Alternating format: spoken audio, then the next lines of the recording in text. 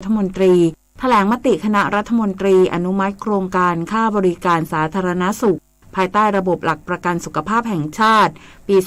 2565 รอบที่ 4 ของสำนักงานหลักประกันสุขภาพแห่งชาติเพื่อเป็นค่าบริการสาธารณสุขสำหรับโรคติดเชื้อไวรัสโคโรนา 2019 และบริการอื่นที่เกี่ยวข้องที่หน่วยบริการสถานพยาบาลให้บริการแล้วระหว่างวันที่ 1 เมษายน ถึง 15 พฤษภาคม 2565 วงเงิน 18,447 ล้านบาทเพื่อเป็นค่าใช้จ่ายสำหรับหน่วยบริการสถานพยาบาลที่ให้บริการสาธารณสุขไวรัสโควิด -19 ทั้งในการจัดหาเครื่องมือและอุปกรณ์ทางการแพทย์ยารักษาโรควัคซีนและการวิจัยพัฒนาและผลิตวัคซีนภายในประเทศโดยกลุ่มเป้าหมายคือประชาชนทุกคนที่อาศัยอยู่ในประเทศไทยและหน่วยบริการหรือสถานพยาบาลที่จัดบริการสาธารณสุขทั้งภาครัฐและเอกชนรวมถึงผู้ให้บริการสาธารณสุขทั่วประเทศคณะรัฐมนตรีอนุมัติงบประมาณ 2565 เป็นงบกลางรายการเงินสำรองจ่ายเพื่อดำเนินการตามมาตรการสนับสนุนการใช้ยานยนต์ไฟฟ้าวงเงินกว่า 2,923 ล้านบาทเพื่อส่งเสริมการใช้ยานยนต์ไฟฟ้าและสนับสนุนให้ราคาของรถยนต์รวมถึงรถจักรยานยนต์แบบพลังงานไฟฟ้าจากแบตเตอรี่ให้มีราคาลดลงให้เกิดความต้องการซื้อสร้างแรงจูงใจให้ผลิตรถยนต์และรถจักรยานยนต์ไฟฟ้าในประเทศมากขึ้นซึ่งการสนับสนุนเงินอุดหนุนโดยในส่วนของรถยนต์มีเงินอุดหนุนตั้งแต่ 70,000 ถึง 150,000 บาทต่อคันส่วนรถจักรยานยนต์มีเงินอุดหนุน 18,000 บาทต่อคันพร้อมกำหนดเงื่อนไขต้องมีการผลิตรถยนต์ไฟฟ้าและรถจักรยานยนต์ไฟฟ้าภายในประเทศมาตรการนี้นะครับก็เพื่อที่จะส่งเสริมยานยนต์ไฟฟ้าแล้วก็สนับสนุนให้ราคาของรถยนต์รวมไปถึงรถจักรยานยนต์แบบพลังงานไฟฟ้าจากแบตเตอรี่ Electric Vehicle ให้มีราคาที่ลดลงใกล้เคียงกับราคารถยนต์แล้วก็รถจักรยานยนต์ที่ใช้เครื่องสันดาปในปกติเพื่อให้เกิดความต้องการซื้อแล้วก็มีการสร้างแรงจูงใจให้มีการผลิตรถยนต์แล้วก็รถจักรยานยนต์ไฟฟ้าในประเทศมากขึ้นนางสาวรัชดาธนาดิเรกรองโฆษกประจำสำนักนายกรัฐมนตรีเปิดเผยว่าคณะรัฐมนตรีอนุมัติปรับเพิ่มราคากลางรับซื้อน้ำนมดิบณหน้าโรงงานแปรรูปผลิตภัณฑ์นมจากเดิม19 บาทต่อกิโลกรัมเป็น20 บาท 50 สตางค์ต่อกิโลกรัมหลังจากไม่ได้ปรับราคากลางรับซื้อน้ำนมดิบมา8 ปีเพื่อช่วยเหลือเกษตรกรโคนมที่ได้รับผลกระทบจากราคาต้นทุนวัตถุดิบอาหารสัตว์และค่าขนส่งน้ำนมดิบที่ปรับตัวสูงขึ้นอย่างต่อเนื่องโดยให้มีผลบังคับใช้ตั้งแต่วันที่กระทรวงพาณิชย์อนุญาตให้ผู้ประกอบการนมพาณิชย์ปรับราคาจำหน่ายผลิตภัณฑ์นมในตลาดได้และจะพิจารณาการปรับขึ้นราคาผลิตภัณฑ์นมให้เหมาะสมสอดคล้องกับต้นทุนการผลิตที่เพิ่มสูงขึ้นของผู้ประกอบการทั้งนี้กรมปศุสัตว์จะจัดทำโครงการให้ความช่วยเหลือเกษตรกรผู้เลี้ยงโคนมในด้านอื่นๆและเสนอให้ครม.พิจารณาต่อไปกัลยาคงยั่งยืนรายงานคณะกรรมการบริหารกองทุนน้ำมันเชื้อเพลิงมีมติคงราคาขายปลีกน้ำมันดีเซลไว้ที่ลิตรละ34 บาท 94 สตางค์ต่อไปอีกสัปดาห์แม้ราคาน้ำมันโลกปรับตัวสูงขึ้นและฐานะกองทุนน้ำมันติดลบ 118,010 ล้านบาทเพื่อลดผลกระทบด้านค่าครองชีพของประชาชนนายวิศักดิ์วัฒนศัพท์ผู้อำนวยการสำนักงานกองทุนน้ำมันเชื้อเพลิงเปิดเผยถึงผลการประชุมคณะกรรมการบริหารกองทุนน้ำมันเชื้อเพลิงหรือกบน.ว่าที่ประชุมได้พิจารณาทบทวนราคาขายปลีกน้ำมันดีเซลประจำสัปดาห์โดยมีมติให้คงราคาน้ำมันดีเซลไว้ที่34 บาท 94 สตางค์ต่อลิตรเพื่อช่วยประคองผลกระทบด้านค่าครองชีพของประชาชนถึงแม้ว่าในช่วงสัปดาห์ที่ผ่านมาราคาน้ำมันดีเซลในตลาดโลกยังมีความผันผวนปรับตัวเพิ่มขึ้น 6.56 เหรียญสหรัฐต่อบาร์เรลอยู่ที่ 137.52 เหรียญสหรัฐต่อบาร์เรลจากสัปดาห์ก่อนหน้านี้ส่วนประมาณการฐานะกองทุนน้ำมันเชื้อเพลิงปัจจุบันณวันที่ 21 สิงหาคม 2565 ติดลบที่ 118,010 ล้านบาทโดยแบ่งเป็นบัญชีน้ำมันติดลบ 76,741 ล้านบาทและบัญชีก๊าซ LPG ติดลบ 41,269 ล้านบาท สำหรับปัจจัยหลักที่ทำให้ราคาน้ำมันดีเซลปรับตัวเพิ่มขึ้นมาจากการคาดการณ์ความต้องการใช้น้ำมันในสหรัฐยังคงเพิ่มขึ้นจากตัวเลขทางเศรษฐกิจของสหรัฐปรับตัวดีขึ้นรวมทั้งตลาดได้รับแรงหนุนจากการห้ามการส่งออกน้ำมันของรัสเซียโดยสหภาพยุโรปซึ่งอาจทำให้อุปทานตึงตัวขึ้นอย่างมากและส่งผลให้ราคาปรับตัวเพิ่มขึ้นในอีกไม่กี่เดือนข้างหน้านอกจากนี้กลุ่มโอเปกโดยเลขาธิการคนใหม่ของโอเปกกล่าวว่าการลงทุนในภาคน้ำมันและก๊าซที่ไม่เพียงพอหลังจากที่ราคาน้ำมันตกต่ำในช่วงการแพร่ระบาดโควิด -19 ส่งผลให้กำลังการผลิตสำรองของโอเปกลดลงอย่างมากนพศรแก้วคำรายงานกบข.เชิญชวนสมาชิกเลือกซื้อสินค้าในงานตลาดนัดกบข.สัญจร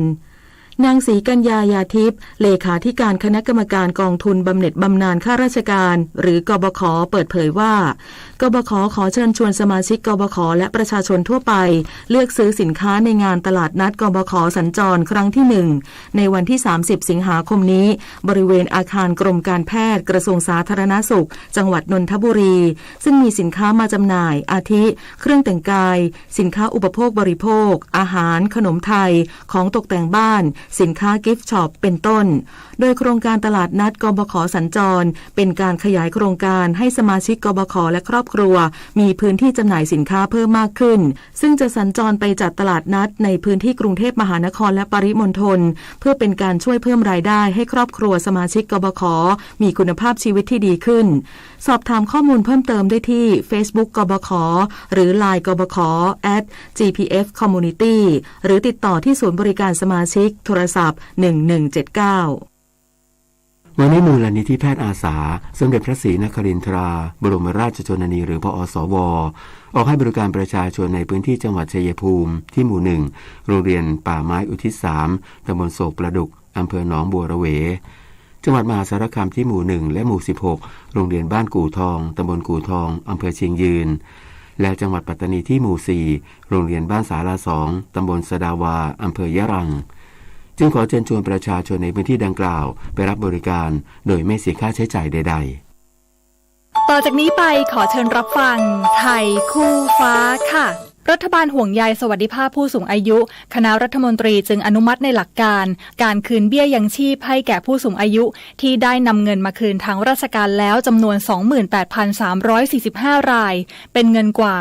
245ล้านบาทโดยมอบหมายให้กระทรวงมหาดไทยกรุงเทพมหานครเมืองพัทยาและกระทรวงการคลังหาแนวทางจ่ายเงินคืนแก่ผู้สูงอายุที่รับเบี้ยยังชีพซ้ำซ้อนกับสวัสดิการอื่นและได้นำเงินมาคืนให้ทางราชการรวมทั้งแจ้งให้มีการถอนฟ้องหรือระงับการบังคับคดีในกรณีที่องค์กรปกครองส่วนท้องถิ่นได้มีการดำเนินคดีเรียกคืนเบี้ยยังชีพผู้สูงอายุโดยให้ดำเนินการให้แล้วเสร็จภายในระยะเวลา1 เดือนทั้งนี้ถือเป็นเรื่องที่มีความสำคัญเร่งด่วนสมควรรีบดำเนินการเพื่อหลีกเลี่ยงปัญหาอื่นๆเช่นปัญหาคุณภาพชีวิตหรือการขาดโอกาสในการเข้ารับการรักษาพยาบาลของผู้สูงอายุค่ะสื่อสารภารกิจรัฐบาลกับสำนักโฆษกสำนักเลขาธิการนายกรัฐมนตรีเราจะสืบสารรักษาและต่อยอดและครองแผ่นดินโดยธรรมเพื่อประโยชน์สุขแห่งอาณาราษฎรตลอดไปพระปฐมบรมราชโองการพระบาทสมเด็จพระเจ้าอยู่หัวในพระราชพิธีบรมราชาภิเษกเมื่อวันที่4 พฤษภาคมพุทธศักราช 2562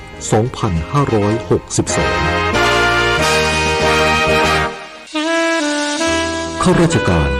ต้องแยกเรื่องส่วนตัวออกจากตำแหน่งหน้าที่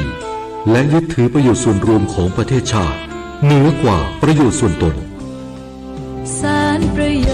ชน์ของชาติและปวงประชาอีกหนึ่งหัวข้อเรื่องจริยธรรมที่ข้าราชการพลเรือนทุกคนพึงควรปฏิบัติทำความดีเพื่อชาติไทยขณะนี้เวลา 7:18 น.ต่อไปเสนอข่าวต่างประเทศนายเซอร์เกย์ ลาฟรอฟรัฐมนตรีต่างประเทศรัสเซีย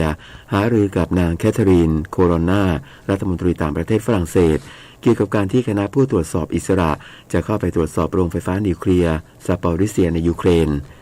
แถลงการของกระทรวงต่างประเทศรัสเซียระบุว่ารัฐมนตรีต่างประเทศรัสเซียและฝรั่งเศสได้หารือในรายละเอียดเกี่ยวกับสถานการณ์โดยรอบโรงไฟฟ้านิวเคลียร์ซาปอริเซียและโอกาสที่ทีมของเจ้าหน้าที่จากทบวงการพลังงานปรมาณูระหว่างประเทศหรือ IAEA จะไปเยือนโรงไฟฟ้าแห่งนี้ทั้งนี้การสู้รบเมื่อไม่กี่วันที่ผ่านมาทำให้เกิดความกังวลว่าจะเกิดภัยพิบัตินิวเคลียร์ในลักษณะคล้ายกับเหตุการณ์ที่เกิดขึ้นกับโรงไฟฟ้านิวเคลียร์เชอร์โนบิลเมื่อปี 2529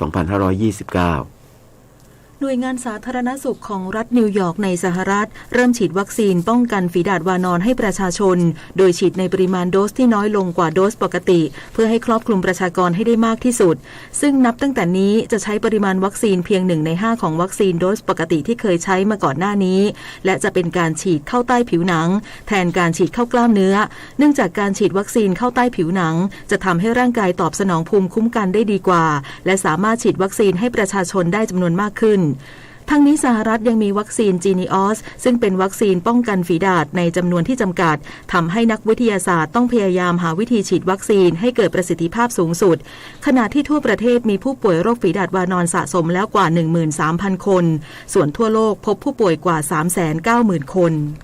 ประเทศชาติกลับมาบังคับให้ประชาชนสวมหน้ากากอนามัยในสถานที่สาธารณะและให้เว้นระยะห่างระหว่างกันอีกครั้งหลังจำนวนผู้ติดเชื้อโรคโควิด -19 กลับมาเพิ่มสูงขึ้นแถลงการของกระทรวงสาธารณสุขระบุว่าสถานการณ์การระบาดของโรคโควิด -19 ทั่วโลกและในประเทศชาติที่จำนวนผู้ติดเชื้อเพิ่มมากขึ้นทำให้ต้องกลับมาใช้มาตรการป้องกันการระบาดทั้งหมดอีกครั้งต่อไปรับฟังข่าวกีฬาค่ะการแข่งขันแบดมินตันชิงแชมป์โลกที่กรุงโตเกียวประเทศญี่ปุ่นหญิงเดี่ยวรอบ64คนพิชยาพรชัยวันชนะไปยุโปจากไต้หวัน2-0เกม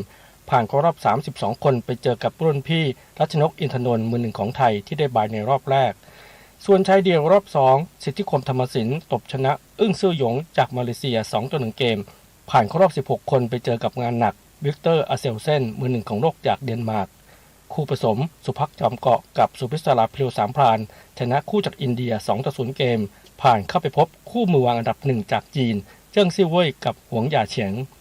มาต่อกันที่การแข่งขันพูล9ลูกชิงชนะเลิศแห่งประเทศไทยที่โรงแรมโนโวเทลสยามสแควร์ชิงชนะเลิศประเภทหญิงระบบชนะ11แร็กใบพัดศรีราชาสิริภาพรนุนท่าคำจันทร์นักสนุกเกอร์ทีมชาติแชมป์สนุกเกอร์หญิงประเทศไทยในปีนี้ชนะรุ่นพี่ทีมชาติแอมนครปฐมวรัตนันท์สุภกฤษธเนศ11-8แร็กคว้าแชมป์ประเทศไทยได้เป็นครั้งแรกหลังจากลงแข่งขันมา3ปีการแข่งขันคาราเต้ไทยแลนด์โอเพ่นที่มหาวิทยาลัยราชภัฏภูเก็ตทัพนักกีฬาไทยทำผลงาน27เหรียญทอง15เหรียญเงินและ15เหรียญทองแดงโค้ชยานิสาต่อรัตนวัฒนาผู้ฝึกสอนคาราเต้ทีมชาติไทยกล่าวว่าในครั้งนี้มีนักกีฬาจากอาเซียนและเอเชียมาแข่งมากทำให้เห็นคู่ต่อสู้ที่จะต้องเจอกันในมหกรรมกีฬาใหญ่ๆอย่างซีเกมและเอเชียนเกมส่วนผลงานต่อไปคือเตรียมนักกีฬาไปแข่งขันเก็บคะแนนโอลิมปิกในการแข่งขันคาราเต้ซีรีส์ A รวมไปถึงชิงแชมป์โลกในปีนี้ด้วยพลเอกเดชาเหมกระศรีนายกสมาคมกีฬาจักรยานแห่งประเทศไทยเปิดเผยว่าได้ส่งนักกีฬาเดินทางไปแข่งขันรายการนานาชาติอย่างต่อเนื่องโดยประเภทถนนส่งนักปั่นเยาวชนสู้ศึกทางไกล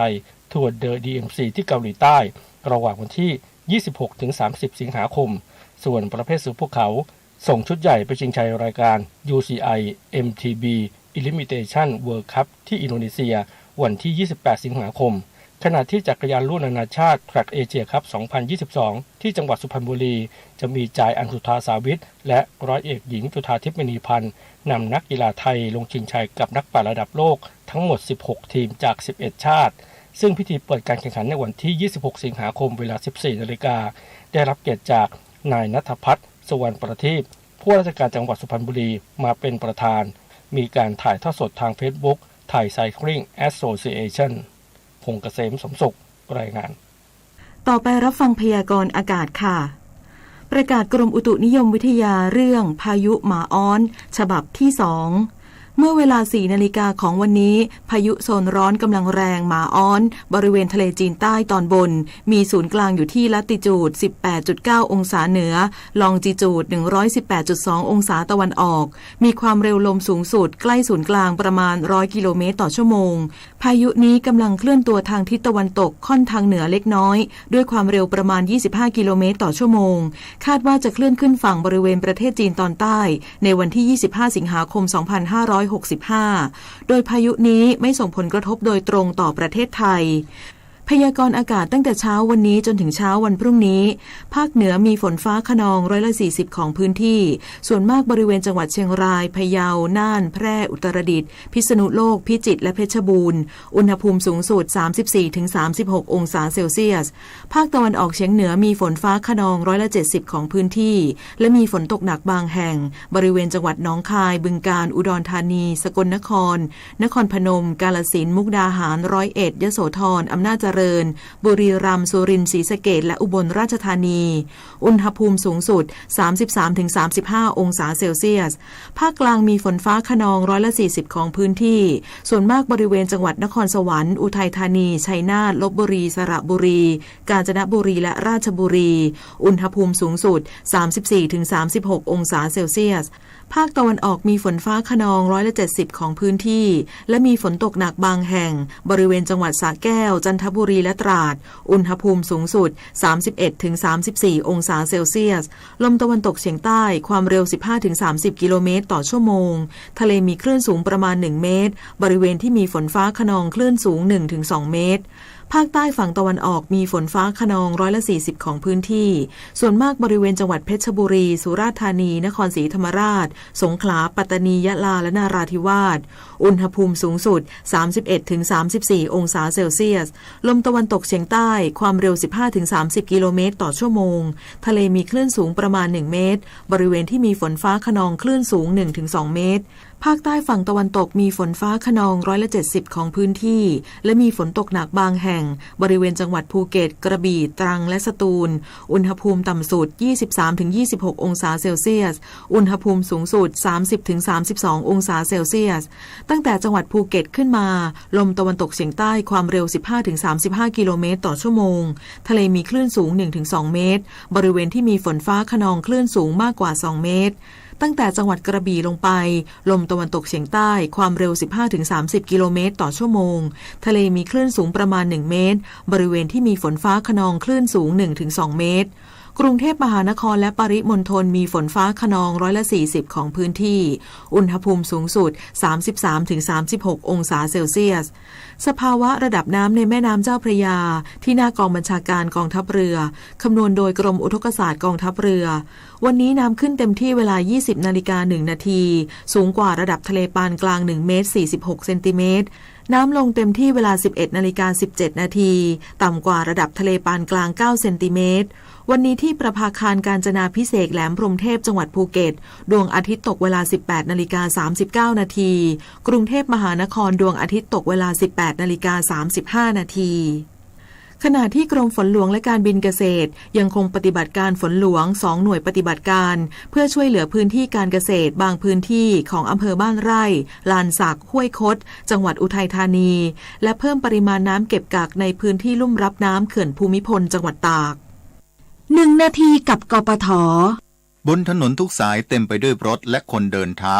ผู้ขับขี่หรือผู้ที่โดยสารไปกับรถพฤติกรรมการใช้รถใช้ถนนก็แตกต่างกันไปตามความรู้ประสบการณ์และอุปนิสัยใจคอของแต่ละคนแต่สิ่งหนึ่งที่ทุกคนบนถนนคิดเหมือนกันก็คือขอให้ไปถึงที่หมายโดยสวัสดิภาพและรวดเร็วแต่เพราะความประมาทและขาดความรู้หลักการใช้รถใช้ถนนอย่างปลอดภัยทำให้หลายชีวิตต้องจบลงก่อนเวลาอันควรไม่มีโอกาสกลับไปพบหน้าคนที่รอคอยเป็นเรื่องเศร้าที่ไม่มีใครอยากให้เกิดขึ้นกับตัวเอง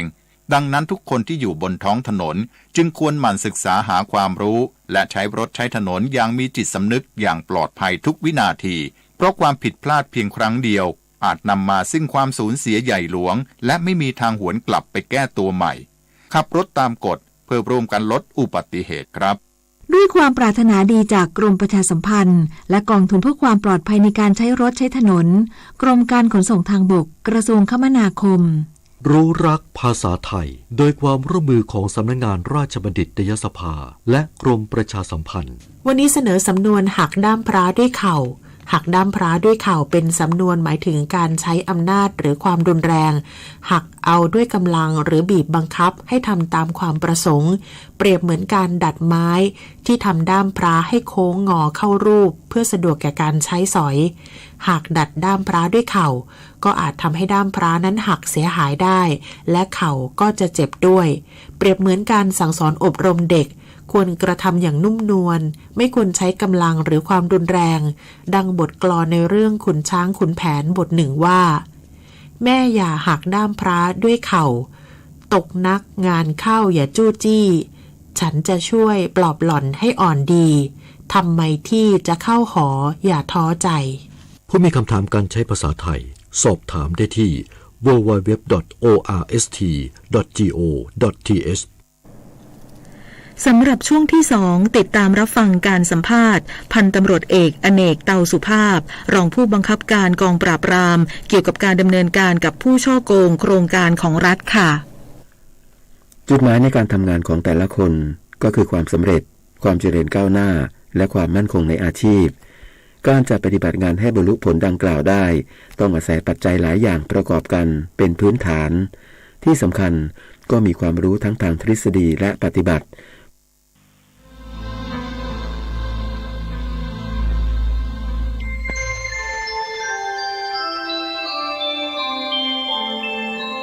ขณะนี้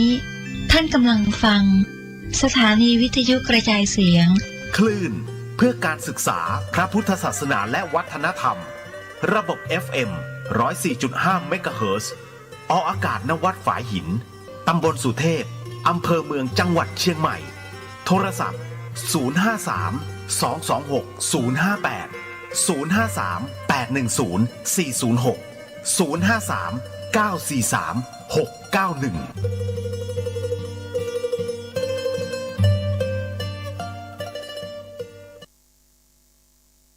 ข่าวสารเพื่อการประชาสัมพันธ์งานบุญงานกุศลของวัดพระธาตุดอยสุเทพราชวรวิหารตำบลสุเทพอำเภอเมืองเชียงใหม่จังหวัดเชียงใหม่ได้จัดพิธีเจริญพระพุทธมนต์สวดสะเดาะนพเคราะห์พิธีสมโภชพระบรมธาตุดอยสุเทพและพุทธาภิเษกพระประจำวันนพเคราะห์จัดงานวันศุกร์ที่2กันยายนพุทธศักราช2565โดยกราบรัตนาพระสงฆ์เถรานุเถระช่วงเช้า 9:30 น.เป็นรอบแรกรอบที่2 14 นาฬิกาเป็นต้นไปก็เชิญชวนคณะสงฆ์คณะศรัทธาณวัดพระธาตุดอยสุเทพราชวรวิหารตำบลสุเทพอำเภอเมืองเชียงใหม่จังหวัดเชียงใหม่เริ่มในพิธี 9 นาฬิกาเป็นต้นไปจนแล้วเสร็จในภาคบ่ายก็เป็นงานบุญงานกุศลเชิญท่านร่วมงานนี้โดยพร้อมเพรียงกัน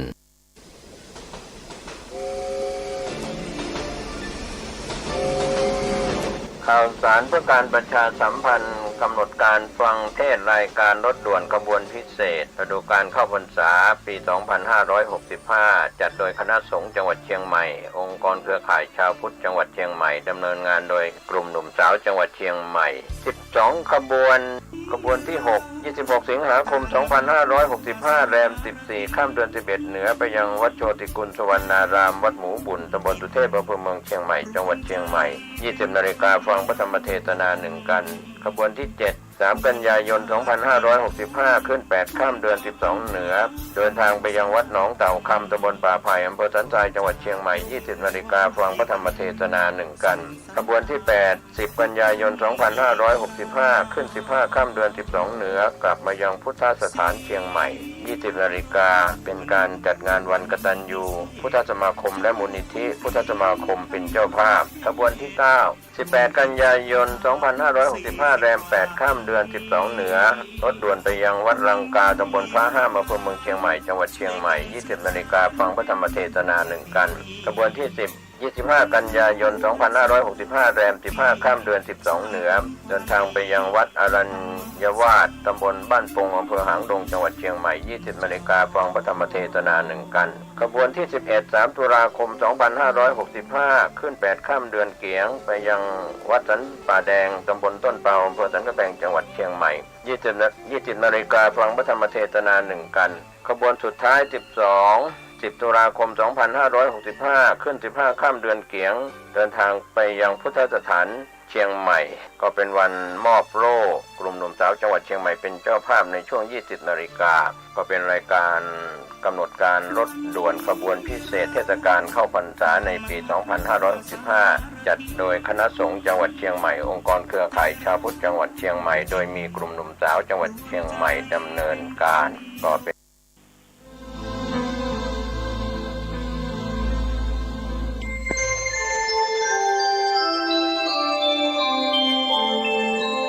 ขณะนี้ท่านกำลังฟังสถานีวิทยุกระจายเสียงพระพุทธศาสนา FM 104.5 เมกะเฮิรตซ์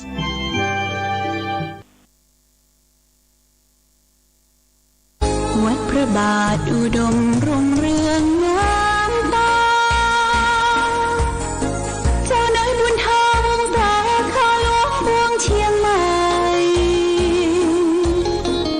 ปกครองหัวเมืองฟ้าทุ่มเทแรงกายแรงใจทุกชาติพันธุ์รวมใจรักษามัคคี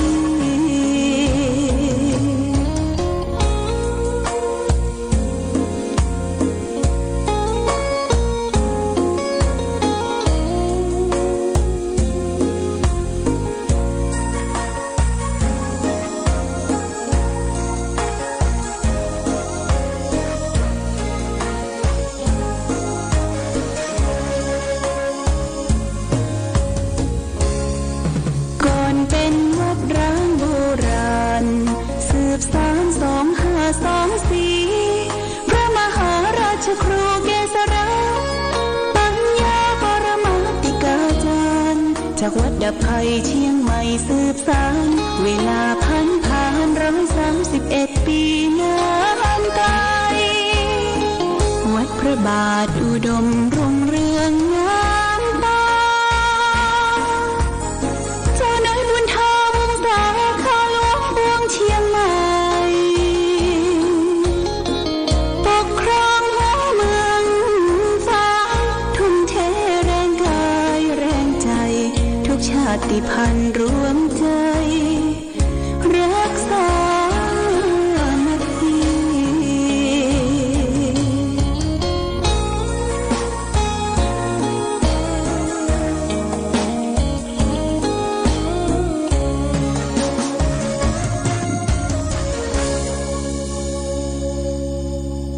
เจริญสุขศรัทธาสาธุชนญาติโยมท่านพุทธบริษัททั้งหลายวันนี้รายการธรรมะประทีปส่องต่างก็ได้มาพบปะกับพ่อแม่พี่น้องศรัทธาสาธุชนญาติโยมแห่งครั้งหนึ่งวันนี้เป็นวันพุธที่24เดือนสิงหาคมพุทธศักราช2565ซึ่งตรงกับเดือน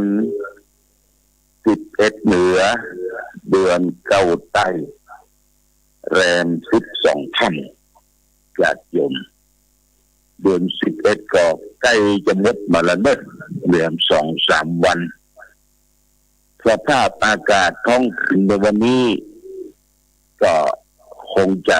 หมดฟ้าหมดฝนไปตั้งแต่ว่าก็มีการตกส่งท้ายมาตอนเจ้าวันนี้อากาศคงจะเป็นแดดส่องแดดอย่างมาก็ทำให้ผู้คนเดินทางสัญจรไปมาได้รับความสะดวกสบายขึ้นก็ต้องระมัดระวังเช่นเดียวกันเพราะว่าฟ้าฝนยังมีอยู่ ฝนนั่นถือว่าเป็นน้ำอมฤตตกลงจากฟากฟ้าสุลาลัยมาโชมบ้านเฉลิมจองสถานที่ทำการเกษตรของพ่อแม่พี่น้องศรัทธาญาติโยมท่านสาธุชนทั้งหลายวันนี้เป็นวันที่24แต่ว่านี้วันที่23เดือนสิงหาคมก่อนอื่นต้องขอขอบคุณกับคณะผู้จัดรายการขึ้นสีขาวโดยมีครูบาอาจารย์พระเจ้าประสงค์โดยการนำของท่านพระครูอภิวัตรวัฒนวิกรมตุลุงยองและหลายรูปจนหลายองค์12รูปซึ่งเป็นพระเจ้าประสงค์จัดรายการเดินทางมาจากเชียงใหม่สันปะตองแล้วก็ลอยดอได้มาเยี่ยมคือกำลังใจกับหลวงพ่อตะวันนี้ก็ตอนบ่าย3 โมงก็ได้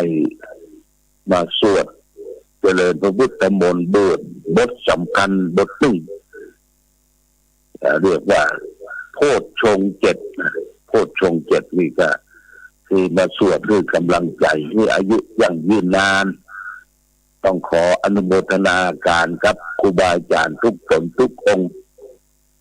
แล้วก็ขออนุโมทนากับญาติโยม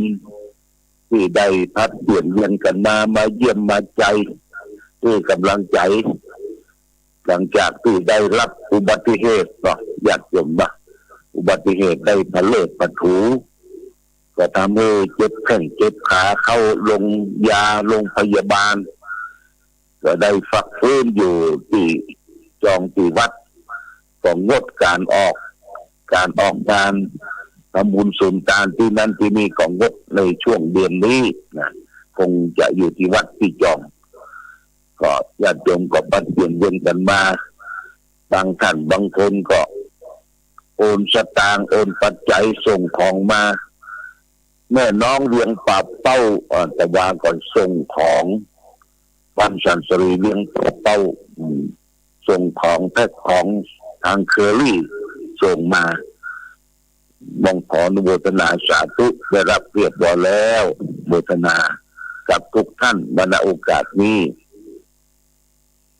วันที่เช้าเก้านะญาติโยมนะ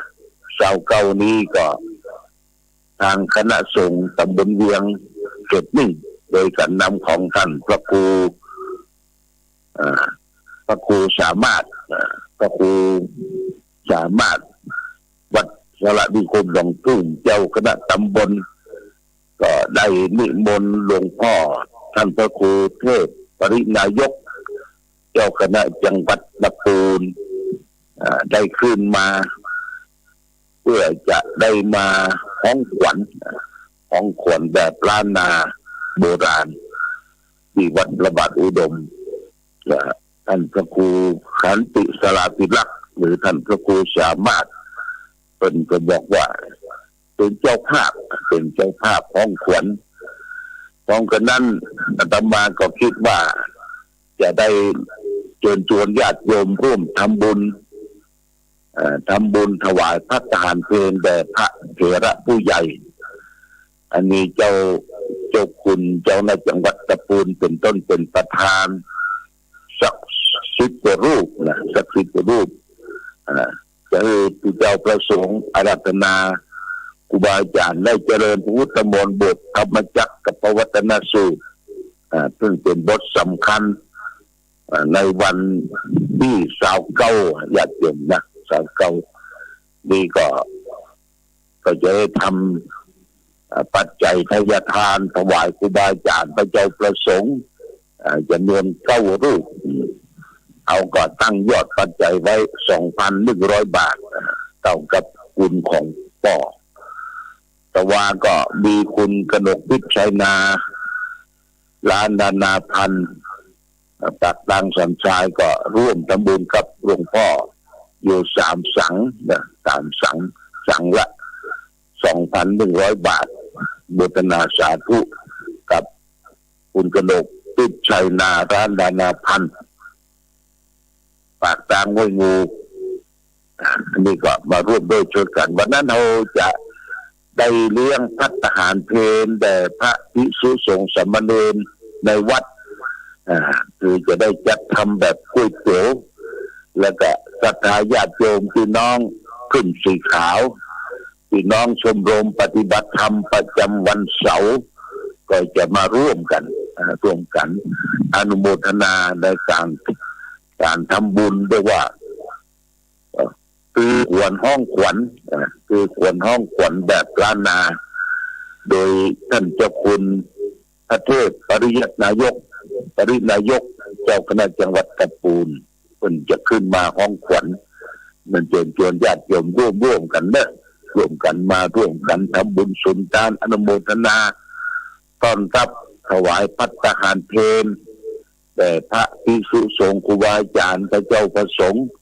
นี่ก็ประชาสัมพันธ์บอกบุญด้วยกันทั้งหลายก่อนอื่นต้องขออภัยญาติโยมเสียงนี้อาจจะอู้ไปแต่กายมันไปบ่ได้เนี่ยกายเนี่ยเจอไปที่ขั้นที่นี่ก็ลำบากก็ต้องเฝ้าอยู่ที่กุฏินะอยู่ที่กุฏินี่ก็ต้อนรับญาติโยมภายมาภายไปต้องขออภัยโดยไม่สามารถที่จะไปเยี่ยมในงานศพ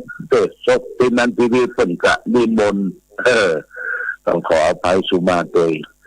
เรื่องของการเจ็บไข้โดยมันเป็นเรื่องของสังขารเรื่องของธรรมดาเขาก็เยียวยารักษากันไปแต่กำลังใจนั้นดีมากญาติโยมนะก็ตอนนี้ก็นั่งจาทักทายประสัยกับญาติโยมทางวิทยุไว้เป็นวันแรกแต่ว่านี่ก็ต้องขอบคุณกับขึ้นสีขาวมีคณะครูบาอาจารย์เดินทางอุตส่าห์เดินทางมาจากพุณดอยหล่อลำพูนแล้วก็หลายจังหวัดได้เดินทางมา12รูปได้มาเจริญพุทธมนต์บทโพชฌงค์7เรียบร้อยแล้วต้องขออนุโมทนาในโอกาสที่พร้อมกันนั้นก็ได้ประชาสัมพันธ์ให้ญาติโยมบ่าในวันที่26นี่ก็จะหมดเดือนละจะหมดเดือนสิงหาคมจะหมดเดือน11วันที่28นี่ก็จะเป็นเดือน12ละญาติโยมเดือน12นี้ต้นก็จะนิยมกันทำบุญสุนทานให้พ่อให้แม่หรือว่าทำบุญสุนทานกินข้าวสลากกระพัดทางวัดพระบาทอุดมนี่เขาก็เป็นวัดดังวัดเดิมวัดเก่าที่จะได้ทำบุญสุนทานกินข้าวสลากกระพัดก่อนกว่าวัดอื่นก็ได้กำหนดเอาวันที่4นะญาติโยมวันที่4กันยายนตรงกับเดือน12เดือนขึ้น9ค่ำญาติโยมนะเดือน12เดือนขึ้น9ค่ำวันนั้นเราจะได้ทำบุญสุนทานเข้าสลักกระพัดปี1ครั้งโดยตานคือพ่อคือแม่เทวบุตรเทวดาเทพวิสัยทั้งหลายจะได้รับส่วนบุญส่วนกุศลกับบุตรหลานพ่อแม่พี่น้องวงวานตามคติโบราณตามที่ทำเปตปีชาดกได้กล่าวไว้ว่าเดือน12 1เดือนนี่นะตั้งแต่เดือน12ออกถึงเดือน12ดับจ่ายโยมพิบาลที่รักษามรณะรักษาพวกเปตวิสัยสัตว์นรกทั้งหลายก็คือโอกาสปล่อยให้สัตว์นรกทั้งหลายนะมารับของกินของทานจากวงวานพี่น้องอันอยู่แห่งห้องและเมืองคนฉะนั้นก็เชิญชวนญาติโยมศรัทธาวัดพระบาทอุดมทุกหลังคาเรือนช่วยบอกสืบสานกันต่อไปตั้งอกตั้งใจทำบุญสุนทานให้พ่อให้แม่ให้เทพบุตรเทวดายาติโหโยติกาการเข้าสลักกระพัดซึ่งก็จะมีหัววัดประมาณ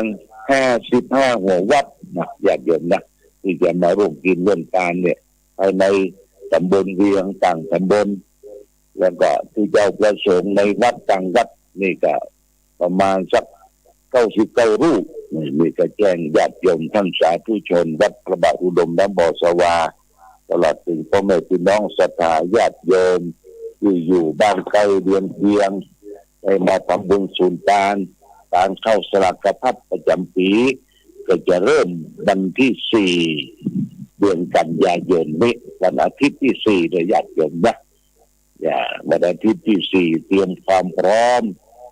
ที่ศรัทธาญาติโยมจะได้ทำบุญใหญ่ประจำปีของแต่ละท่านแต่ละคน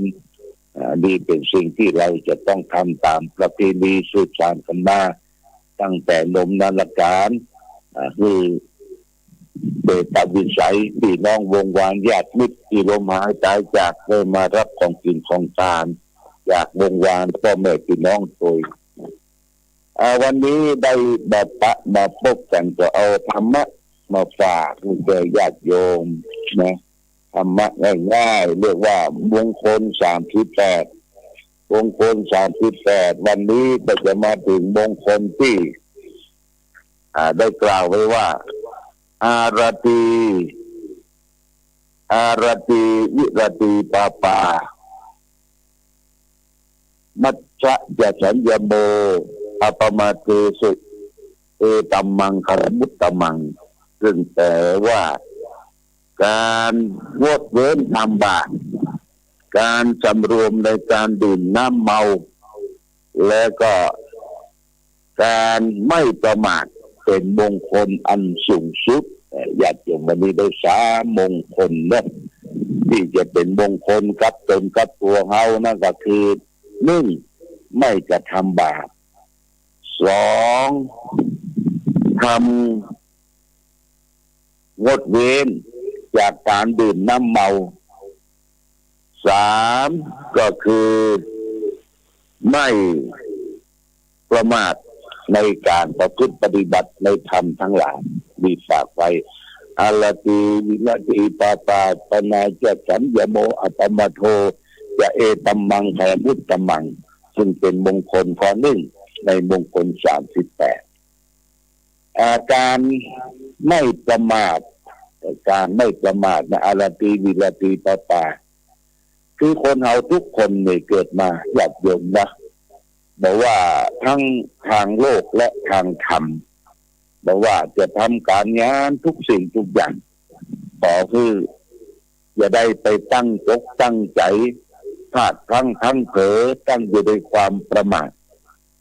คนเอาความประมาทเนี่ยมันเสียหายหลายอย่างหลายประการเอาประมาทในการสร้างสมคุณงามความดีได้สร้างความดีไว้กับตนกับตัวเนี่ยญาติโยมไอ้ความดีของเขาบัดสร้างต่อบัดทำต่อน่ะมันหมดมันสิ้นมันหายเพราะว่าความดีที่เขาได้เกิดมาตั้งแต่เกิดมาเป็นคนได้สร้างสมไว้กับตนกับตัวกับครอบกับครัวเนี่ยถ้าบัดทำต่อเนี่ยบารมีความดีนี่มันหายญาติโยมก็ต้องสร้างต่อความงามความดีที่สร้างต่อโดยการให้ทานโดยการรักษาศีลโดยการงดเว้นประพฤติผิดในกามบกามุสาวาทพูดเท็จหลอกลวงก็ตั้งใจคือการรักษาศีลภาวนานี่เป็นความดีของศรัทธาญาติโยมเป็นขั้นพื้นฐาน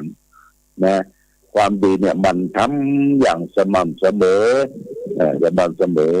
เมื่อเขาได้ตั้งใจทำคุณงามความดีแล้วความดีก็จะพลิกฟื้นขึ้นมาญาติโยมถ้าเขายุดยั้งมันไม่ได้ทำความดีต่อเนี่ยก็ความชั่วบาปกรรมทั้งหลายทั้งปวงมันก็จะมาเต้ามาตันเพราะความดีของเขาก็จะหมดไปอย่างนี้เป็นต้นนะโมทนาและญาติโยมเด้อมันสร้างสมคุณงามความดีประการต่อไปก็คือให้สำรวมในการดื่มน้ำเมาก็แสดงว่าน้ำเมาน้ำที่มันเอาดื่มไปแล้วขาดสติขาดปัญญาขาดรอบรู้ตัวเองว่าเขาได้ทำอย่างพ้องเนี่ยน้ำเมาได้ทำให้ผู้คนเสียคนอย่างญาติโยมท่านสาธุชนทั้งหลายในช่วงเข้าพรรษา ญาติโยมได้มาสัจจะอธิษฐานเว้นจากการดื่มสุราและเมลัยนี่ก็ถือว่าเขาสำรวมละญาติโยมนะสำรวมวันหนึ่งเขาก็มาได้เสียสตุ้งสตางค์มาได้ขาดสัจจะมาได้ให้สุรายาเมามาเผาผลาญร่างกายของเขามันแก่มันเป็นโรคภัยไข้เจ็บผู้อื่นได้ทราบได้ฟังว่าเขาได้เว้นจากการดื่มน้ำเมาเนี่ยก็ยกย่องเทิดทูนสรรเสริญนะญาติโยมนะเนี่ยการงดเว้นการสำรวมการดื่มน้ำเมานี่ก็ถือว่าเป็นมงคลหนึ่งในมงคล38ที่เขาจะได้ประพฤติปฏิบัติไว้แล้วก็อย่าได้ไปประมาทในการดำรงชีวิตองค์สมเด็จพระสัมมาสัมพุทธเจ้า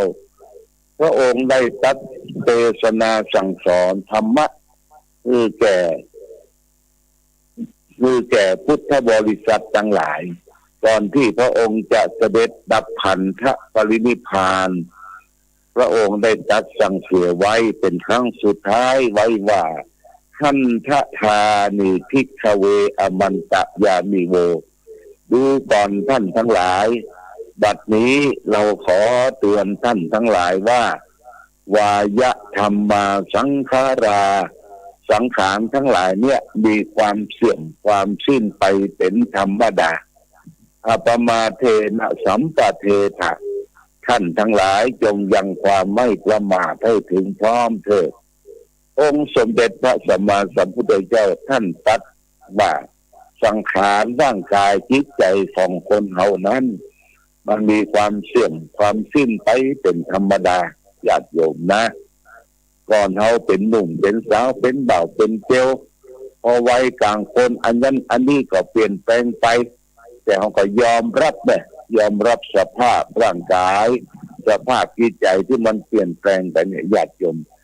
เฮาก็ต้องมาซ่อมมาแซมมาดูแลปอกปอยร่างกายของใครของมันที่มันผุมันพังมันก่อนเช่นผมเคยดำกับขาวตาเคยเงากับสั้น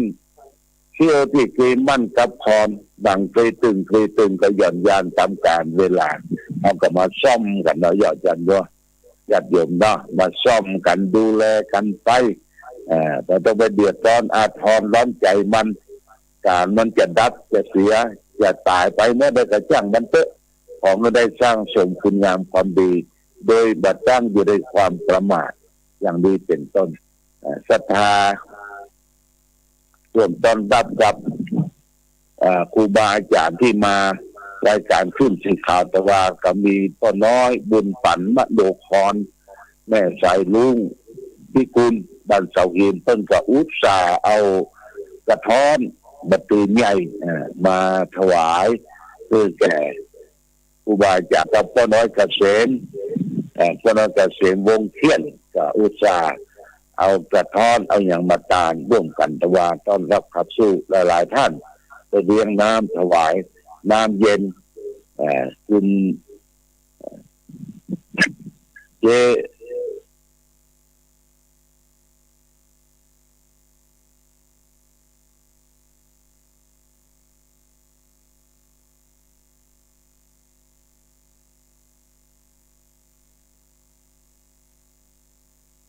ลันแล้วก็เป็นตัวนำเจริญมีความรุ่งเรืองความวัฒนาถาวรสมดังตอน4ประการจะมีอายุวัน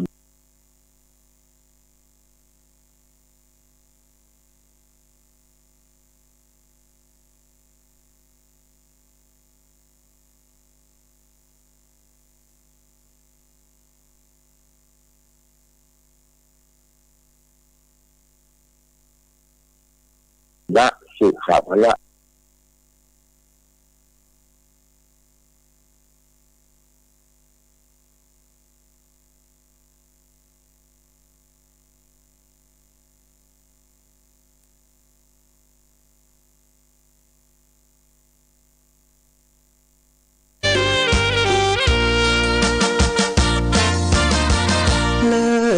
ฟ้านภาลัยก้องไปทั่วเขตสยามน้ สามผิวงดงามยามได้มาโยนยิ้มมเหสีแห่งเมืองฝางนามผิวสวยทั่วถิ่นร่ำลือทั่วท้องทันโสภินยิ่งกว่านางใดสามกาลเวลาสีผิวนางเปลี่ยนแปลไปในทุกช่วงยามเลิศล้ำอำไพเปรนพิษใช้ไหลงดงามหนึ่งในสยามพระนางสามผิวยิ่งใหญ่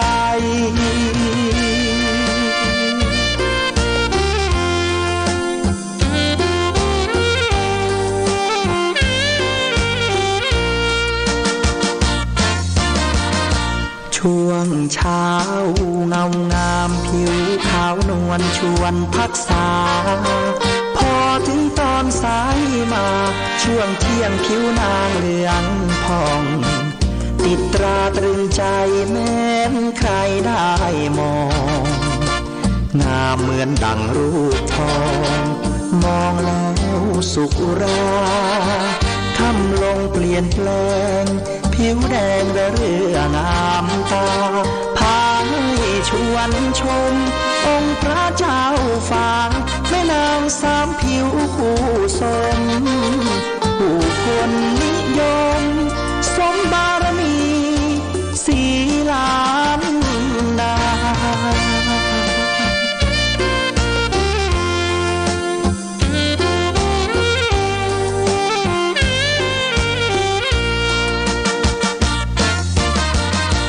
กษัตริย์กรุงอังวะได้แล้วอยากยนชมสุดโทธรรมราชาหรือไทยตรงระดมยกทัพชิงนางแม่นางสามผิวและองค์พระเจ้าฟางรันทดใจหมดทางพลางรักเกียรติศักดิ์ศรีจึงพากันโดดน้ำพลีชีพชีวีแห่งนี้คือสุสานบ่อน้ำสาวาจารึกมาตำนานสืบลูกสืบหลานไปชั่วกาลนาน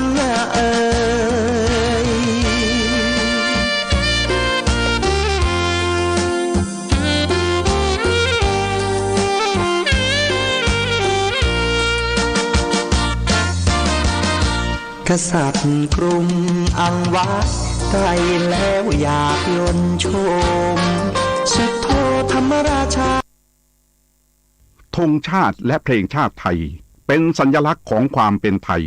เราจงร่วมใจยืนตรงเคารพธงชาติด้วยความภาคภูมิใจในเอกราชและความเสียสละของบรรพบุรุษไทยประเทศไทยรวมและเชื้อชาติไทยเป็นประชารัฐผ้าไทยของไทยทุกส่วนอยู่ดำรงคงไว้ได้ทั้งมวลด้วยไทยล้วนหมายรักษาพันยินไทยนิรักสงบแต่ถึงรบไม่กล้าเอกราชจะไม่ให้ใครคุมขีสละเลือดทุกอย่างเป็นชาติทะเลพลังประเทศชาติไทยต้องมีชัยชโย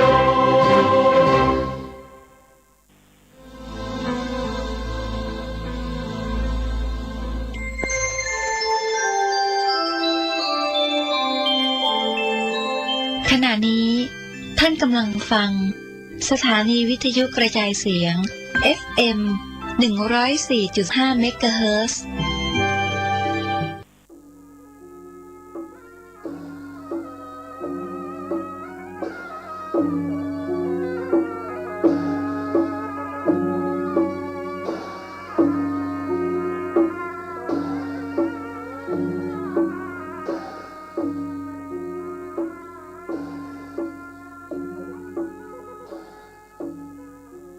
กาเลนะธรรมัสวนังเอตัมมังคารมุตตะมังมาแล้วเนอเสียงก้องเสียงก้องเสียงมองต่ำเข้าเสียงตุเจ้าเทศนาธรรม มาแถมแล้วมาถึงหูถึงบ้านถึงจองถึงหอถึงเฮือนในมุ้งในสุดในเตาไฟในห้องน้ำในรถมาถึงกุฏิที่ท่านผู้ฟังทั้งหลายเปิดวิทยุรับฟังสุดสูสังระพเตปัญญังอันนี้เป็นพุทธภาษิตแปลว่าการฟังด้วยดีย่อมได้ปัญญาหมายความว่าฟังด้วยดีย่อมจะได้ความรู้ถ้าฟังบ่ดีก็จะบ่เกิดความรู้ความรู้นี้เป็นเรื่องของมันสมองที่จะเก็บไว้บรรจุไว้ในมันสมองเพื่อจะใช้อันใดอันหนึ่งมามันบ่คัดข้องบ่มองใจบ่เกิดความทุกข์เอาตัวรอดจากความทุกข์ได้นักปราชญ์บัณฑิตเพิ่นจึงสรรเสริญว่าการฟังนี้ดีอันบ่ฟังกำไผ่นี้บ่ดีบางทีก็ผิดเพี้ยนเจตนาไปเหียคือเฮาบ่ฟังโดยดีฟังบลกกกกักฟังหั่นพ่องนี่พ่องบ่ได้ถึงเหตุถึงผลที่แท้จริงก็เลยบ่ได้ดีอย่างสักอย่างบ่ได้ปัญญาบ่ได้ความรู้อย่างสักอย่างฟังตัดสินใจทับถมสิ่งที่เฮาฟังไปเหียแล้วบางทีเฮาฟังบ่ดีความรู้ก็บ่เกิดขึ้นเฮาฉะนั้นจึงขอเจริญพรและเชิญชวนอาราธนาพระสงฆ์พระเจ้าครูบาอาจารย์พระเนนเถรเจ้าทั้งหลายฟังดีๆเชิญชวนพ่อออกแม่ออกทั้งหลายฟังดีๆคิดให้มันทีบางทีเฮาคิดบ่ทีรวบหัวรวบหางก็เลยว่าเป็นของบดีไปเสียก็มีดีใจที่ญาติโยมพ่อแม่พี่น้อง พระสงฆ์ครูบาอาจารย์เคยได้โทรศัพท์มาหาตุลุงบอกว่าธรรมะกูเจ้าที่ตุลุงนำเสนอไปนั้นฟังง่ายเข้าใจง่ายและบางครอบครัวก็บอกว่าก่อนนี้ครอบครัวบ่ค่อยมีความสุขตัวใดแต่ได้ฟังธรรมะกูเจ้าที่ได้นำเสนอไปนั้นปรากฏว่าครอบครัวมีความสุขขึ้นแล้วก็มีความเป็นกันเองขึ้นเข้าใจกันขึ้นในระหว่างพ่อแม่ลูกเต้าผัวเมียญาติสนิทมิตรสหายที่รักทั้งหลายมันดีขึ้นอบอุ่นขึ้นคำว่าที่ดีนี้บ่ได้หมายความว่ามีเงินมีทองขึ้นร่ำรวยขึ้นบ่ได้หมายความว่าอย่างนั้นการที่จะเสาะเงินเสาะทองเข้ามาสู่บ้านสู่จองสู่หอสู่เฮือนเป็นเรื่องของแต่ละคนอุทานะบินทเตทนังนี่เป็นพุทธภาษิตแปลว่าคนมันย่อมหาทรัพย์ได้คนขี้ค้านย่อมหาทรัพย์บ่ได้หมู่นี้เป็นต้นมันอยู่ที่ตัวภัยตัวมันที่จะมันหิมันหาคนที่จะมีเงินมีทองนั้นบ่ได้เกี่ยวกับการอาบน้ำฟังธรรม 1. อุทานะสัมปทาถึงพร้อมด้วยความมัน 2. อารักขสัมปทาถึงพร้อมด้วยการเก็บหอมรอมริบการรักษาบัดใจจ่ายสุรุ่ยสุร่ายที่รัฐบาลว่าฮือประหยัดฮือทำบัญชีว่าใจเท่าใดจ่ายเท่าใดได้มาเท่าใดฮือพยายามเดือนหนึ่งฮือมีเงินเหลือฮือพยายามอย่างนี้ตรงกันพุทธภาษิตที่ว่าอารักขสัมปทาถึงพร้อมด้วยการรักษาทรัพย์สมบัติข้อ 3. กัลยาณมิตรตาคบคนดีๆค้าขายถูกต้องตามศีลธรรมค้าขายบ่ฮื้อผิดกฎหมายบ้านกฎหมายเมืองหลีกเลี่ยงภาษีค้ายาบ้าค้าของเถื่อนหมู่นี้ ถ้าหลีกเลี่ยงหมู่นี้ได้ก็ย่อมจะมีเงินมีทองทรัพย์สมบัติอันนี้เรียกว่ากัลยาณมิตรตาข้อที่สี่ว่าสัมมชีวิตาประกอบอาชีพไม่ผิดกฎหมายไม่ผิดศีลธรรมเพราะว่าปัจจุบันนี้คนเฮารวยแล้วแต่ว่าก็จนเร็วเพราะไปค้าของเถื่อนค้าอาวุธเถื่อนจุเอาแม่ย่าแม่ยิงไปขายจุหลอกลวงพระแม้กระทั่งพระสงฆ์พระเจ้าเคยได้ยินมาหลายรายแล้วไปจุตัวเจ้าว่าจะเอากฐินมาทอดแล้วเวลานี้เงินยังบ่มาเตื้อเป็นจำนวนเป็นล้านกฐินกองนี้เงินยังบ่มาเตื้อต้องมาแน่นอนแต่ว่าขอทุนเนี่ยก่อนคือว่าเอาเงินไปก้าพิมพ์หนังสือพิมพ์ใบกุศลเอาไปเป็นก้านั้นก้านี้ก่อนไปอู้ฮือตุเจ้าตุหลวงฟังตุหลวงก็มีความโลภใครได้เงินเป็นล้านเพื่อจะเอามาบูรณะปฏิสังขรณ์วัดวาศาสนามาได้เก็บศรัทธาบ่ฮือศรัทธาได้ตุกอกตุกใจก็ไปเบิกเอาเงินของวัดมาฮื้อเอาไปเอามาหายแซบบ่ได้มาสักกรรมก็มีจำนวนมากบางทีก็เป็นแขกมาปรึกษาหารือกันแล้วถามใครถามว่าจะเปลี่ยนชื่อตุเจ้าก็ดีใจละถงย่ามละไว้ขึ้นไปโค้นหนังสือเพื่อจะมาเปลี่ยนชื่อเพื่อลงมาพอมีแล้วสตางค์ในถุงย่ามหมดหายแซบคนที่มาเปลี่ยนชื่อก็หายแซบหมู่นี้คือได้ระวังเรียกว่ามันมีสัมมชีวิตาประกอบอาชีพผิดศีลผิดธรรมถ้าตำรวจยับได้ก็ต้องถูกคอกถูกขังแถมเพราะฉะนั้นที่ตุลุงว่าครอบครัวมีความสุขบ่ได้มีความสุขเพราะมีเงินมีคำความสุขเพราะถูกกันลงกันอภยาปัชชังสุขขังโลเกการไม่เบียดเบียนกันเป็นสุขในโลกอันนี้เป็นคำสอนในทางพระพุทธศาสนาเฮาเป็นผัวกันเฮาเป็นเมียกันเฮาเป็นพี่กันน้องกันเฮาจะไปเบียดเบียนกันหยังหันหน้าหันตากินข้าวกล่องเดียวกันหม้อเดียวกันเป็นเจ้าบ้านเหมือนกันจังกันคลหานินทากันเล่าหน้าจากขวัญกันมันบ่มีการเสี่ยงการสุดสะเตื้อพอได้ยินธรรมะที่ตุลุงเสนอไปปรากฏว่าการที่จะไปเล่าหน้าจากขวัญการไปติไปเตียนกันนั้นมันบ่มีสาระบ่มีประโยชน์ว่าให้กันก็เต้าอั้นแล้วสู้สั่งสรรค์สู้ให้มันมีประโยชน์อู้แบบมีประโยชน์อู้แบบมีสั่งสรรค์กันบ่ให้มันบวชจำนำคุณยังจะดีกว่าหมู่นี้เป็นต้นฝากฝังไว้กับพี่น้องทั้งหลายแล้วเมื่อตะวานี้มีป้อออกคนหนึ่งโทรมาบอกฮือตุลุงว่าขอฮือตุลุง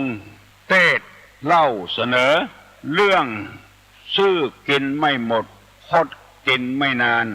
ฮือฟังกรรมเพราะว่าบัดเดี๋ยวนี้หัวหน้ามี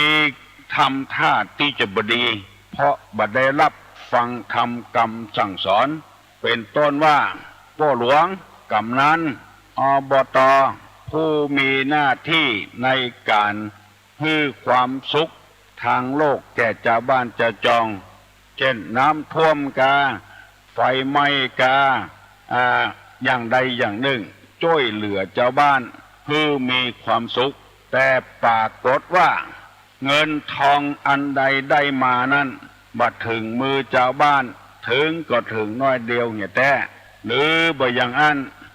สิ่งที่เป็นสาธารณประโยชน์ม็อบแมปซับแซบเอาไปขายให้นายทุนก็มีแทนที่จะมาเป็นห่มเป็นเงากับชาวบ้านชาวจอง สามารถสร้างความเดือดร้อนให้เจ้าบ้านเจ้าจองเมื่อตะกอนมีครูบาเจ้าวัดน้ำบ่อหลวงเคยเขียนภาษิตออกมาว่านกยางขาวเจ้ามายาอยากกินปลาแกล้งพูดตูว่ากูมีศีลเมื่อจะหาเสียงเป็นแก่บ้านเป็นกำนันเป็นอบต.หาเสียงให้เจ้าบ้านว่าจะช่วยเหลือเจ้าบ้านทุกอย่างพอได้เป็นมาแล้วบัดใจอย่างอันสกรรมเป็นอย่างนกยางไปเหียนุ่งขาวห่มขาวแต้เป็นนกยางสีขาวแต้ปรากฏว่าไปเฝ้าอยู่หนองสละจับเอาป่าเอากุ้งเอาเนิ้วที่อยู่ในสละมากินเตื้อตัวในที่สุดมาก็เกือบจะหมดสละมีคนหูตั้งหลายพระสมจุมนนกำก็เลยขับไล่อุปมาฉันใดก็ฉันนั้นอันอย่างแห่ลงหินลงทรายลงอันอย่างนี้เป็นอันกินอย่าประตกประเสี่ยงมันบ่มีความลับบ่มีในโลกเน้อพอออกแม่ออกพุทธภาษิตบอกว่านัตถิโรเกละโหนามะชื่อว่าที่ลับไม่มีในโลกนึกว่าไผ่บ่ฮู้เขาฮู้เสียงถึงบ้านถึงจองถ้าเฮาเอาธรรมะมาใส่จิตใส่ใจเฮาจะได้ช่วยเจ้าบ้านแถมจำนวนมากอย่าบ่เหมือนกับเป็นนกยางกินสะปะสะปืนอันที่ไม่อยู่ในน้ำที่กินได้นึกว่าไผ่บ่ฮู้เขาฮู้กันหมดอาชีพนี้เป็นอาชีพที่เฮาจะช่วยเหลือเจ้าบ้านเกิดมาตึงเตื้อช่วยก็ช่วยกันเหียแต่อย่าไปเลาะไปและไปกินหั่นเป็นกินนี่เฮาความซื่อนี่กินบ่หมดสมัยหน้าถ้าหมดวาระการเป็นหัวหน้าคนเป็นกำนันผู้ใหญ่บ้านหมดวาระ5 ปีสมัครแถมกอดตึงได้แถมเมาเอาอาชีพที่เป็นแก่บ้านกำยันนั้นเป็นอาชีพประจำครอบครัวเลยส่งถึงลูกถึงเต้าลูกเต้าก็มีความภาคภูมิใจที่ได้ป้อเป็นหัวหน้าคนเมียก็ภาคภูมิใจที่ได้เป็นเมียของหัวหน้าคนเช่นกำนันผู้ใหญ่บ้านถ้าคดแล้วได้กินครั้งเดียวซื้อกินไม่หมดคดกินไม่นานเมื่อนานก็สมัครแถมมาได้แล้วเขาบ่เลือกเพราะหูกิตติศัพท์แล้วกงกินเจ้าบ้านเจ้าจองก็พ่อออกไม่ออกพี่น้องทั้งหลายทำไมนี่เป็นสมัยประชาธิปไตยพิจารณากันเหี่ยพ้องไปนับได้นับเลือกกันไปสุ่ม4สุ่ม5เลือกกันเข้าไปอย่างที่เขาว่ากันใหม่ๆว่าพวกมากลากไปหันว่าเป็นญาติหันว่าเป็นพี่เป็นน้องหันว่าเป็นเพื่อนเป็นฝูงลากกันเข้าไปมันเสียเวล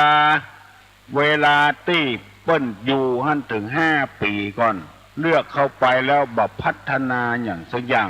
บ่แยะอย่างสักอย่างท่านผู้ที่ได้รับเลือกก็ขอฮื้อหูเหี่ยว่าที่เฮาได้เป็นมานั้นเพราะชาวบ้านบ่ใจจู่ๆเพิ่นยกขึ้นเป็นบ่ใจเพราะชาวบ้านเลือกเฮาขึ้นมาจะแยะไอ้หยังก็ฮื้อพิจารณาเหี่ยก่อนจะกินจะคบไอ้หยังเชื้อใดก็ฮื้อพิจารณาเหี่ยก่อนไปคบไปกินง่ายๆนั้นมันบ่ได้นะมันจะค้างคอมันจะขวางต้องดีบ่ดีเสียหน้าเสียตาหมดเงินมอกก็หายพอดีมอก1,000 2,000 10,000 20,000มันกินบ่จะได้เหมือนอดเอาเหียปฏิบัติตามสุจริตธรรมไม่โลภไม่โกรธไม่หลงเอาอันนี้มาใส่ใจแล้วบ้านจองบางที่มีความเจริญรุ่งเรืองบางบ้านนี่กองทุนเงินล้านกองทุนหมู่บ้านลงหนังสือพิมพ์บ่อยๆเปิ้นเจริญรุ่งเรืองเปิ้นซื่อสัตย์ต่อกันบางบ้านนี้มันเจริญรุ่งเรืองสักเตื้อเพราะเหตุว่าซื้อกินไม่หมดคดกินครั้งเดียว ยืมเงินไปลงทุนต้นว่ากองทุนหมู่บ้านบ่เอาไปลงทุนสักกรรมเอาไปซื้อรถเครื่องให้ลูกขี่ไปโรงเรียนเอาไปซื้อมือถือซึ่งมันมีความจำเป็นที่จะต้องเอาที่บ้านที่จองไปการันตีไปจำนองขอให้พิจารณาอยู่ในศีลกินในธรรมเตอเขาจะมีความสุข5 บาทในมือดีกว่า100 บาทอยู่ที่เปิ้นพยายามมีน้อยจ่ายน้อยกินน้อยอย่าไปกินอย่างเปิ้นที่โบราณเปิ้นว่ากินได้กินอย่างเปิ้นอย่าไปกินอย่างเปิ้นหมู่นี้เป็นต้นได้อธิบายเรื่องราวเกี่ยวกับซื้อกินไม่หมดทดกินไม่นานเป็นอย่างเงี้ยขอพยายามเอาธรรมะมาใจกันนักๆเถอะฝรั่งมั่งค่าเปิ้นเข้ามาบ้านเฮาเมืองเฮาเปิ้นมาปฏิบัติธรรมเปิ้นรู้สึกว่าพุทธศาสนาเนี่ยเป็นศาสนาที่ให้ความสุขกับคนบ่วุ่นวายกำเดียวจะได้นำเอาหนังสือประเทศต่างๆที่มาปฏิบัติธรรมของโครงการมหาวิทยาลัยจุฬาลงกรณ์ให้ฟังพี่น้องทั้งหลายตุลงได้อธิบายเรื่องเกี่ยวกับปอนของนางพุทธดี10 ข้อที่ขอจากพญาอินทร์มาเสนอไปแล้วถึงหมดกัน8 ข้อแล้วยังแถม2 ข้อวันนี้จะให้มันจบไปเหี่ยเลยข้อที่1ขอให้มีตางาม2ให้มีคิ้วงาม3ให้มีชื่อว่าพุทธดี4ให้ได้ลูกผู้มีศีลมีธรรมใจประเสริฐหูกำป้อหูกำแม่ข้อที่5เมื่อมาลูกในท้องบ่ฮือท้องนูนขึ้นข้อที่6ขอฮือหันทั้ง2 ข้างอย่าไปหย่อนไปยานข้อที่7ขอฮือผมอย่าได้งอกขอให้มันขาวอย่างเก่ามันดำอย่างเก่าอย่างเดิมข้อที่8ขอให้มีผิวกายละเอียดข้อที่9เพิ่นบอกว่าขอให้ได้ปล่อยนักโทษประหารชีวิตนักโทษที่บ่มีโทษเพิ่นจะไปประหารชีวิตขอให้ได้ปล่อยพ้นจากโทษนักโทษที่บ่มีโทษแล้วเขาจะเอาไปฆ่าไปแกงหมายความว่าจะใดบางทีคนเอานี่ใส่ร้ายกันนาบโทษใส่กันโทษถึงกับประหารชีวิตที่จะต้องลงประหารชีวิตแต่ว่าเขาเหล่านั้นบ่มีโทษขอเงินได้ปล่อยเขาพ้นจากโทษบ่อยๆอันนี้เป็นข้อที่นางพิจารณาอันมีโทษแล้วเพิ่นจะประหารชีวิตอันนั้นนางบ่ได้เล่าถึงว่านักโทษที่บ่มีโทษเปิ้นใส่ร้ายเอาเปิ้นเอายามายัดในบ้านก็ดีเปิ้นนาบโทษว่าฆ่าคนก็ดีหมู่เนี้ยเปิ้นทำดีมาตลอดแต่ว่าถูกใส่ร้ายไปสีเปิ้นจะเอาไปฆ่าอยู่หั่นแล้วขออย่าให้เปิ้นฆ่าเปิ้นแกงเพราะเปิ้นปั้มเป่งบุญบารมีมานานแล้วนาบโทษเปิ้นอันนี้เป็นต้นก็ออกไม่ออกถ้าจะว่าปัจจุบันนี้นางขอปอนอย่างที่มีสาระมีประโยชน์มากเช่นรัฐบาลกำลังมุ่งหน้าทำงานเพื่อประเทศชาติบ้านเมืองยาเสพติดระบาดปราบปรามจนเหลือจนหมดเกือบหมดแล้วก็อันนี้ก็บ่มีโทษต่อใดยังใส่โทษว่าเปิ้นบ่าทำบ่มีสาระเงินเป็นหนี้ธนาคารโลกยืมของเปิ้นมาเปิ้นใจให้แล้วเปิ้นบ่มีโทษมีตาแล้วเปิ้นหน้าโทษแถมว่าบ่พอใจเตื้อยางภาคใต้ตะก่อนกิโลละ17-18 บาทบัดเดียวนี้ขึ้นไปเพียว80-90 บาทอันเนี้ยบ่มีโทษมีตาสักอย่างทำความดีเพื่อประเทศชาติเปิ้นก็ยังหน้าโทษว่าบริหารประเทศชาติบ่ดีหอยเถื่อนระบาดค่อยบ้านค่อยเมืองมีก้าคนขายพวยบัดเดียวนี้เงียบสงัดไปพ้องแล้วบ่มีแล้วสลากกินรวบใต้ดิน เปิ้นยกเอามาบนดินเงินที่เอามาบนดินเปิ้นก็บ่เอาใส่กระเป๋าเอาส่งลูกส่งหลานละออดที่ทุกข์ยากหมดโอกาสเอาไปเฮียนเมืองนอกเมืองนาก็ยังน่าโทษว่าเปิ้นบ่ดีเตื้อหลายๆอย่างมีทำจำนวนมากมายก่ายกองแก้ความยากความจนให้แก่เจ้าบ้านเจ้าจองก็ยังว่าบ่ดีเตื้อจะประหารเปิ้นอยู่จะไล่เปิ้นออกจากวงการบ้านการเมืองอยู่เขาจะมาบริหารงานประเทศ30 บาททั่วโลกคนที่เป็นโรคในท้องในไส้ต้องผ่าตัดหมดเป็น10,000-20,000ดีเสียงอย่างแล้วก็ยังน่าโทษว่าเปิ้นบริหารประเทศบ่ดีเตื้อ30 บาทได้ทุกโรคหมอบอกว่าหมอใหญ่นี่บ่ฮู้เรื่องอย่างซะอย่างไผส่งเข้าไปผ่าตัดผ่ามดเสียง30 บาทพยาบาลเคยอู้ให้ฟังเปิ้นก็ยังบ่หันความดีเตื้อจะใส่ร้ายป้ายสีจะไล่เปิ้นอยู่เปิ้นแปลงถนนรอบอ้อมบ้านอ้อมเมือง2 ชั้น 3 ชั้นก็ยังน่าโทษว่าเปิ้นบ่ดีเตื้อจะให้ไล่เปิ้นอันเนี้ยคือนักโทษที่บ่มีโทษสักน้อยนางพุทธดีบอกว่าถ้าไปปะใส่อย่างอี้นะของฮือโพดฮือเขาบ่ฮือเปิ้นได้ไล่ฮืออยู่บริหารบ้านเมืองอยู่ต่อไปหมู่นี้เป็นต้นฝากฝังไว้กับปอกออกไม่ออกนางพุทธดีเปิ้นเป็นคนใจบุญใจอี้แล้วข้อที่10ข้อสุดท้ายตุลุงจะนำมาเสนอนางพุทธดีบอกว่าขอเป็นอัครมเหสีอันเป็นที่โปรดปรานของพระเจ้าเมืองศรีวิราชอันนี้ก็เป็นข้อสุดท้ายหมายความว่าถ้าได้ไปแต่งงานแล้วขอให้ได้อุปถากอุปถัมภ์เป็นที่โปรดปรานของสามีอู้กันง่ายๆอันเนี้ยมันเป็นปอนที่ให้ความเจริญรุ่งเรืองมาจนกระทั่งปัจจุบันนี้ให้แม่ยิงทั้งหลายได้ให้ผัวฮักมีวิธีใดจะให้ผัวฮักผัวแปลงได้อุปถัมภ์ได้อุปถากสามีให้มีความสุขในครอบครัวนึ่งข้าวหุงแกงทำอาหารการกินซักผ้าซักครัวบ่าอิดบ่าออดบ่าเถียงบ่าทำให้ผัวรำคาญอันนี้เป็นปอนข้อที่ปรารถนาของนางพุทธดีซึ่งมันตรงกันข้ามกับครอบครัวถึงวันนี้อยู่บ่มีความสุขไปไหนก็บ่บอกให้ลูกให้ผัวจะทำอะไรอย่างจะซื้ออะไรอย่างมาในครอบครัวเงี้ยให้ผัวคัดอกคัดใจอยู่ตลอดเวลาว่าให้ก็บ่ได้หน้างอคอหักอันนี้นางบ่ปรารถนาเจืออัน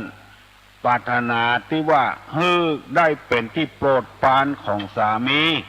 ทำอาหารการกินด้วยมือของตนเองกินฝีมือกินฝีมือของเมียบ่ให้ผัวได้คัดข้องหม่องใจอุปถากผัวดีตลอดเวลาซึ่งปัจจุบันนี้เราจะหันว่าเนี่ยหยังก็คัดอกคัดใจกันอยู่ตลอดเวลาเถียงกันบ่ฮู้จะย่างซะเตื้อนอนก็นอนนักนอนรับดึกแล้วก็ลุกขวาย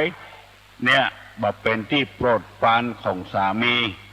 พยายามปฏิบัติปัดโปครอบครัวให้มีความสุขอู้กันล่งทรงกันพอ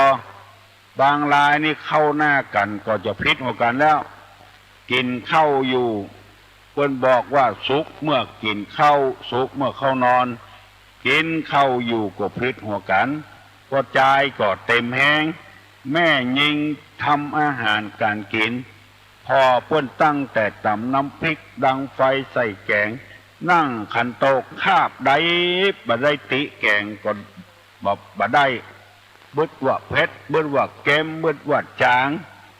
เบิดว่าพักแข่งกันอย่างแข่งหมู่นี่โอ๊ตเอาอย่าบ่ทับปากออกมาคนที่เนี่ยกินก็มันบ่ใจ เนี่ยอย่างสบายนะต้องใส่พักต้องเนี่ยกับปูกับป่ากับชิ้นกับอย่างมันยากคนเดียวเนี่ยกูอย่างพอมาตั้งขันโตกมาแล้วก็นึกว่าจะสรรเสริญฝีมือของเมียโอ้กลับไปว่าเข้าก็แข็งเหียเข้าก็แจ๊ะเหียอาหารก็เผ็ดไปเค็มไปติ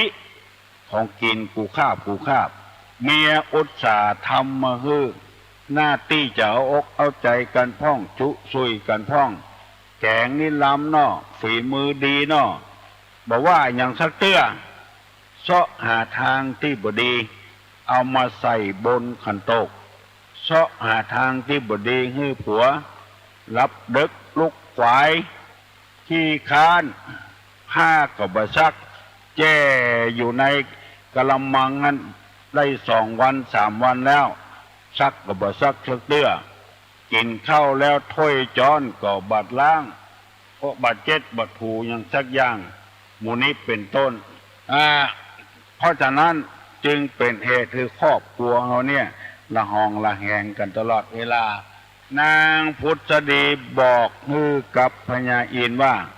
ถ้าลงไปเกิดเมืองคนแล้วขอจะไปฮื้อผัวได้เจ็บช้ำน้ำใจกันขอฮื้อเปิ้นได้มีความสุขในครอบครัวลูกเต้าหลานเหลนฮื้อฮักกันอบอุ่นกันมันมีหลายแล้วเวลานี้อันยังก็มีกินอันยังก็มีใจบ่มีความสุขในครอบครัวผัวก็แน่จะเจตนาบดีต่อเมียก็เจตนาบดีต่อผัวลูกแถมซ้ำให้เอาเกมมาเล่นวันค่ำถึงคาบมาก็กินกับพ่อกับแม่ตัวเขาพอใจน้อยใหญ่แล้วไปห้องห้ำห้องเฮียน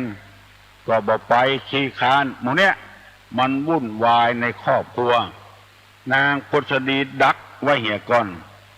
บ่ฮื้อมีความวุ่นวายในครอบครัวได้ลูกก็ขอให้ได้ลูกที่ประเสริฐได้ผัวก็ขอให้ได้ผัวที่มีศีลมีธรรมบ่กินเหล้าเมายามาทะละทลายปัจจุบันนี้มีหลายบ้านหลายจองเนี่ยจะเอี้ยอย่างที่ตุลุงว่าเนี่ยเสาะหาเรื่องหาเล่าใส่กันมีเจตนาบดีบางทีลูกดีแต่พ่อแม่พิษหัวกันถึงวันแต่เมาะบ่เอาธรรมะเข้ามาใส่จิตใส่ใจตุลุงยินดียินบานที่พี่น้องทั้งหลายมอบความไว้วางใจให้ตุลุงแล้วก็โทรศัพท์มาบอกว่ายินดียินบานตัวลุกมาเมื่อเจ้าได้ฟังตุลุงแล้วก็เผยแพร่ไปบางคนบ่เคยฟังวิทยุก็ซื้อวิทยุมาฟังกูเจ้ากรรมนี้ตุลุงบ่ได้แปลงกรรมเอาเพราะว่ามีคนโทรศัพท์มาบอกว่าเจ้าครอบครัวดีขึ้นมาแม่อุ้ยก็ดีขึ้นมาพ่ออุ้ยก็ดีขึ้นมาบ่จมบ่แซมผัวก็ดีขึ้นมาเข้าบ้านมาบัดทะละทลายอย่างเก่าอย่างเดิมคนเอานี้เกิดมาทั้งทีคือเอาดีเพื่อได้จะไปทำตัวเป็นบดีอย่างที่ตุลุงว่าคนนี่เป็นได้หลายอย่างเป็นม้าก็ได้เป็นหมูก็ได้เป็นควายเป็นงัวก็ได้เฮาอย่าไปฮื้อมันเป็นสิ่งเหล่านั้นฮื้อเป็นคนอยู่ตลอดเวลาบางคนนี่เจตนาบดีอยู่ตลอดเพราะว่าอู้อันอย่างออกไปก็อู้ทางลบบ่อู้ทางบวกซะเตื้อบ่ปรับปรุงครอบครัวให้มีความสุขซะเตื้อแน่ก็อย่าแตกจะแยกกันเพราะใจเป็นอกุศลทำไมใจจึงเป็นอกุศลเพราะใจเจตนาบดีนั่นเองสมมติง่ายๆว่าไปปะใส่เพื่อนฝูงโอ้มาแล้วกันมาแล้วมากระไผมาคนเดียวนะไอ้วอกนั่นมากะเนี่ยจังเปิ้นแล้วก็ถามมาเปิ้นแถมไอ้วอกนั่นมากะหน้าที่จะถามคนดีๆบ่มากะไปถามไอ้วอกนั้นมันบ่ถูกกันอยู่หั่นแล้ว แล้วจะไปถามมามันเนี่ยหยังมากระไผมาคนเดียวไอ้วอกนั่นมากะเนี่ยไปคิดเสพสิ่งที่เป็นอกุศลตอนนี้ไปให้พยายามสร้างสรรค์อย่าไปพยายามลบสร้างสรรค์ให้มันดีขึ้นหูสิ่งที่ควรหูอันใดบอกควรหูจะไปเสาะหามันบางคนแสหาเรื่องนั้นนะมันว่าจะได้ให้กูพ่องก็เปิ้นว่าบอกว่าอย่างรู้ว่าก้ามึงลืมไปเห็นแล้วก้ามันว่าจะได้ลองบอกให้กูรอไปแส่หามันเนี่ยหยังมันเป็นควากเป็นน้ำเป็นเสี้ยนเป็นขยะที่เขาบอกพอใจแล้วไปเสาะหาขยะเอามาใส่อกใส่ใจแทนพยายามปรับปรุงแก้ไขกันเนอก็ออกแม่ออกพี่น้องผู้ฟังทั้งหลายบัดเดี๋ยวนี้6 โมงเกินฝ่ายแล้วเนอไผ่ยังบ่ลุกจากที่นอนก็ลุกได้แล้วเป็นวันที่จะต้องออกเวียกการเสาะว่าหากินเวลามันบอกท่าไผ่จากนาทีวินาทีเป็นนาทีจากนาทีเป็นชั่วโมงมันว่าท่าไผ่เขาจะให้มันกลับขึ้นมาตึงบ่ได้เพราะฉะนั้นลุกลุกก่อนที่ตะวันจะออกอาบน้ำอาบท่าแปรงฟันล้างหน้าล้างตาดีดักแล้วมันสดชื่นปาการอาบน้ำฟังธรรมที่ตุลุงนำมาเสนอวันนี้ก็ขออนุโมทนากับท่านพระครูคำมูลวรธรรมโมนำเอาเงินมาถวายที่ห้องส่งใน500 บาทเพื่อให้ตุลุงซื้อดนตรีพื้นเมืองให้แก่ลูกแก่หลานแก่สถานที่ต่างๆที่เพิ่นมาขอกับขอให้ตุลุงช่วยเหลือตุลุงก็เท่าแก่แล่ลายแล้วบอกว่าจะไปเสาะเงินเสาะทองที่ไหนจึงขอประกาศบอกบุญเลี่ยไรมายังท่านทั้งหลายท่านพระครูเพิ่นถวาย500ใครเป็นเจ้าภาพซึ่งใหญ่นี่ประมาณ1,500 บาทซึ่งกลางนี่ก็ประมาณ1,000 บาทซึ่งน้อยๆนี่ก็ประมาณ500-600ถ้าใครมีเจ้าศรัทธาจะทำบุญทำทานเกี่ยวกับดนตรีสะล้อซอซึงเขาส่งเคราะห์กันไปมีพระพุทธศาสนาฐานะที่จะช่วยเหลือกันพร้อมกันนี้ขออนุโมทนาศรัทธาครอบครัวคุณประยุนใจพรหมและก็ครอบครัวคุณประพจน์เลขาได้นำเอาพระพุทธรูปประจำวันมาถวายที่วัดโสภณารามนี้4 องค์กับกันเป็นราคาอยู่ 3,000 กว่าบาทเอามาตานที่วัดเมื่อตะวาเพื่อจะนำเอาพระพุทธรูปเหล่านี้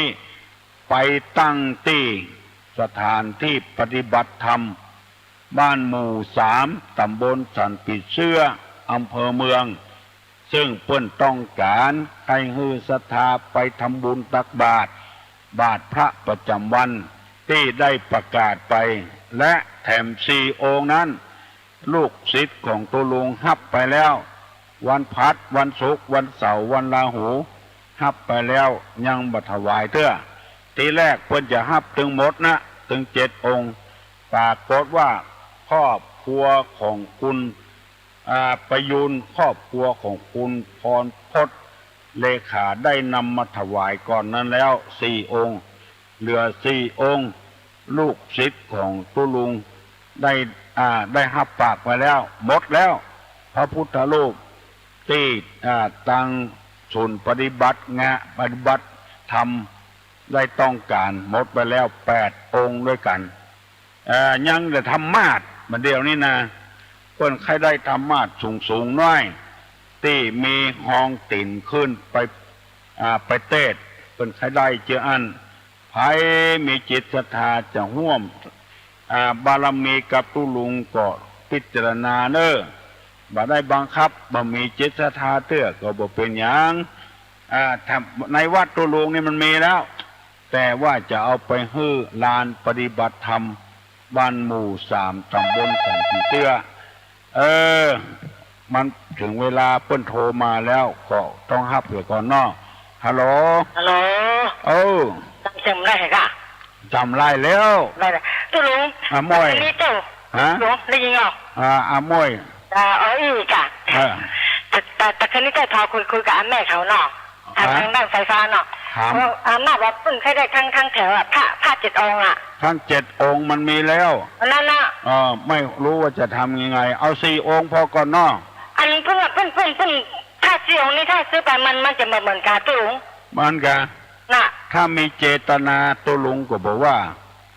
ไม่อยากเหมือนกันนะมาแม่เขาเราถ้าใครก็คือซื้อนี่ซื้ออะไรแล้วซื้อไปมันเนื้อทองมันจะเหมือนกันเนาะแต่ขึ้นเจ้าทอไปเขาว่าเจ้าอยู่แห่งบ้านเนาะเขาว่าถ้าทอไปถ้าซื้อไปนี่เป็นของซื้อได้แต่เราซื้อไปทั้งไอ้ฮุกไอ้ผ้ามันเนี่ยมาเหมือนกันเนื้อทองจะเหมือนกันจะ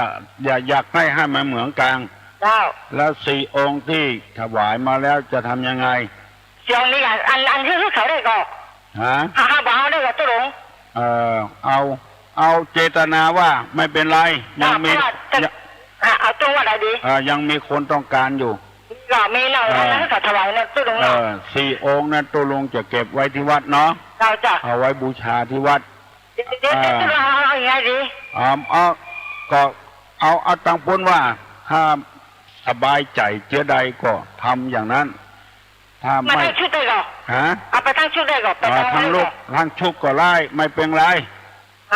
เอามาทั้งชุกก็ได้ให้มันเหมือนกลางเนาะทั้งชุดเลยนะเพราะอาม่าค่ะมันลูกหลานนั้นนักเนาะเอาจะเอาหมดไงแต่ครั้นี้คุยกันน้องสาวว่าผมพูดเจ้าเกิดตู้ดองเนาะเพราะว่าถ้าเอาทำเสร็จจะเอาไปทั้งชุดอย่างนี้แต่ดองนี่นะได้ก็ไล่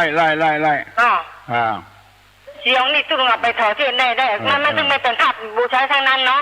บ่เสียงกลางไล่ถ้าพูดเขาเสียใจว่ะไม่เสียใจเขาถวายแล้วอันที่ว่ามาเมื่อกี้นะเขาศรัทธาหลวงพ่อศรัทธาตู้ลุงสุดแล้วแต่ตู้ลุงจะเอาไปทำถวายที่วัดแล้วเขาไม่เสียใจเอาทั้งชุกก็ได้นะต้องกลัวเขาเสียใจเขาก็ต้องสละเนาะตู้ลุงอย่างนั้นต้องต่างสบายใจเนาะไม่เสียใจละที่อื่นยังมีอยู่มันมีบอกไปที่อื่นก็ไล่เจ้านี่แต่ครั้นี้เจ้าทอไปเขาว่าเขาแค่ได้ทางตึงชุดอะมามันนักเนาะเอาดีไม่ก็ต้องเจ้าสุกอบโอเคถูกต้องอันเจ้าเอาหมดนะแต่ชุดนี้นะเหมาทั้งหมกเลยเนาะเปิดเอานะคะเหมาหมกวักเท่าเลยแล้วเห็นเสียงตู้มันยังไงที่เพิ่งถวายหน้ามันยังไงถวายที่เสียงที่ถวายให้ตู้ลุงอ่ะเสียงที่ถวายที่ท่านไม่เป็นไรเก็บไว้ได้เอาไว้ได้ไม่เสียหายพระพุทธรูปยิ่งเอาถ้าคนอื่นต้องการก็จะให้คนอื่นถ้าไม่มีคนต้องการก็จะเอาไว้บูชาไม่เป็นไรไม่ใช่ของกินของบูชาเอานาละ5 นิ้วกะเอา5 นิ้วขึ้นไปถ้าว่า7 นิ้ว 9 นิ้วนี่อย่าไปเนาะ7 นิ้วก็ไล่ยิ่งโตเท่าไหร่ก็ยิ่งรีเท่านั้นเพื่อไม่ให้โยมได้เสียเงินมาก5 นิ้ว 7 นิ้วก็ไหวได้เหมือนกันในบุงเท่าเลี้ยวกังตีนะตะลุงนะสวัสดีเนอะกำเชียแต่เจ้าทำบุญอยู่หน้าบ้านทำบุญแล้วได้ยินตัวแต่เสร็จแล้วซอเสืออย่างเฮงรวยนะเจ้าเอาอักลีจะเจริญพรแล้วก็ที่วัดแสนฝางเพิ่นจะทำบุญน้ำพึ่งน้ำอ้อยเพิ่นเนี่ยมาได้200 กว่าปีมาแล้ววันเดือน12เปงเนอะใครมีจิตศรัทธาทานน้ำพึ่งน้ำอ้อยก็ไปร่วมกับเปิ้นตั้งแต่8 โมงเป็นต้นไปฮัลโหลจะถามปัญหาครับสาธารณกุศลคืออะหยังครับถามแล้วก็1แล้วบุญกิริยาวัตถุ3มีทานศีลภาวนาอยากถามว่าทานข้อต้นนั้นคืออะหยัง2 ข้อครับไปสาครับสาธารณกุศลคืออะไรบุญกิริยาวัตถุ3ทานศีลภาวนา อยากถามข้อต้นว่าทานคืออะไรภายได้ตอบมาเนอะขออนุญาตประชาสัมพันธ์แถมสักน้อยที่วัดบ้านวังทานมีป้อออกพุทธอุปถากพระพุทธศาสนาเป็นมหาอุบาสกอุบาสิกาคือคุณสมบุญกันทปาคุณบัวชมกันทปาพร้อมด้วยบุตรและธิดาได้ถวายที่ดิน10 ให้แก่มหาจุฬาลงกรณราชวิทยาลัยเวลานี้ได้สร้างอาคารอย่างต่างๆไปแล้วจำนวนมากเพื่อนจะถวายเป็นตาเนอในวันถวายเป็นตาวันที่20 กันยาเนอฮัลโหลวันที่20 กันยาไผ่มีจิตศรัทธาไปห่วมเนอฮัลโหลขอเจ้านมัสการเจ้า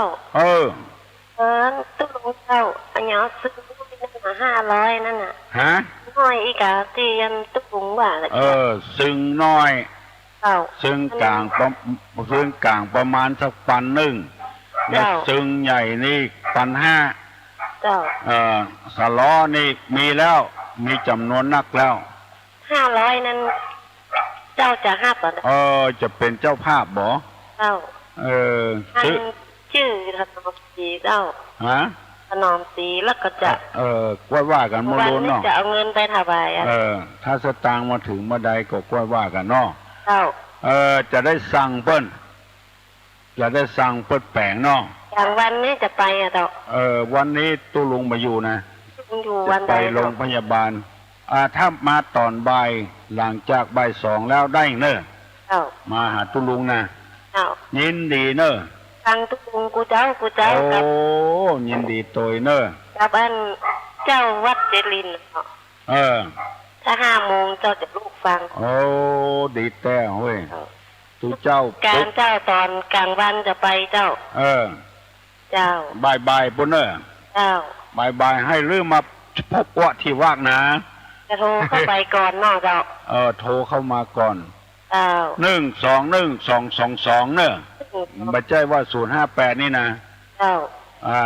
ต้อง2นี่เนาะเจ้าต้อง2เจ้านมัสการเจ้าวันทูเนอะเจริญพรดีใจมากวันที่20 กันยานี่เปิ้นจะตานบัดนี้สร้างไปแล้วประมาณสัก20 กว่าล้านแล้วเปิ้นจะทำบุญเนี่ยก่อนเปิ้นว่าไผมีจิตศรัทธาไปห่วมโดยเปิ้นเนอะบัดนี้ฝรั่งนะมาปฏิบัติธรรมอยู่ที่หั่นมาปฏิบัติธรรมอยู่ที่บ้านบางทานอำเภอสันทรายปฏิบัติธรรมอยู่หั่น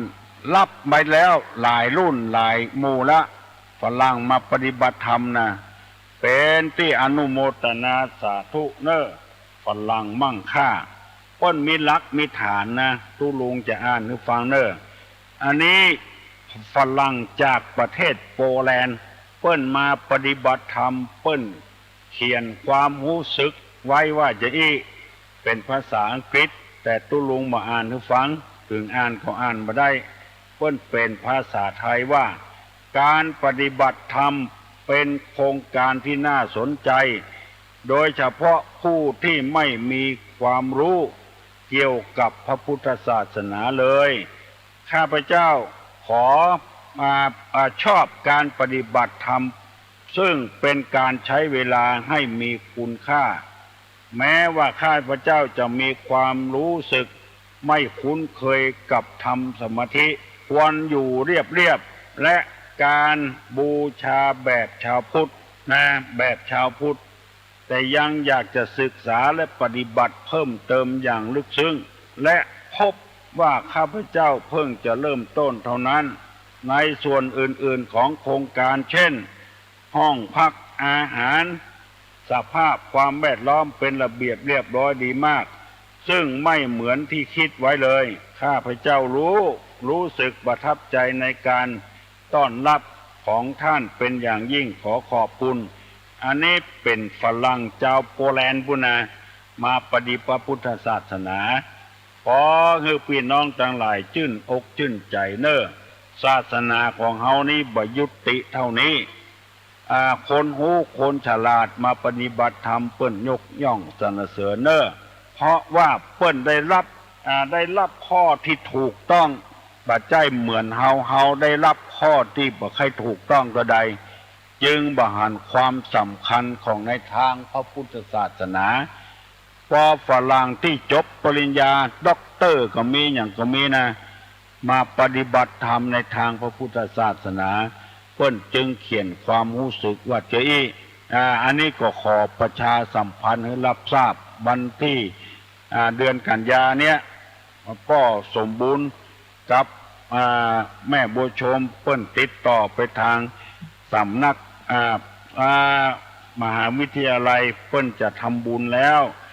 วันที่20เดือนกันยานี้เนอะแล้วสำหรับที่วัดแสนฝางเกิดกับเปิ้นบอกทุลุงว่าขอเอิ้นหั่นเอิ้นนี่ช่วยพงเนอะวันที่เดือน12เปิ้นจะตานน้ำพึ่งน้ำอ้อยกุศลที่ส่วนบุญส่วนกุศลไปหาพ่อหาแม่ครูบาเกิดเจ้าที่ถึงครูบาอาจารย์ต่อไปเป็นวัฒนธรรมประเพณีร้อนๆที่จะต้องขออนุโมทนาสาธุการฮัลโหลครับไว้สาถามปัญหาสักข้อครับคนที่สำเร็จการศึกษาทั้งโลกและทางธรรมอาศัยทำอะไรในทางพุทธศาสนามีกี่ข้อกับไว้สาครับภายได้ตอบมาเนอะเปิ้นถามปัญหามา3ข้อแล้วยังบ่ได้ยินไผตอบมาสักคนเตื้อยินดีเนอะเจ้าของปัญหาเพื่อจะให้คนเอาได้มีความรู้เรื่องพระพุทธศาสนานักหนาปาปานขึ้นไปวัดใดจะทำอะไรอย่างจะทำบุญทำทานกินสลากหากไม้ตาลอะไรอย่างใครให้ตุลุงประกาศเพราะว่ารายการนี้เป็นรายการที่คนฟังกันมากมายที่หูก็เพราะเหตุว่าคนมาบอกเงินตุลุงว่าเกือบกูหลังคาเงินปากันฟังรายการของตุลุงใครให้ตุลุงประกาศก็ก็มาบอกให้ตุลุงแล้วตุลุงจะประกาศให้ไผตอบปัญหาได้ตอบปัญหามาเนอะเกือบจะ7 โมงแล้วเฮาจะได้ย่างกันแล้วเพราะต่างคนต่างมีการมีงานดีใจโดยกับพอออกไม่ออกฟังน้ำฟังธรรมเป็นอาหารทางใจฮัลโหลจ้าวันสาเจ้าต้นเจ้าตอบว่าเจ้าใดว่าปัญหาข้อสุดท้ายเนี่ยปัญหาว่ายาก็ตลอดคนที่สำเร็จการศึกษาทั้งทางโลกทางธรรมเพราะอาศัยธรรมอะไรจึงเป็นผลสำเร็จที่ตาสีจ้ะถูกต้องแล้วน้องพิสมัยเนาะจิตาวิมังสาข้อแรกว่าอย่างก็ข้อจะจำไม่ได้ยังมาข้อ1นะฉันทะก็ฉันทะวิริยะจิตตะวิมังสาอันนี้สำเร็จถึงทางโลกทางธรรมเนาะถูกต้องแล้วข้อก่อนนั้นจำได้ว่าปัญหาอย่างกล้าตื่นมาเดี๋ยวเลยจะได้จ้ะยอมรับว่าตื่นยอมรับดีละยอมรับสารภาพดีกว่าเก็บไว้ยินดีเนอะไว้สายินดีเนอะฉันทะคือความพอใจเฮียนพ่องบ่เฮียนพ่องเนี่ยรับรองว่าอนาคตบัดเจริญระวังเนอะลูกหลานเนอะเฮียนพ่องบ่เฮียนพ่องเมาเอวนะชีวิตเฮาบ่จะอยู่ต่ออีฮัลโหลสาจตุลุงสารปีนะเจ้าสารปีเจ้าจังเลิ้งเจ้าดอกสารปีนี่หอมเนาะดอกสารปีนี่หอมอ่ะเจ้ายังเนิ้งเนาะไม่ได้โทรมาลุงเหมือนละต้นไม้ยางมันเนิ้งออกไปเรียกว่ายางเนิ้งสถานีรถไฟยางเนิ้งนี่อย่างพ่องสมัยเด็กตอนนี้พิจารณ์นะเจ้าพิจารณ์ยังเนิ้งเจ้าน้องพิสมัยตั้งพิสมัยปุ้นบื้นก็โทรจะลงไปไหนบื้นก็โทรมาหากันเนาะแล้ววันนี้อย่างกับตุ้ลุงพ่อเขาคุยไปได้ค่ะทำไปได้เนาะมาเยี่ยมเนาะ อ้าวฟังตุลุงถึงวันนะกัน โอ้ดีนักเนอะแล้วก็เข้าใจก็ ก็ปัญหาไม่ได้การน้ำที่สมัยนะกัน ว่าปนการเปิ้นเนาะ เข้าแก่ตุลุง มาแกฟังเสียงยังหนุ่มอยู่ฮะ49เจ้าฟังเสียงยังหนุ่มอยู่เจ้าเจ้าตุลุงเนาะเปิ้นจะนี้หัวมาแกเดี๋ยวเปิ้นจะนี้หัวแต่ว่ายังแก่เหลือนี้ก่อนมาแกตัว40ปลายไม่สาวจ้า10 ปีอาบน้ำมะนาว20 ปีเป็นเบ้าเป็นสาวบ่ใกล้30 ปีบ่นายสงสาร40 ปีเงียกกันเหมือนฟ้าผ่านู่มาแก่เด้อแต่ว่ายังแก่เหล่านี้ก่อนเพื่อให้ปออกไม่ออกเข้าใจในเรื่องนี้ฝรั่งนี่มันได้ข้อมูลที่ถูกต้องฮัลโหลมาตรการเจ้าจากละปูนเลยก็รู้ละปูนบุก่อนเจ้าธโมสังโฆไก่แต่ไก่ว่ามาเหรอตุลุงมาเยี่ยมเนาะตุลุงสบายดีเนอะเจ้าแต่ว่าก็โทรไปแล้วกันเจ้าอะไรเจ้าเรื่องอันใดหาว่าหาอันนี้ตุลุงจะไปยาละเจ้าไปกาซ่อมแซมก่อนนะไอ้นิมนต์ไปไหนถึงไปหัวครับได้ซ่อมแซมแล้วได้กูเจ้าเนาะสืบอายุไปนิมนต์เข้มข้นขึ้นปีกะเข้มข้นขึ้นยินดีเนอะเพื่อกำลังใจตุลุงวันนี้ละปูนสืบจะตาตุลุงเพื่อมีกำลังใจแถมจัดนักเนอะจากวันเล่าเจ้าที่โทรมาตะวางเจ้าบันล่องจักแต่นออีลากินประการเจ้ากินข้าวแล้วยังเจ้ากำลังเสียบจิ้นอยู่เสียบจิ้นอยู่เจ้าประการเจ้าบุญรักษาเนอลาเนอภายมีเลือกมีราวอย่างกดต่ออาถามทำกันหากระตุ้ลุงเตอะฮัลโหลเจ้ากราบนมัสการเจ้าตุลุงเจ้าเจริญพรดอยประคอยนะเจ้าดอยประคงเหรอเจ้ากินข้าวงานแล้วยังเลยเจ้าโทรมาอู้ตุลุงมาได้เจ้าโทรมาอู้ตุลุงเจ้าฟังตึงวันตุลุงตีแต่เนาะเจ้าแต่บ้านเฮาฟังหลายก็ฟังค่อยบ้านนะกะตุลุงฟังค่อยบ้านเจ้ามันฟังแล้วเข้าใจดีเนาะได้ความรู้จัดนักเจ้าดีแต่ได้ความรู้จัดนักเจ้าการนมัสการเจ้าตุลุงเจ้าสวัสดีเนอะบ้านดงประคอยถ้าอย่าเป็นลูกเป็นหลานเนาะเนี้ยวันที่27นี่ตุลุงจะตานขันเข้าฮือพ่อฮือแม่ฮือพี่ฮือน้องฮือครูบาอาจารย์เนอะลูกหลานตั้ง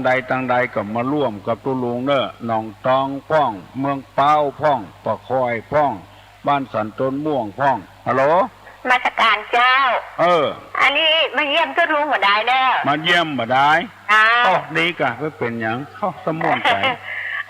สบายดีนะตุลุงนะรับรอง 100%ขออยู่อีกถึงวันนะตุลุงนะจะพยายามเนาะบ้านดอยสะเก็ดเด้ออยู่ดอยสะเก็ดบ้านอย่างฮะบ้านปะป้องเจ้าบ้านปะป้องม่วนเนอะปะป้องนะอยากจะถามนักเหมือนกันมาถามเพื่อมันหมดเวลาแล้วท่านมันหมดเวลาแล้วเนาะหันใจคนอื่นเนาะดีแต่เนอะมาสการเจ้าบุญรักษาเนอะเอาปอนเนอะตุลุงจะปั่นปอนแล้วแถมลายลีวิทยุเนี่ยเนอะฮัลโหลตุลุงเจ้าขอโอกาสนั้นจะการตุลุงเจ้าเจ้าขอถามตุลุงจักประสางนะเจ้าประสางพูดประสางละปูนว่ะเจ้าสิจุงประสางนะเจ้าปูนนะเจ้าบ้านละปูนประสางปุ้นเจ้าขอถามตุลุงว่าเวลาให้สวดพระไตรปิฎกก็ดีเนาะสวดชินมัญชรก็ดีตุลุงเมื่อคืนนั้นลุงคุยพาแล้วให้ปุ๊บไม่เป็นเลยก็ตัดสวดชินบัญชรพระไตรปิฎก แล้วเมื่อคืนเป็นยังไง มีเงินโคบตุ้ลุง ฮะ ไอ้เต๊ะนี่เป็นอย่างกระจับ ฮะ เงินโคกระจายยุงอ่ะ ยุงครบ เจ้า อันนี้นี่นะ ก็มันก็นี่คือคันนะลุง เอาเฮาว่าเนอะ ฮะ เอาเฮาว่าเนอะ เจ้า อันนั้นหมด ได้เขาจะรู้ว่ามันเป็นบ้ากระจับ ถ้ามันอดได้ก็อดเอาเหียถ้าอดบ่ได้มันมาเบียดเบียนเฮาก่อนน่ะ เจ้า เพิ่นว่าอย่างอี้โลหนึ่งจิตคิดจะฆ่าถ้าเฮาบ่มีจิตก็บ่เป็นบาปนะจิตคิดจะฆ่าเนี่ยเป็นบาปละถ้าเฮาบ่มีจะฆ่ามันไปลูบไปปะสมันก็บ่เป็นบาปอุปกรรมโมทำความเพียรที่จะฆ่าอันเนี้ยพยายามจะฆ่ามันไล่ตบตำหั่นตำนี่ก็เป็นบาปมันมาเนี่ยเราตบเขากำลังนั่งอยู่นะมันก็ดูคันนะพี่ลุงอดบ่ได้ก็เอาพ้องแต่มันต้องเอาบ่ได้เจตนาจะตานเลือดทุกมันโลกมันมาเนี่ยให้เราก่อนเอาอย่างป้อนานแต้นว่านะกะนั่งภาวนายุงครบมือตบก็ใส่ไปเถียงกันมอนหกคุณบ่าไผ่เนี่ยไผ่ก้อนไผ่เนี่ยไผ่ก้อนนี่โลมันมาเนี่ยเฮาก่อนนะเนาะเอาวันนี้ตัวหนึ่งเนาะเจ้าการตัวหนึ่งเป็นวันนะเจ้าสี่จริงวันนี้นะเจ้าแมงแบบนี้มันบ่ได้ทำประโยชน์ทุกไผ่โลเกิดมามันรบกวนมันเป็นยักษ์โลเป็นยักษ์เป็นมารไข้มาเลเรียอย่างยุงเนี่ยไว้มันนี่อย่างเนาะมันเป็นสัตว์ที่มีประโยชน์กับเจ้าบ้านเจ้าเมืองนั่นกะบัดนี้ฆ่ามันเนาะควายก็ไถนางัวก็ใส่ล้ออันนั้นบอกยุงนี่บอกเป็นยังเอาฆ่าตัวลุงตัวบอกเอาไว้นี่ถ้าจะไปไล่ตบมันเนอะจะไปไล่ตบมันเนอะถ้ามันเนี่ยเอาก่อนต้องเนี่ยคือมันอะอู้ซื่อๆนะมาเลเรียลูกมันระบาดลูกเอาปอนจะปั่นปอนแล้วเนี่ยอย่างเงี้ยมันบัดได้นะเอาใจกันฮัลโหลดีละเอาปอนจะปั่นปอนแล้วสัพพโลคาเวนิโมโตสัพพสันตาปวัตติโตฮัลโหลเจ้าเรื่องสารสารซึ่งเจ้าได้ยินเจ้าอยู่ข้างต่างบัดเนาะเจ้าอยู่ข้างต่างบัดเนาะได้ยินก่อนแต่คิดก็รู้ว่าด้านสารสารซึ่งนี่1,500อย่างใดเนี่ยซึ่งน้อย500เจ้าซึ่งกลาง 1,000 เจ้าแล้วก็ซึ่งใหญ่ 1,500อันตู้นี้ได้อย่างไรซึ่งน้อย500ซึ่งใหญ่ 1,000ซึ่งกลาง 1,000 เจ้าซึ่งใหญ่ 1,500 เจ้าถ้าไผมีจิตศรัทธาเนอะเจ้าบ่มีจิตศรัทธาก็แล้วไปตู้ลงแกนก็เลยเจ้าอู้หลังไม้ได้ก็สักกี่โมงกำเดียวอู้หลังไม้เนาะเจ้ากี่โมงดีสักกี่โมงเจ้าถาตู้ลุงกำเดียวตู้ลุงปั่นปอนนะอู้หลังไม้มาเนอะเจ้าจะไปบอกให้เขา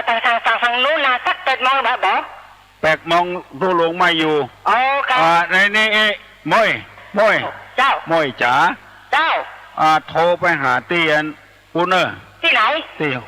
ที่ฟอกไก่พวกอะเบอร์ใหม่กะจดไว้เนอะที่ไหนโทรมาหาตัวลุงเนี่ยมีเบอร์ทำไมมีเบอร์มือด้วยนะเอาสูตรจดไว้เดี๋ยวฟังเสร็จต้องเป็นตัวรบกวนเนอะเร็วจะปั่นปอนละเดี๋ยวเบอร์ใหม่ติดตัวตัวลุงตลอดเวลาโทรมาหาเบอร์ใหม่ไล่เลยยังจะเอาตัวลุงมา057จอมือถือเนาะโอ้โหแต่57โอเคต่อไป233ค่ะ233อย่างนั้นแล้วก็233อีก233 057 233เดี๋ยวไปโทรไปหาหลวงพ่อเนอะไปหาตัวลุงเนอะถ้าใครสักเป็นโมงโทรไปได้ก็8 โมงไล่เลยมันติดตัวลุงใช่ก็มือถือเลยกะเดี๋ยวเจ้าตู้เจ้าจะเอานะเจ้าจะเอาแต่ละซอซึ่งอันนั่นขอมือคนเดียวนะจะ500นะ1 อันนะที่เจ้าจะทำมาม่าตุยเนาะด้วยทำน้องสะพายตุยเนาะเจ้าทำเขาแล้วเขาบอกว่าใดไปคนเขานักเจ้าเลยบอกอู้นักอะไรเอางี้บอกเดี๋ยวเจ้าแถลงคำเลยตู้ลุงเนาะ แต่ตัวลุงน่ะเวลาขึ้นไปเขาแจ้งหัวเลยเนาะสักคณะตัวลุงเจริญพรเจ้าสัพพะโลคาวินิมุตโตสัพพะสันตาปวัตติโตสัพพะเวรมติกันโตนิพุโตจตุวังภวะสัพพิติโยวัจจันตุสัพพะโลโกวินัสตุมาเตภวะตุนตรายโยสุขีข่าวสารเพื่อการประชาสัมพันธ์งานบุญงานกุศลของวัดพระธาตุดอยสุเทพราชวรวิหารตำบลสุเทพอำเภอเมืองเชียงใหม่จังหวัดเชียงใหม่ได้จัดพิธีเจริญพระพุทธมนต์สวดสะเดาะนพเคราะห์พิธีสมโภชพระบรมธาตุดอยสุเทพและพุทธาภิเษกพระประจำวันนพเคราะห์จัดงานวันศุกร์ที่2กันยายนพุทธศักราช2565โดยกราบรัตนาพระสงฆ์เถรานุเถระช่วงเช้า 9:30 นาทีเป็นรอบแรกรอบที่2 14 นาฬิกาเป็นต้นไปก็เชิญชวนคณะสงฆ์คณะศรัทธาณวัดพระธาตุดอยสุเทพราชวรวิหารตำบลสุเทพอำเภอเมืองเชียงใหม่จังหวัดเชียงใหม่เริ่มในพิธี 9 นาฬิกาเป็นต้นไปจนแล้วเสร็จในภาคบ่ายก็เป็นงานบุญงานกุศลเชิญท่านร่วมงานนี้โดยพร้อมเพรียงกัน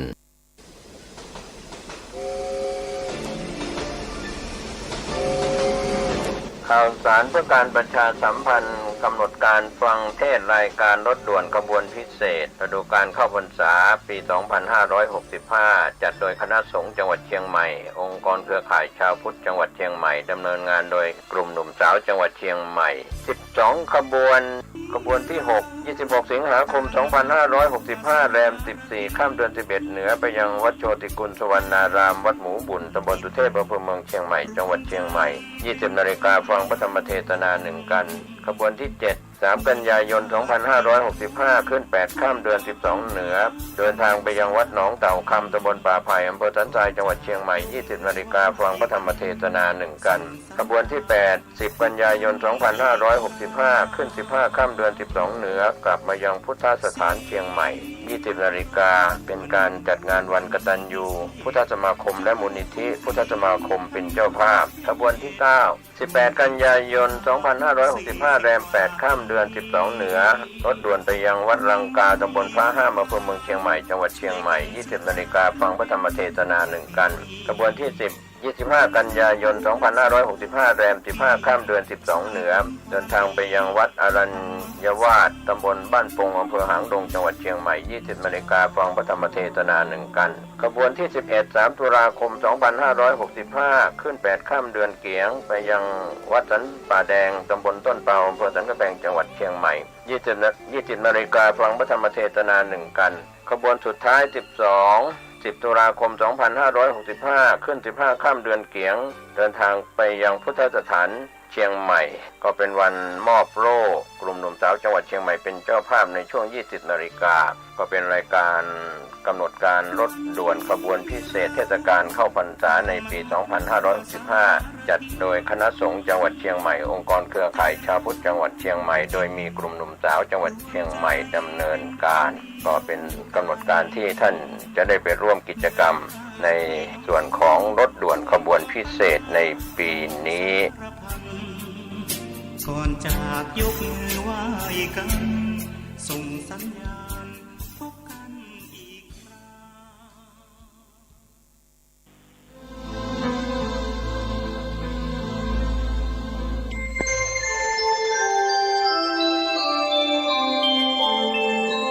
ขณะนี้ท่านกำลังฟัง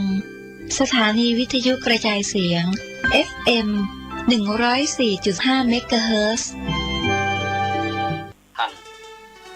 วันนี้มาพบกับรายการจังหนังจากับผมทวันสำริดขอนำเสนอเรื่องที่เป็นประโยชน์แก่ท่านแก่ประเทศชาติของเราเป็นส่วนรวมด้วยในวันนี้ขอพูดถึงเรื่องเศรษฐกิจเพราะว่าเศรษฐกิจพอเราตื่นขึ้นมาคนก็พูดถึงเศรษฐกิจแสดงว่าเศรษฐกิจเป็นเรื่องที่สำคัญอยู่ไม่น้อยเพราะเศรษฐกิจเป็นทางเดินที่ทุกคนเดินไปแล้วสะดวกสบาย จึงมีเรื่องราวที่ผู้ที่มีฐานะทั้งหลายได้นำเอาศิลปะเหล่านี้ซึ่งจะพูดดังต่อไปนี้ว่าศิลปะของผู้มีฐานะทั้งหลายท่านใช้ศิลปะอะไรบ้างมีอยู่ประมาณ10 ข้อในที่นี้ก็จะขอพูดถึงเรื่องศิลปะการทำมาค้าขายขอย้ำหน่อยว่าการทำมาค้าขายนั้นไม่จำเป็นจะต้องใหญ่โตก็ได้ขอให้เป็นการขายเพื่อได้กำไรเมื่อได้กำไรแล้วสามารถนำมาหมุนต่อใช้ทุนลงทุนไปก่อนตามสมควรแก่อัตภาพแก่ความเป็นอยู่ตามสมควรนะแล้วก็ขายไปก็ย่อมจะได้กำไรมาตรงนี้แหละที่เป็นเครื่องวัดความสามารถหรือว่าวัดความอดทนต่อไปว่าเราได้กำไรแค่นี้บางคนบอกว่าได้กำไรน้อยเหลือเกินก็จะถอดใจเสียแล้วเลยไม่อยากจะทำต่อไปอันนี้ใช้ไม่ได้นะแต่ศิลปะ10 ข้อต่อไปนี้ใช้ได้เลยปัจจัยที่ทำให้ท่านเหล่านั้นมีความสำเร็จก็คือ1ต้องมีกิจการเป็นของตนเองอันนี้สำคัญนะท่านผู้ฟังเพราะว่าอะไรก็ตามถ้ากิจการนั้นเป็นของเราเองไม่จะว่าจะขายเล็กขายน้อยขายข้าวแกงขายของเล็กๆน้อยๆที่เขาเรียกว่าร้านของชำอะไรก็ตามที่ขึ้นว่าคำว่าขายเนี่ยก็เป็นของตัวเองมันมีความรู้สึกมั่นใจและก็ภูมิใจในการที่เราขายไปแล้วได้กำไรมาประการต่อไปก็คือต้องกล้าเสี่ยงใจต้องถึงคนที่กล้าเสี่ยงมากมายนักที่บางทีเสี่ยงไปก็ล้มลุกคลุกคลานเหมือนกันแต่เขาไม่ยอมแพ้นะเขาสู้ต่อไปเหมือนกับเกมกีฬาวิ่งไปล้มลุกคลุกคลานไปท่านเห็นไหมเวลาเล่นกีฬาเตะบอลบ้างอะไรบ้างที่เป็นกีฬาชกมวยบ้างก็เพลียงพล้ำบ้างเหมือนกันโดนหมัดเข้าก็มึนเหมือนกันแต่เราก็มีหมัดเด็ดที่ปล่อยไปเหมือนกันเขาโดนหมัดเราเขาก็มึนไปเหมือนกันต้องแลกกันแบบนี้เขาเรียกว่าถ้าเป็นนักมวยก็กล้าเสี่ยงที่จะเข้าไปบวกด้วย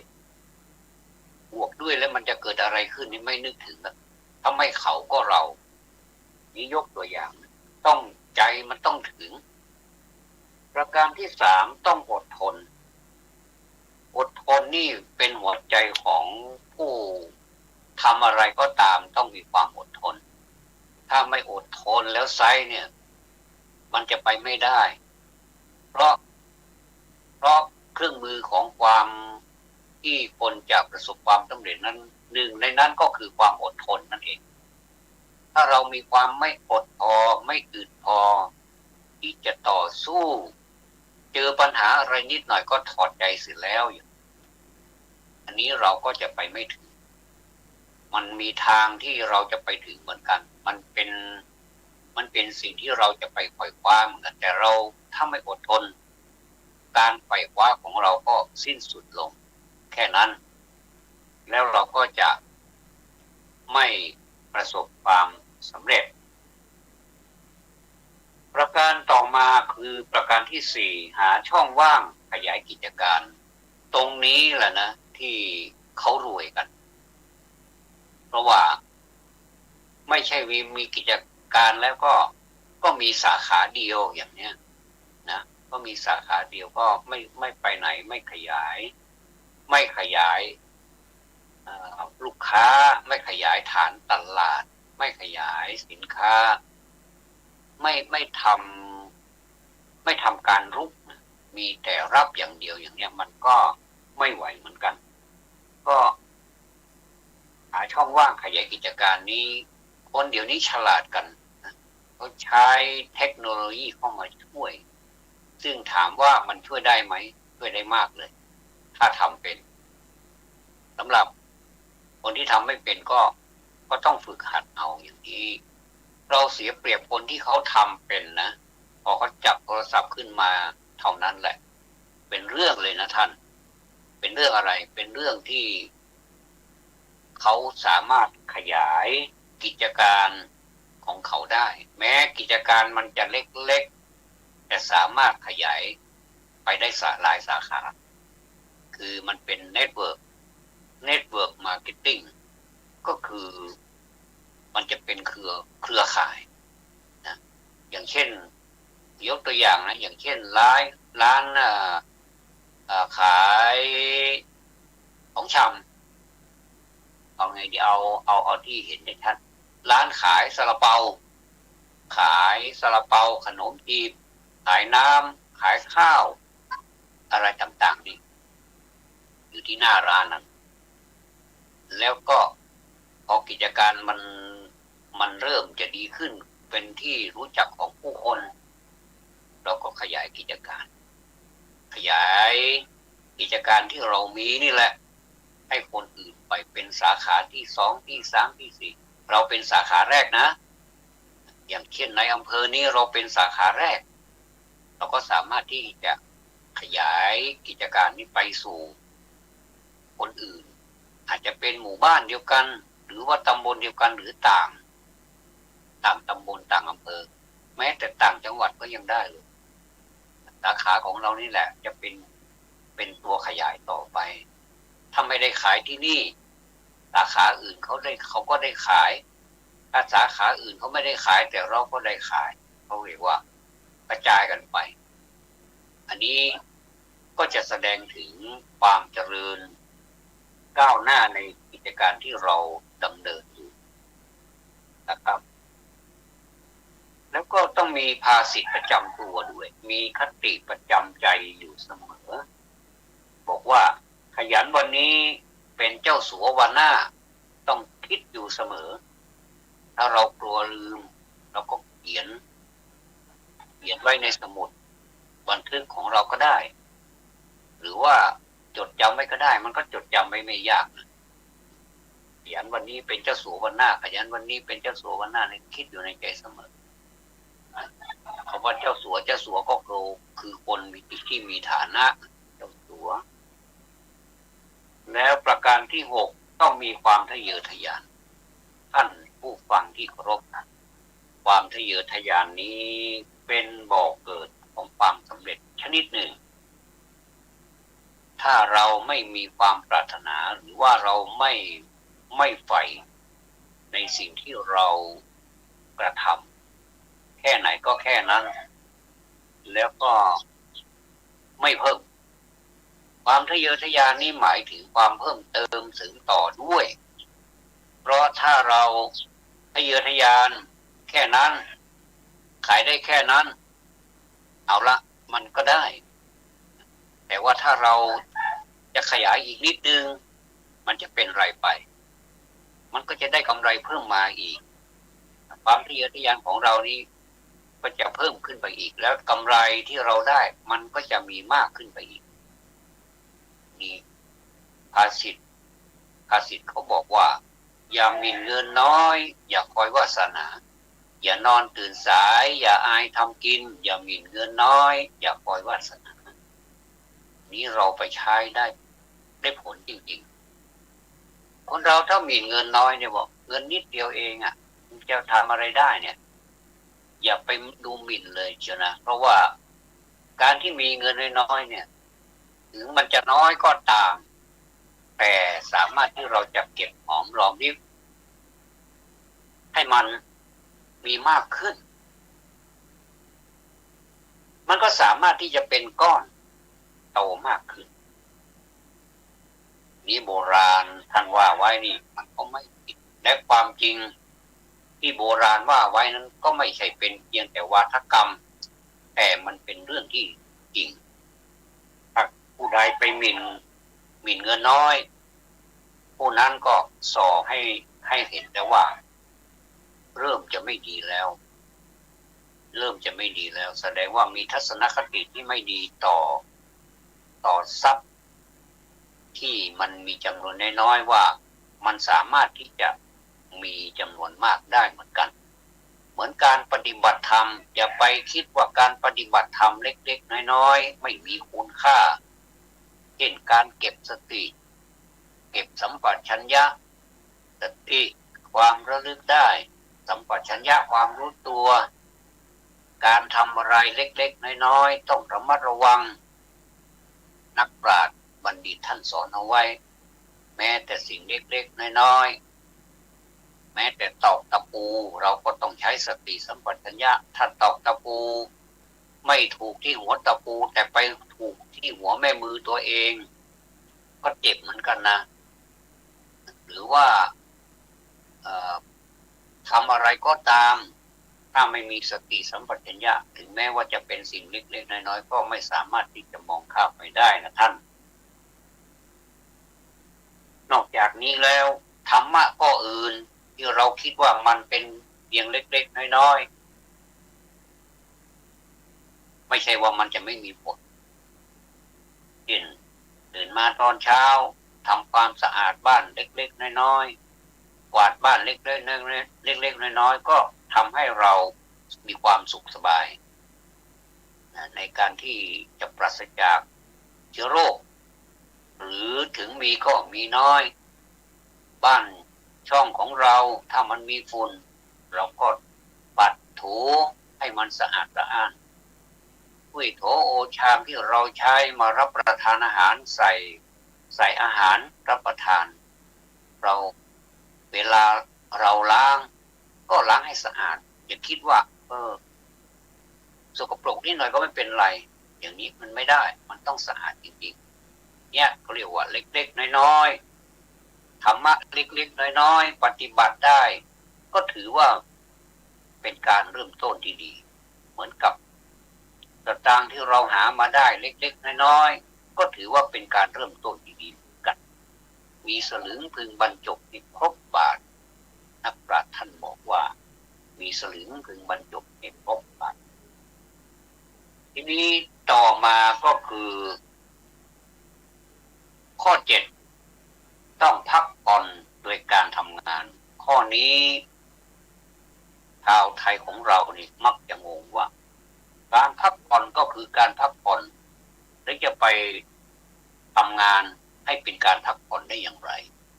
อันนี้มีคนทำงานด้วยพักผ่อนด้วยมีหลายนะโดยเฉพาะเจ้าสัวทั้งหลายนี่ทำงานด้วยในขณะที่เขาพักผ่อนเขาก็ทำงานไปด้วยพักผ่อนไปด้วยก็ดีนะมันก็ได้ทั้งรายได้แล้วก็ได้ทั้งความสนุกเพลินจะมีอะไรบ้างล่ะที่พักผ่อนไปด้วยทำงานไปด้วยก็เช่นเราไปเที่ยวสมมตินะง่ายๆเป็นการพักผ่อนเหมือนกันเราไปเที่ยวแล้วเราก็เอาอะไรติดไม้ติดมือไปก็สามารถที่จะเอาไปขายได้หรือว่าสามารถทำเงินได้ไปเที่ยวไปซื้อของมาแทนที่จะเอามาใช้อย่างเดียวแต่เอามาขายด้วยพักผ่อนไปด้วยแล้วก็ทำงานไปด้วยทำงานขายไงหรือว่าการปฏิบัติธรรมเราจะควบคู่กันไปนะการปฏิบัติธรรมเราก็พักผ่อนไปด้วยแล้วทำงานไปด้วยเช่นการพักผ่อนในการนั่งสมาธิก็ถือว่าเป็นการหยุดอย่างหนึ่งหยุดไม่คิดอะไรทำจิตใจให้ผ่องใสให้เป็นหนึ่งให้นิ่งอันนี้ก็เป็นการพักผ่อนแต่ในขณะเดียวกันเราก็ทำการบริหารจิตด้วยนี่เรียกว่าได้ทั้งขึ้นทั้งล่องก็เป็นการพักผ่อนคือหยุด ยุดทำอะไรสักแป๊บหนึ่งแล้วเราก็ได้อะไรอีกมากมายคือได้บริหารจิตอย่างนี้เขาเรียกว่าพักผ่อนไปด้วยทำงานไปด้วยเหมือนกับคนทำงานเวลาทำงานก็เปิดวิทยุในแง่ของคนที่ต้องการความบันเทิงนะหูก็ได้ยินเสียงเพลงมีความสุขดีก็เป็นการพักผ่อนชนิดหนึ่งเป็นการคลายเครียดเป็นการทำให้อารมณ์ของเรานั้นไม่ต้องมาแบกภาระความหนักของงานไว้แต่เราผ่อนคลายด้วยการฟังเสียงเพลงอันนี้ก็เรียกว่าพักผ่อนไปด้วยทำงานไปด้วยหรือว่าหลายๆตัวอย่างเป็นการพักผ่อนไปด้วยทำงานไปด้วยประการต่อมาอันนี้ก็สำคัญเหมือนกันถ้าสมมติว่าทำงานแล้วโอ้โหทำงานดีจังเลยอะรายได้ก็เข้ามาดีจังเลยอะแต่ว่าถ้าขาดข้อนี้นี่มีสิทธิ์เจ๊งเหมือนกันเจ๊งได้อย่างไรฟังต่อไปก็แล้วกันก็คือต้องประหยัดมัธยัสถ์ตรงนี้คนไทยเราก็เสียศูนย์อยู่บ้างเหมือนกันเพราะว่าเมื่อได้มาเยอะแล้วนี่มักจะลืมว่าโอ้สิ่งที่เราได้มานี่มันยากนะแล้วเราก็ลืมเป้าหมายใหญ่ของเราอ่ะซึ่งเป็นเป้าใหญ่อ่ะก็พอเห็นเป้าเล็กๆก็มีความภูมิใจมากแล้วก็เลยไปติดที่เป้าเล็กๆว่าเรามีเท่านี้มันก็เยอะนะเราก็เสวยซะก่อนดีกว่าอย่างนี้นะจัดการบริโภคซะเลยจัดการเอามาใช้มาจ่ายพอรู้ตัวหมดซะแล้วอันนี้แสดงว่าไม่ประหยัดและก็ไม่รู้จักใช้จ่ายทรัพย์การใช้จ่ายทรัพย์นี่มันจะต้องมีหลักการนะไม่ใช่ว่าสุรุ่ยสุร่ายไปเรื่อยไม่ต้องคิดอะไรแล้วอันนี้คือสตางค์ก็จ่ายเลยอย่างเนี้ยอันนี้คือข้อเสียของเราทำอย่างไรต้องประหยัดเราจะต้องมีคติมีความคิดมีสติสัมปชัญญะคิดอยู่เสมอว่าตอนนี้เรากำลังสร้างเนื้อสร้างตัวนะอย่างนี้เป็นต้นต้องประหยัดมัธยัสถ์ประหยัดนี่ถ้าตีความนี่มันไม่ใช่ว่าประหยัดไปเรื่อยจนไม่จ่ายอะไรเลยนี่มันก็ไม่ใช่นะท่านมันต้องใช้จ่ายอะไรใช้จ่ายลงทุนต่อไปใช้จ่ายในการดำรงชีพคนเรามีชีวิตอยู่มันก็ต้องมีการดำรงชีพเหมือนกันการรับประทานอาหารการได้นอนได้ดื่มได้มีความบันเทิงบ้างตามสมควรอันนี้ก็ไม่ต้องถึงขนาดที่ว่าต้องไปอดหมดไม่ได้ไม่ใช่ว่าเราได้มาก็ประหยัดก็เก็บไว้เดี๋ยวก็ตายกันพอดีเลยอันนี้ก็ไม่ดีต้องประหยัดให้มีหลักด้วยต้องแบ่งเป็นอย่างด้วยเหมือนกันมัธยัสถ์นี่ไม่ใช่ตนีทีเหนียวนะบางคนใช้คำว่ามัธยัสถ์นี่เป็นการตนีไม่ได้แบ่งปันให้ใครเลยแม้แต่ครอบครัวก็ไม่ให้ใช้ไม่ให้จ่ายแม้แต่ตัวเองก็ลำบากทำไมเป็นอย่างนั้นก็เพราะว่าความคิดมันผิดนะความคิดมันผิดว่าต้องประหยัดต้องมัธยัสถ์ไปซะหมดไม่ต้องใช้จ่ายกันละแต่ว่าจะต้องรับอย่างเดียวอย่างนี้มันก็ไม่ไหวตรงนี้ต้องระมัดระวังหน่อยนะ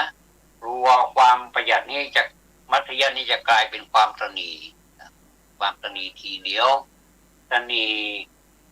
ทีเหนียวเนี่ยมันเป็นอกุศลนะมันไม่ใช่สิ่งที่ดีนะมันเป็นฝ่ายอกุศลเพราะฉะนั้นต้องประหยัดมัธยัสถ์นี้ให้รู้จักด้วยนะครับต่อไปข้อที่9โอ้นักไวเหลือเกินนะแป๊บเดียวเองก็มาถึงข้อที่9แล้วต้องมีความอ่อนน้อมถ่อมตนมันไปเกี่ยวข้องกับอะไรการศิลปะการขายเนี่ยเกี่ยวข้องอย่างมากเลยนะท่านผู้ฟังเพราะว่า ซึ่งไม่ใหญ่นักแต่ก็พอจะมีกำไรอยู่ถ้าทำทุกวันคนคุ้นเคยมันก็ขายได้เพิ่มมากขึ้นในขณะเดียวกันนี้การเป็นผู้ขายเนี่ยจะต้องมีศิลปะในการพูดจาด้วยไม่กระโชกโฮกฮากไม่ใช้อารมณ์บางทีมันก็มีบ้างนะแล้วก็ระงับอารมณ์นั้นได้การระงับอารมณ์ของตนได้เนี่ยมันเป็นสิ่งที่ภูมิใจนะถ้าเราระงับอารมณ์ไม่ได้เนี่ยมันพูดไปแล้วมันทำไปแล้วเนี่ยมันกินแหนงแคลงใจในภายหลังเนี่ยมันเสียใจนะเพราะฉะนั้นเราจะทำอะไรเนี่ยมันก็ต้องคิดโกรธได้แต่ก็โกรธแป๊บเดียวก็พอเลยนะไม่ต้องไปโกรธมากไม่ถึงกับไปผูกพยาบาทเก็บเอาไว้ในใจรอวันที่จะแก้แค้นอย่างเนี้ยโอ้ถ้าอย่างนี้นี่มันเป็นนักขายไม่ได้จะต้องอ่อนน้อมถ่อมตนถ้าสมมติว่าเขาต่อมาว่าราคานี่มันแพงไปบอกว่าโอ้เราก็พูดแบบมีศิลปะจนเขาผู้ซื้อเนี่ยนะเขาพอใจว่าโอ้ผู้ขายนี่ก็ใจดีนะพูดจาดีนะแทนที่เขาจะซื้อ10 บาท20 บาทก็กลายเป็น100 บาทไปเลยอย่างนี้ก็มีนะแทนที่จะซื้อ100 บาทซื้อเป็นพันเลยก็มีอย่างนี้ก็มีเพราะฉะนั้นการอ่อนน้อมถ่อมตนนี้เป็นธรรมะฝ่ายดีนะไม่ใช่อกุศลการอ่อนน้อมถ่อมตนนี่เป็นเสน่ห์อย่างหนึ่งของนักขายเป็นศิลปะชั้นยอดเลยนะถ้าหากว่าคนไหนไม่มีการอ่อนน้อมถ่อมตนไม่ยอมให้คนที่มาใช้บริการหรือว่าผู้ซื้อหรือว่าลูกค้าของเราเนี่ยนะมาเอ็กซเรย์นั่นหมายถึงว่ามาแนะนำเราบ้างมาพูดอย่างนั้นอย่างนี้บ้างเราก็รับฟังขอบพระคุณครับขอบพระคุณค่ะก็คือไม่ให้เสียน้ำใจแก่คนที่ผู้ที่มาแนะนำเราก็รับไปเขาก็โอ้แม่ค้านี่ดีนะพ่อค้านี่ดีนะเขาพูดอ่อนน้อมถ่อมตนเนี่ย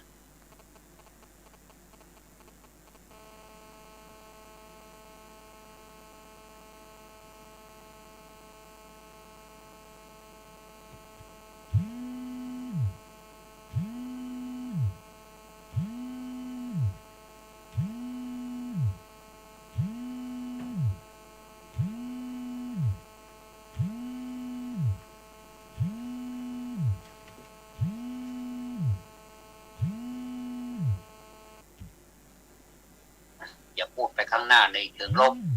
ถ้าพูดไปข้างหน้าในเชิงลบมันก็จะลบไปเรื่อยๆถ้าพูดข้างหน้าต่อไปข้างหน้านี้ในเชิงบวกมันก็จะบวกไปเรื่อยๆนะประการต่อมาเป็นประการที่10นะครับต้องมีความคิดตรงนี้สำคัญเหมือนกันนะสำคัญรวบยอดนะอันนี้เป็นสำคัญรวบยอดต้องมีความคิดเพราะว่าความคิดของคนนี้มันวิเศษมันสามารถที่จะเยียวยาได้มันซ่อมแซมได้ในส่วนที่เราสึกหรอไปหรือว่าในส่วนที่เราขาดตกบกพร่องเราพลาดพลั้งไปเราหรือไปอย่างนี้ที่เราทำไม่ค่อยดีเท่าไหร่นะมันก็สามารถที่จะทำให้ดีได้นั่นก็คือต้องมีความคิดว่าตัวเราคือผู้กำหนดอนาคตของตัวเองตัวเราคือผู้กำหนดอนาคตของตัวเองมันก็แน่นอนอยู่แล้วว่าจะมีใครละที่จะมากำหนดอนาคตของเราไม่มีหรอกเพียงแต่ว่าเขาจะเป็นกระจกให้เราจะทำแทนตัวเราไม่ได้ตัวใครก็ตัวใครแค่นั้นเองอัตตาหิอัตโนนาโถนะท่านอัตตาหิอัตโนนาโถตนแลเป็นที่พึ่งของตนถ้าตนเองไม่เป็นที่พึ่งของตนแล้วใครจะเป็นที่พึ่งของเราอัตตาหิอัตโนนาโถโอหินาโถปโรสิยาอัตตาหิสุทันเตนะนาถัง ละภัตติทุนละพันติถ้าจะแปลไปก็ได้ความดังต่อไปนี้นะครับตนแลเป็นที่พึ่งของตนบุคคลอื่นใครเล่าพึงเป็นที่พึ่งได้เพราะบุคคลมีตนฝึกฝนดีแล้วย่อมได้ที่พึ่งที่บุคคลได้โดยยากภาษิตนี้มันมีความสำคัญนะทุกสุภาษิตมันมีความสำคัญโดยเฉพาะอัตตาหิอัตโนนาโถโปหินาโถปโรสิยาอัตตนาหิสุทันเตนะนาถังละภัตติปุณละพันตินี่แหละนี่มันทำให้เรายืนอยู่บนขาตัวเองได้การพึ่งคนอื่นก็พึ่งได้แต่ว่าต้องมีการพึ่งตัวเองก่อนตัวเองต้องปรารภขึ้นมาก่อนว่าตัวเองจะต้องพึ่งตัวเองให้ได้ส่วนที่เหลือเขาเมตตาเขาก็จะให้เราเป็นที่พึ่งของเขาได้ให้เขาเป็นที่พึ่งของเราได้นะครับขออภัยก็เราต้องทำตัวเองก่อนเช่นเราอ่านหนังสืออ่านอุตรุดเลยทีนี้มันไปติดขัดตรงไหนก็ไม่รู้นี่ตรงนี้ไม่เข้าใจนะแต่คนที่เขาเข้าใจเขาก็มาพูดให้ฟังว่าอันนี้แปลว่าอย่างนี้เราก็เข้าใจแล้วก็อันนี้ก็แสดงว่าเราก็ต้องพึ่งตัวเองก่อนแล้วก็พึ่งปากของตัวเองเนี่ยไปถามผู้รู้ทั้งหลายว่าอันนี้มันคืออะไรมันหมายความว่าอย่างไรเขาอธิบายให้ฟังแล้วก็มันเป็นอย่างนี้นี่เองอันนี้ก็ใช้ปากของตัวเองนั่นแหละนะไม่ใช่ว่าอยู่ๆเขาจะรู้ว่าเราสงสัยตรงไหนก็ใช้ปากของเราไปถามเขาก็แสดงว่าเราพึ่งตัวเองนั่นแหละนะข้อความเหล่านี้ขอบพระคุณดร.สุทธิชัยปัญญโรจน์นะครับดร.สุทธิชัยปัญญโรจน์ซึ่งเป็นผู้ที่เขียนข้อความเหล่านี้ผมขออนุญาตและก็ได้กล่าวไปแล้วเป็นจำนวน10ข้อด้วยกันนะครับท่านผู้ฟังที่เคารพขณะนี้เวลา 9:32 นาทีผมมีเวลาอยู่ในช่วงของจำนันจานะครับจะขอนำเอาบทความที่ท่านชาญชัยกีฬาแปลงซึ่งเมื่อก่อนนี้ท่านดำรงตำแหน่งเป็นผู้บริหารเป็นขนส่งจังหวัดเชียงใหม่นะครับท่านผู้นี้เป็นผู้ที่มีจิตใจที่งดงามเป็นหัวหน้างานเป็นผู้บริหารงานที่ทีมงานทั้งหลายนี้มีความรักนับถือเมื่อวานนี้ท่านได้ส่งไลน์มาให้ผมก็เลยมีความประทับใจนะครับในไลน์ในบทความนั้นก็เลยขออนุญาตท่านบอกว่าจะขออนุญาตท่านมานำเสนอผ่านผู้ฟังในรายการนี้ก็พอดีจังหวะพอดีเลยวันนี้จัดรายการวันนี้วันพุธเวลา 9 นาฬิกาถึง 10 นาฬิกาแล้วก็วันพฤหัสเวลา 9 นาฬิกาถึง 10 นาฬิกา2 วันนะครับวันละ1 ชั่วโมงโดยประมาณท่านส่งไลน์มาก็รู้สึกมันดีความรู้สึกที่ดีว่าโลกนี้มียาอายุวัฒนะอยู่4อย่างโลกนี้มียาอายุวัฒนะอยู่4อย่างคือ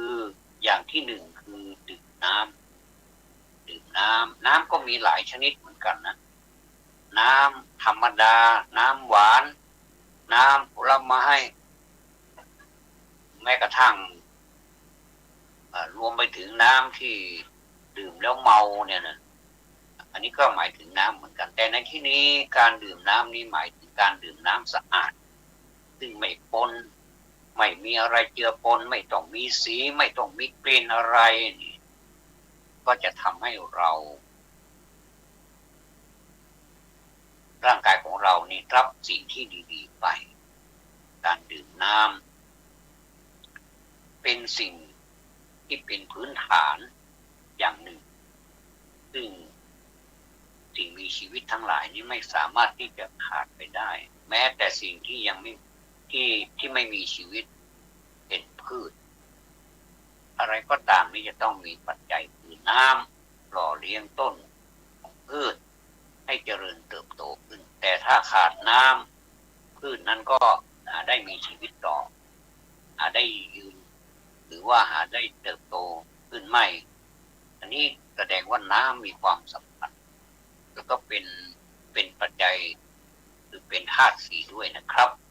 ธาตุดินน้ำลมไฟนะก็มีอยู่ในหนึ่งในนั้นหนึ่งในธาตุนี้ด้วยครับประการที่สองอันนี้คือการนอนหลับการนอนหลับนี่เป็นสิ่งที่ดีเพราะว่าการนอนหลับนี่จะต้องพอสมควรด้วยและก็ไม่มากไม่น้อยพอประมาณพอกลางๆไม่มากเกินไปและก็ไม่น้อยเกินไปถ้านอนหลับมากเกินไปก็จะสลืมสลือก็จะมึนๆงงๆจะปวดศีรษะปวดต้นคอปวดเนื้อปวดตัวปวดแข้งปวดขาปวดไปทั่วสารพางกายนี่นะครับเพราะว่าการนอนหลับมันไม่ได้เคลื่อนไหวร่างกายไม่ได้ทำงานไม่ได้วอร์มเลยตื่นมาตอนเช้าก็พอตื่นแล้วก็ไม่ยอมลุกจากที่นอนอย่างนี้ก็นอนหลับต่อไปบางคนก็บางคนก็นอนหลับจนถึงตะวันโด่งแล้วก็ไม่ยอมตื่นเลยบางทีก็ถือว่าการนอนหลับนั้นเป็นยาวิเศษก็เลยนอนหลับไปเรื่อยๆเขาบอกว่าให้นอนหลับเยอะๆให้พักผ่อนเยอะๆฟังผิดนะเข้าใจผิดหรือว่าตั้งใจก็ไม่ทราบเหมือนกันก่อนนอนหลับก็ตะวันโด่งหรือบางทีก็นอนไปถึงครึ่งค่อนวันก็มีก็คงจะมีความสุขนะก็ไม่ว่ากันคงจะมีความสุขกับการนอนแต่ว่าไม่ค่อยดีหรอกก็ต้องแบ่งเป็นอย่างๆว่าเวลานอนหลับมันเป็นเวลาไหนตามธรรมชาติแล้วมนุษย์หรือว่าธรรมชาตินี้ก็แบ่งให้เราไปในตัวโดยอัตโนมัติอยู่แล้วว่าการนอนหลับนั้นเป็นกลางคืนเราจะหลับในช่วงไหนไปถึงช่วงไหนถึงจะดีที่สุดคุณหมอก็แนะนำเป็นอย่างๆว่าการที่นอนหลับที่ดีที่สุดก็ไม่ควรจะเกิน4 ทุ่มก็คือ22 นาฬิกานี่คุณหมอแนะนำนะแล้วก็ไปตื่นเอาประมาณสักตี 5 ตี 4 ครึ่งยังได้เลยอย่างพระสงฆ์สงฆ์สามเณรนอนแต่ประมาณสัก4 ทุ่มเนี่ยไม่เกิน4 ทุ่มเนี่ยประมาณเนี้ยนะแล้วก็ไปตื่นเอาตี 4เนี่ยทำวัดเช้าสบายเลยนี่เป็นต้นนะเราก็เห็นเป็นตัวอย่างแล้วก็ถามว่าการนอนหลับ4 ทุ่มแล้วไปตื่นเอาตี 4 ครึ่งเนี่ยมันสลืมไหมไม่นะมันสดชื่นนะแล้วก็ถ้าเราทำเป็นประจำทุกวันเดี๋ยวมันก็เป็นนิสัยไปเองมันก็4 ครึ่งนี่มันเป็นเรื่องปกติเลยนะตื่นขึ้นมาแล้วก็อาบน้ำนี่โหสบายเลยอาบน้ำเย็นเลยนะอาบน้ำเย็นแต่ว่าบางคนถ้ากลัวสะดุ้งก็มีน้ำอุ่นสักหน่อยหนึ่งก็ดีก็สมัยนี้ก็มีทั้งร้อนทั้งเย็นทั้งกลางๆน้ำปรับได้สบายนะมนุษย์ฉลาดอยู่แล้วทำเรื่องอำนวยความสะดวกขึ้นมาเนี่ยแต่ถ้าอาบน้ำเย็นเนี่ยชีวิตมันจะสดชื่นเลยนะแต่ว่าศิลปะในการอาบน้ำนี่ก็อย่าพึ่งไปพอไปถึงเนี่ยน้ำแล้วก็อาบเลยอย่างนี้มันไม่ได้ต้องล้างหน้าล้างตาก่อนกระตุ้นให้มันรู้ก่อนเอามาลูบเนื้อลูบตัวก่อนให้มันรู้ว่าเราจะอาบน้ำแล้วนะเนี่ยเตือนเขาจะได้ไม่สะดุ้งไงแต่ถ้าไปถึงแล้วอาบเลยเนี่ยมักสะดุ้งบางทีก็สะดุ้งแล้วก็กลายเป็นไม่สบายไปเลยก็มีเพราะว่าเราตื่นจากนอนมาเนี่ยมันอุ่นใช่ไหมแล้วไปเจอเย็นเนี่ยมันทันทีเลยเนี่ยมันก็สะดุ้งเหมือนกันดังนั้นจะต้องกระตุ้นให้มันรู้ก่อนเตือนให้มันรู้ก่อนว่าฉันจะอาบน้ำแล้วนะฉันจะอาบน้ำแล้วอย่าสะดุ้งนะอย่าพูดกับตัวเองถ้าอย่างนี้ได้เนี่ยอันนี้พูดถึงการนอนหลับแล้วก็ดันพาไปถึงการอาบน้ำมันก็คือเรื่องเดียวกัน เพราะฉะนั้นในการนอนหลับเนี่ยการนอนหลับนี่ท่านบอกว่าเป็นการพักผ่อนที่ดีที่สุดในบรรดาการพักผ่อนทั้งหลายเพราะว่าร่างกายของเรานี่ได้รับการซ่อมแซมในส่วนที่เราง่วงในส่วนที่เราอยากจะพักผ่อนก็นอนหลับก็เลยบางทีก็ไม่นานนะแต่ว่าก็สดชื่นเหมือนกันนะบางคนก็งีบหนึ่งเนี่ยก็สดชื่นแล้วเนี่ยแต่ถ้าหลายงีบไปเนี่ยมันก็กลายเป็นความไม่สดชื่นเหมือนกันนะเพราะว่าจะกลายเป็นสลืมไปเลยไม่พูดไม่ค่อยรู้เรื่องนะถ้านอนหลับบ่อยๆนอนหลับแบบไม่มีอารมณ์ทำอย่างอื่นเลยอย่างนี้การทำงานอะไรก็นอนหลับอย่างเดียวเนี่ยอันนี้ก็ส่งสัญญาณเหมือนกันนะสัญญาณในซีกของลบนะไม่ได้สัญญาณบวกนะก็จะทำให้กลายเป็นคนที่เกียจที่ค้านไปเลยก็มีกันเพราะฉะนั้นการนอนหลับนี่จัดเป็นการบำรุงที่ดีที่สุดนะเป็นการบำรุงที่ดีที่สุดทีนี้ประการที่สามการเดินนี่มันไปเกี่ยวข้องอะไรกับอายุวัฒนะเกี่ยวอย่างยิ่งเลยครับเพราะว่าการเดินนี้มันเป็นการออกกำลังโดยเฉพาะกำลังแข้งกำลังขาเนี่ยกำลังเท้าเนี่ยเดินไปมันก็ได้กำลังไปเรื่อยๆขนาดเดินขึ้นบันไดนะผมไปสังเกตดูที่เทศบาลตำบลสันมหาพลในวันนั้นได้มีโอกาสได้ไปรับการอบรมนะ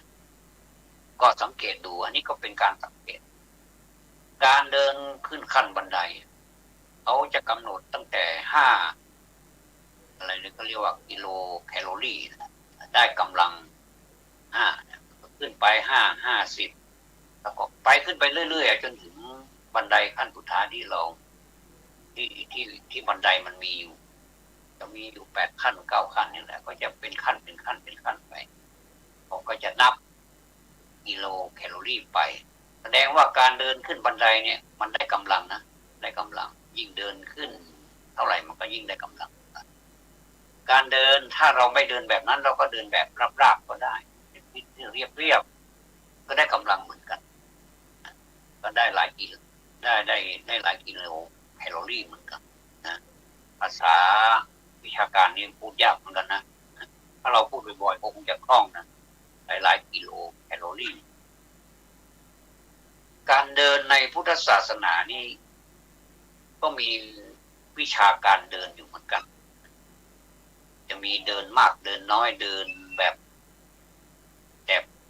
เข้มข้นแบบธรรมดาไม่ต้องเข้มข้นเดินแบบพอดีพอกระตุ้นให้ร่างกายได้ทำงานนี้ก็หมายถึงการเดินที่ประกอบไปด้วยสติสัมปชัญญะนะก็คือเพ่งเขาสอนให้เพ่งไปที่เท้านะการเดินเขาเรียกว่าเดินจงกรมก็มีอยู่หลายวิธีการเหมือนกันขอให้เรามีสติสัมปชัญญะเถิดมันก็เดินไปได้มันก็ไม่ไปสะดุดตอไม่ไปสะดุดหินไม่ไปสะดุดสิ่งที่ขวางเท้าเรานะไม่ใช่ว่าเขาอยู่ที่นั่นแล้วก็ไปสะดุดนี้ก็เจ็บเท้าได้เหมือนกันก็เขาอยู่ที่นั่นหลายปีดีดักมาแล้วทำไมเราไปเอาเท้าไปสะดุดเขาล่ะทำไมเอาเท้าไปหาเรื่องเขาล่ะแสดงว่าเท้านี่มันไม่มีชีวิตจิตใจนะแต่ว่าถ้าเราบังคับมันไปได้ว่าซ้ายขวาว่าเดินตรงไปไม่ให้ไปเหยียบอะไรไม่ให้ไปสะดุดอะไรนี่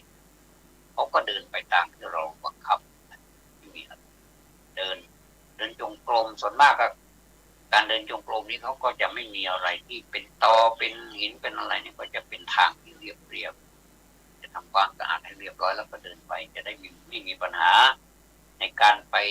ขออภัยนะไปเตะไปโน่นเตะไปนี่ไปสะดุดโน่นสะดุดนี่เนี่ยทำให้เจ็บมีปัญหาการเดินเนี่ยก็เรียกว่าเดินจงกรมก็ไม่มากนะเดินจงกรมบางทีก็เอามือมาไขว้ด้านหน้าบางทีก็เอามือไปไขว้ด้านหลังก็ ก็มีก็แล้วแต่ที่ใช้มือมาไขว้นั่นก็เป็นสัญญาหรือว่าสัญญาณอย่างหนึ่งเก็บมือไว้ให้ได้หมดเลยก็คือให้เป็นความระมัดระวังใช้สติสัมปชัญญะเดินไปก็จะไม่ไปสู่อะไรก็จะได้อารมณ์ได้ความสงบเป็นที่สุดนี่คือการเดินนอกจากการได้กำลังแล้วเนี่ยหลายกิโลแคลอรี่แล้วเนี่ยก็ยังได้ธรรมะได้ความสงบนั้นความสงบก็เป็นธรรมะอย่างนาทีสันติพลังก็เป็นความสำเร็จในการใช้ร่างกายให้เป็นประโยชน์ในการใช้เป็นเครื่องมือในการกำหนดจิตให้เดินไปโดยใช้ความไม่ประมาทก็คือสติกำหนด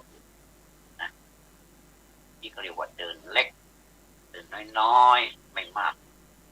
แต่ถ้าเดินมากๆอันนั้นเป็นแบบเข้มข้นต้องมีกติกาอีกกติกาก็คือง่ายๆก็คือเป็นผู้ที่มีจิตใจที่จะรักในการเดินทางไกลจริงๆมีความพร้อมในด้านมัทนะร่างกายโดยเฉพาะแข้งขานี่ต้องมีความพร้อมโรคภัยไข้เจ็บก็ไม่เบียดเบียนเป็นคนที่มีกำลังวังชาดีไม่เป็นโรคประจำตัวอะไรเนี่ยก็จะทำให้เราผู้เดินเนี่ยไม่มีปัญหามีภาษาพระเรียกว่าการเดินธุดงค์หรือธุดงค์เป็นวัดธุดงค์วัดเดินทางไกล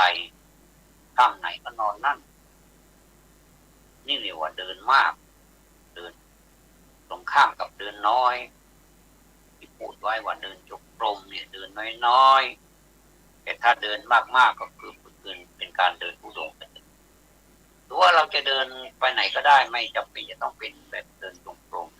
เดินจงกรมนี่คือมันพิจารณาไม่ประมาทแล้วเราใช้การเดินจงกรมเนี่ยไปเดินไปตามธรรมดานี่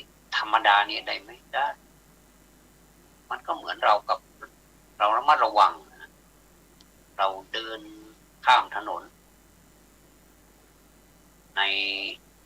ในเมืองนะสมมติในเมืองก็จะมีไฟอัจฉริยะก็คือเราจะไปกดปุ่มก็จะมีสีแดงสีเหลืองสีเขียวเหมือนกันส่วนหน้าก็จะเป็นสีแดงกับสีเขียวก็ถ้าเราไปกดมันก็เสียงมันก็จะดังขึ้นแล้วมันก็จะบอกให้เราว่าขณะนี้ยังแดงอยู่นะรถยังวิ่งอยู่นี่อย่าเพิ่งไปเนี่ยก็ต้องรู้ดินะว่าสีแดงนั้นมันคือสีอะไรสีแดงนี้ใช้ในการต่อไปอนุญาตนะต่อรับไปอนุญาตขับขี่รถทุกชนิดเลยนะสีแดงสีเหลืองสีเขียวถ้าไม่ผ่านนะเขาไปชี้สีแดงเราดันไปว่าสีเขียวอย่างนี้มันก็ไม่ผ่านนะนี่แสดงว่าตาของเรานี่ใช้ไม่ได้แล้วนะเหมาะอย่างยิ่งที่จะไปเป็นแฟนของยายอย่างเดียวแค่นั้นแหละนอกนั้นนี่ไม่ได้พูดเล่นนะขออภัยพูดเล่นติดตลกนิดนึงก็จะถ้าเป็นไปตามนั้นเราก็สอบได้อยู่เนี่ยเรียกว่าตาของเรานี่ต้องดูด้วยว่านั่นเป็นสีแดงเราข้ามไม่ได้นะพอเป็นสีเขียวปุ๊บเราก็ยังระมัดระวังอยู่นะว่าบางทีรถบางคันนี่มันเบรกไม่อยู่นะมันก็ตัดหน้าเราไปเลยนะพอดีเราเดินไปจ๊ะเองพอดีเนี่ยใครเสียหายล่ะเรานะเจ็บนะแต่รถนั้นไม่เจ็บแล้วเขาก็บางทีก็ไม่รับผิดชอบแล้วก็ชนแล้วก็ไปเลยอย่างนี้นะเขาจับใครก็ไม่ได้อย่างนี้นี่เป็นต้นก็ต้องระมัดระวังเหมือนกันว่าแม้จะเขียวแล้วก็ตามก็ต้องระมัดระวังอยู่แต่ก็ไม่ถึงกับปีนยึกยับจะไปก็ไม่ไปจะหยุดก็ไม่หยุดอย่างเนี้ยเดินไปด้วยความระมัดระวังแต่รวดเร็ว ข้ามทางม้าลายที่ไปอัจฉริยะนี่จะไปเดินเอื่อยๆเฉยๆนี่ไม่ได้เพราะว่าหนึ่งไฟเขียวเนี่ยมันจะแดงแล้วเพราะว่ารถเนี่ยเขาก็มีเขียวของเขาเหมือนกันตอนนี้รถกำลังแดงอยู่แต่ว่าทางข้ามของเรามันเขียวก็รีบๆข้ามเลยรีบๆข้ามเลยแต่ว่าข้ามด้วยสตินะก็เหมือนเราเดินจงกรมเนี่ยเขาฝึกให้เราเดินจงกรมเนี่ยคือเดินแบบมีสติไงเพราะฉะนั้นไม่ว่าจะไปใช้กับเดินอะไรนี่มันก็ต้องมีสติอย่าไปคิดว่าเราเดินจงกรมเนี่ยเราไปข้ามถนนนะแบบจงกรมไม่ได้นะมันซ้ายย่างหนอขวาย่างหนอนี่ไม่ได้รถชนเอาเลยอ่ะเพราะฉะนั้นนี่ไม่ใช่ว่ามันไม่มีข้อเสียมันก็มีข้อเสียแต่ว่าข้อเสียของมันก็คือเรานำไปใช้ไม่ถูกที่ไม่ถูกกาลเทศะแค่นั้นเองเพราะฉะนั้นการเดินข้ามถนนทางม้าลายถึงแม้ว่าจะเป็นม้าลายทางแยกใหญ่ก็ตามอะไรก็ตามเนี่ยเราต้องดูให้ดีให้มีสตินั่นเองเขาสอนให้เรามีสตินะการเดินจงกรมเนี่ยให้รู้จักกำหนดว่าสติต้องมีสมาธิในการเดินนะระมัดระวังแต่ไม่ถึงกับโลนลานกลัวมากจนแบบอะไรอ่ะไปหยุดไปหยุดอย่างนั้นมันก็ไม่ใช่นะไปแบบคนที่มีสติสัมปชัญญะนั่นแหละเพราะฉะนั้นท่านผู้ฟังการเดินเนี่ยก็พูดไปแล้วว่าเป็นการออกกำลังกายเหมือนกันนะเป็นการออกกำลังกายที่ดีที่สุดอย่างหนึ่งเหมือนกันเพราะว่าการออกกำลังกายที่ดีเนี่ยมันก็มีหลายอย่างนะการวิ่งมันก็เป็นการออกกำลังกายที่ดีเหมือนกันนะการเดินมันก็ใช่การทำอะไรที่ร่างกายเคลื่อนไหวนะมันเป็นการออกกำลังกายแต่ว่าอะไรมันจะดีที่สุดแค่นั้นเองนะอะไรมันจะดีที่สุดพูดนี่มันก็ได้เหมือนกันนะเนี่ยเป็นการออกกำลังกายปากเป็นการออกกำลังปากนะเพราะว่าปากของเรานี่ก็ไว้พูดแล้วมันก็มีกำลังนะมันก็ทำให้อะไรเขาเรียกว่าปากของเรานี่ได้บริหารไปด้วยเหงือกลิ้นฟันริมฝีปากนะอะไรเนี่ยมันก็ทำให้แข็งแรงไปด้วยนะแต่ถ้าเราไม่พูดเลยเนี่ยดีไม่ดีนี่ลิ้นมันกระด้างนะลิ้นมันกระด้างจะพูดแต่ละทีนี่ก็ลำบากกลายเป็นคนพูดไม่เป็นไปเลยอย่างที่ผมมีเพราะฉะนั้นนี่การพูดนี่ก็ถือว่าเป็นการออกกำลังกายเหมือนกันประการที่สี่นี่น่าสนใจนะตรงนี้เป็นความบันเทิงนะเขาเรียกว่าการร้องเพลงเนี่ยเป็นสิ่งที่มนุษย์นี่ที่ชอบอารมณ์สุนทรีเนี่ยถ้ามันฟังแล้วมันได้อารมณ์นะการฟังเพลงนี้มันต้องมีอารมณ์ด้วยถ้าเราไม่มีอารมณ์เนี่ยร้องเพลงนี่มันจะไม่เป็นจังหวะและมันจะไม่ได้จังหวะจะโอนมันก็จะร้องไปแบบคนร้องเพลงไม่มีคีย์นะไม่มีการขึ้นไม่มีการลงไม่มีเสียงต่ำเสียงสูงมันมีท่อนฮุกมันมีท่อนอะไรต่ออะไรนี่เยอะแยะไปหมดบางทีก็รวบคำอย่างเงี้ยนะรวบคำนี่ก็อย่างเช่นผมไปสังเกตตอนนี้เพลงวอนหลวงพ่อรวยเนี่ยดังมากเลยนะดังมากผมก็ไปดูว่าโอ้มันมีคำรวบคำหลายที่นะอย่างเช่นคำขึ้นต้นว่าหอบใจโซมาวัดตะโกกราบหลวงพ่อรวยการเงินมันติดชีวิตมันป่วยตัวช่วยไม่มีเลยพ่อตัวช่วยไม่มีเลยพ่อตอนนี้เราจะรวบคำละลูกมันคนจนขาดคนจริงใจความหมายไม่พอเนี่ยตรงเนี้ยนะลูกมันคนจนเนี่ยรวบละขาดคนจริงใจมันก็รวบละตีคำนี้รวบเป็นคำสั้นไปเลยนะขาดคนจริงใจความหมายไม่พอเนี่ยนับวันยิ่งจนแทนอขอหลวงพ่อช่วยทีเนี่ยฟังแล้วเราก็มีความสุขนะอันนี้นี่พูดถึงเราร้องให้เราฟังเองนะคนอื่นถ้าฟังแล้วเขาอาจจะหมั่นไส้ก็ได้ว่ามันไม่เพราะเลยอย่าไปร้องเลยอย่างนี้นะ ทีนี้มันมีท่อนที่จะรวบอีกก็มีอยู่เนี่ยอยู่ก็ร่มเย็นเบิ่งก็งามตามหาเจดีย์เนี่ยเป็นศูนย์รวมใจภาคีเป็นบุญที่ลูกได้มาตั้งนะโม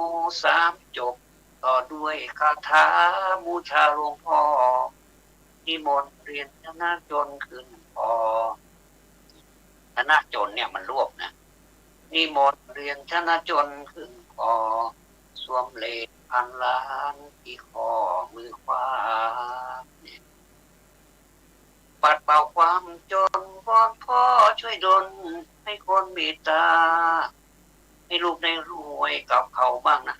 ให้ลูกได้รวยเนี่ยมันรวบใช่ไหมมันทำให้เนื้ออรรถรสของการฟังเพลงเนี่ยมันมีความสุขเพราะมันมีความสุขกับการรวบเนี่ยนะแล้วก็เสียงไม่ใช่อย่างนี้นะอันนี้ผมร้องให้ตัวเองฟังนะก็เป็นตัวอย่างแค่นั้นเองแต่ว่าคนร้องเนี่ยเจ้าของเขาเองเนี่ยเขาร้องเพราะมากเลยนะให้ลูกได้รวยกับเขาบ้างนะให้สมคำว่าสิทธิหลวงพ่อรวยเนี่ยฝากใจโซให้วัดตะโกแผ่บุญบันดาลสิ่งที่เคยติดแค่คิดให้ผ่านปลุกปั้นวอนพ่อให้ช่วยบาปที่เคยทำเจ็บที่เคยโดนให้พ้นความสวยฐานะที่ยังล้มป่วยพ่อรวยโปรดช่วยชี้ทางพอท่อนที่2ก็จะมีคำว่าพ่อรวยโปรดช่วยนำทางนะไม่ใช่ชี้ทางแล้วนะเนี่ยการร้องเพลงนี้มันได้ทั้งความสนุกแล้วก็ได้ทั้งภาษาด้วยนะครับพูดไปพูดมาเวลาของผมก็หมดซะแล้วขอนำรายการนี้จากลาท่านผู้ฟังไปก่อนดีกว่ากราบขอบพระคุณท่านผู้อำนวยการสถานีวิทยุแห่งนี้เป็นอย่างสูงยิ่งนะครับขอความสุขความสวัสดีจงมีแด่ท่านผู้ฟังทุกท่านสวัสดีครับ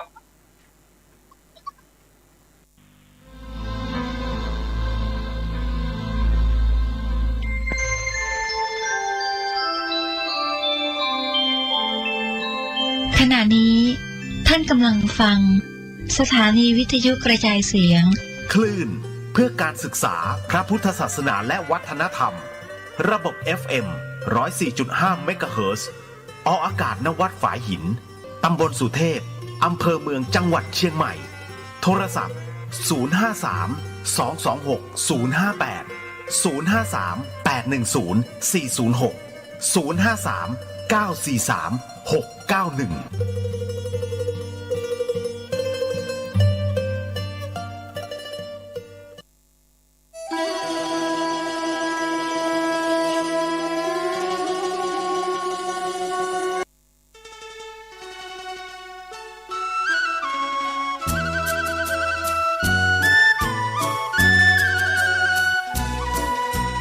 ความเจริญมั่นคงอยู่ที่ความเสียสละอดทนมั่นคงแข็งแรงแสวงหาความรู้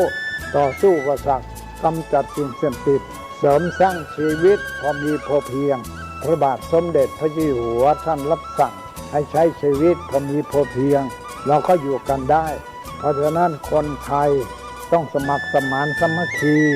หันหน้าเข้าหากันปรึกษาหากันรักกันฉันพี่น้องเราก็จะอยู่ได้เพราะเวลานี้ยุคโลกาภิวัตน์มันจะมีการเปลี่ยนแปลงทางขนบธรรมเนียมจริตประเพณีบางสิ่งบางอย่างก็ขอให้นึกถึงบรรพบุรุษของชาติว่าบรรพบุรุษปู่ย่าตายายเราได้สั่งสมอบรมลูกหลานของคนไทยทุกคนให้ตั้งอยู่ความสามัคคีมีความสมัครสมานกลมเกลียวเมตตาปราณีเอื้ออารีเอื้ออาทรในราชการเวลานี้ประเทศชาติของเราก็เจริญมั่นคงเพราะเหตุว่าคนไทยรวมน้ำจิตน้ำใจกันสร้างสรรค์ความเจริญงอกงามเพื่อความเจริญงอกงามแก่ชาติพระพุทธศาสนา สำนักงานของพระมหากษัตริย์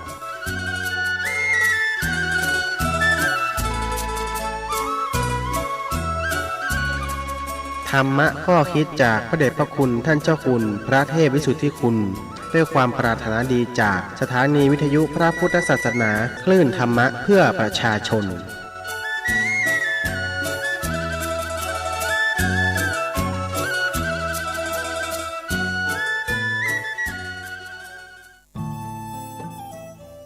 ท่านกำลังติดตามรับฟังสถานีวิทยุกระจายเสียงพระพุทธศาสนาแห่งชาติและสังคมคลื่นเพื่อการศึกษาพระพุทธศาสนาและวัฒนธรรมระบบ FM 104.5 เมกะเฮิรตซ์ รายการต่อไปเป็นรายการ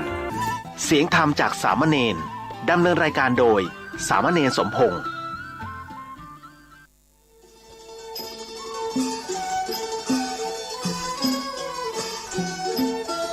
ในโลกนี้มีธรรมประจำที่ทำดีจะไม่ดีมีที่ไหนมีสุขบ้างทุกข์บ้างช่างปะไรเป็นวิสัยของมนุษย์ปุถุชนขอกราบไหว้สาธุบาอาจารย์ทุกท่านขอเจริญพรศรัทธาญาติโยมผู้ใฝ่ในศีลในธรรมทั้งหลายมาแล้วมาแหมแล้วรายการเสียงธรรมจากเน้นน้อยสังเดือจากวัดประแดงทั้งนี้ด้วยการนำของท่านพระครูโคสิทธิปริยัติยพรเจ้าวัดประแดงเจ้าคณะตำบลสุเทพกิจ1เป็นประจำทุกวันพุธจาก 10 โมงจนถึง 11 โมงโดยประมาณทั้งนี้ญาติโยมทั้งหลายดำเนินด้วยการโดยธรรมภาพสามเณรสมพงษ์จากวัดประแดง ญาติโยมมุ่งสนธรรมทั้งหลายธรรมภาพได้รับความเมตตาจากครูบาอาจารย์